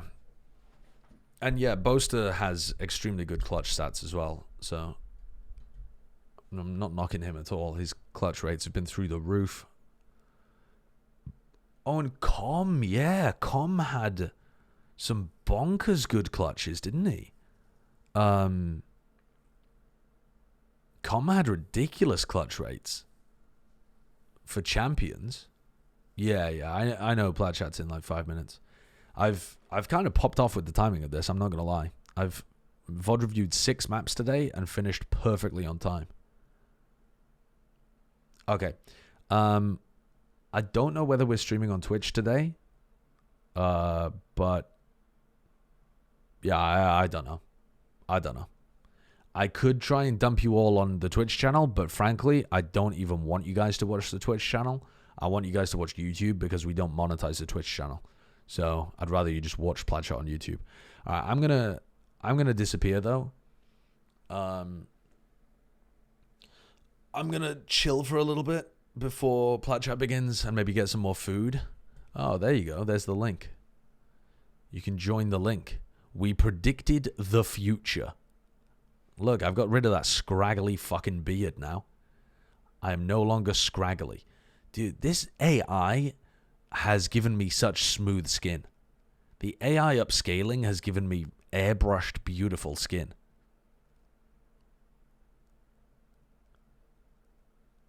I didn't mind the beard, but the neck beard is an issue. No, the beard has got to go. I don't like the beard at all.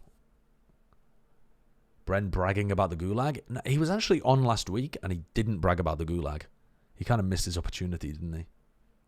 All right. Anyway, I'm off. See you guys. I'll co-stream. Sorry, I'll not co-stream. I'm going to stream again in about 2 or 3 hours once Platchat is done, and we're going to do Baldur's Gate. All right. Peace.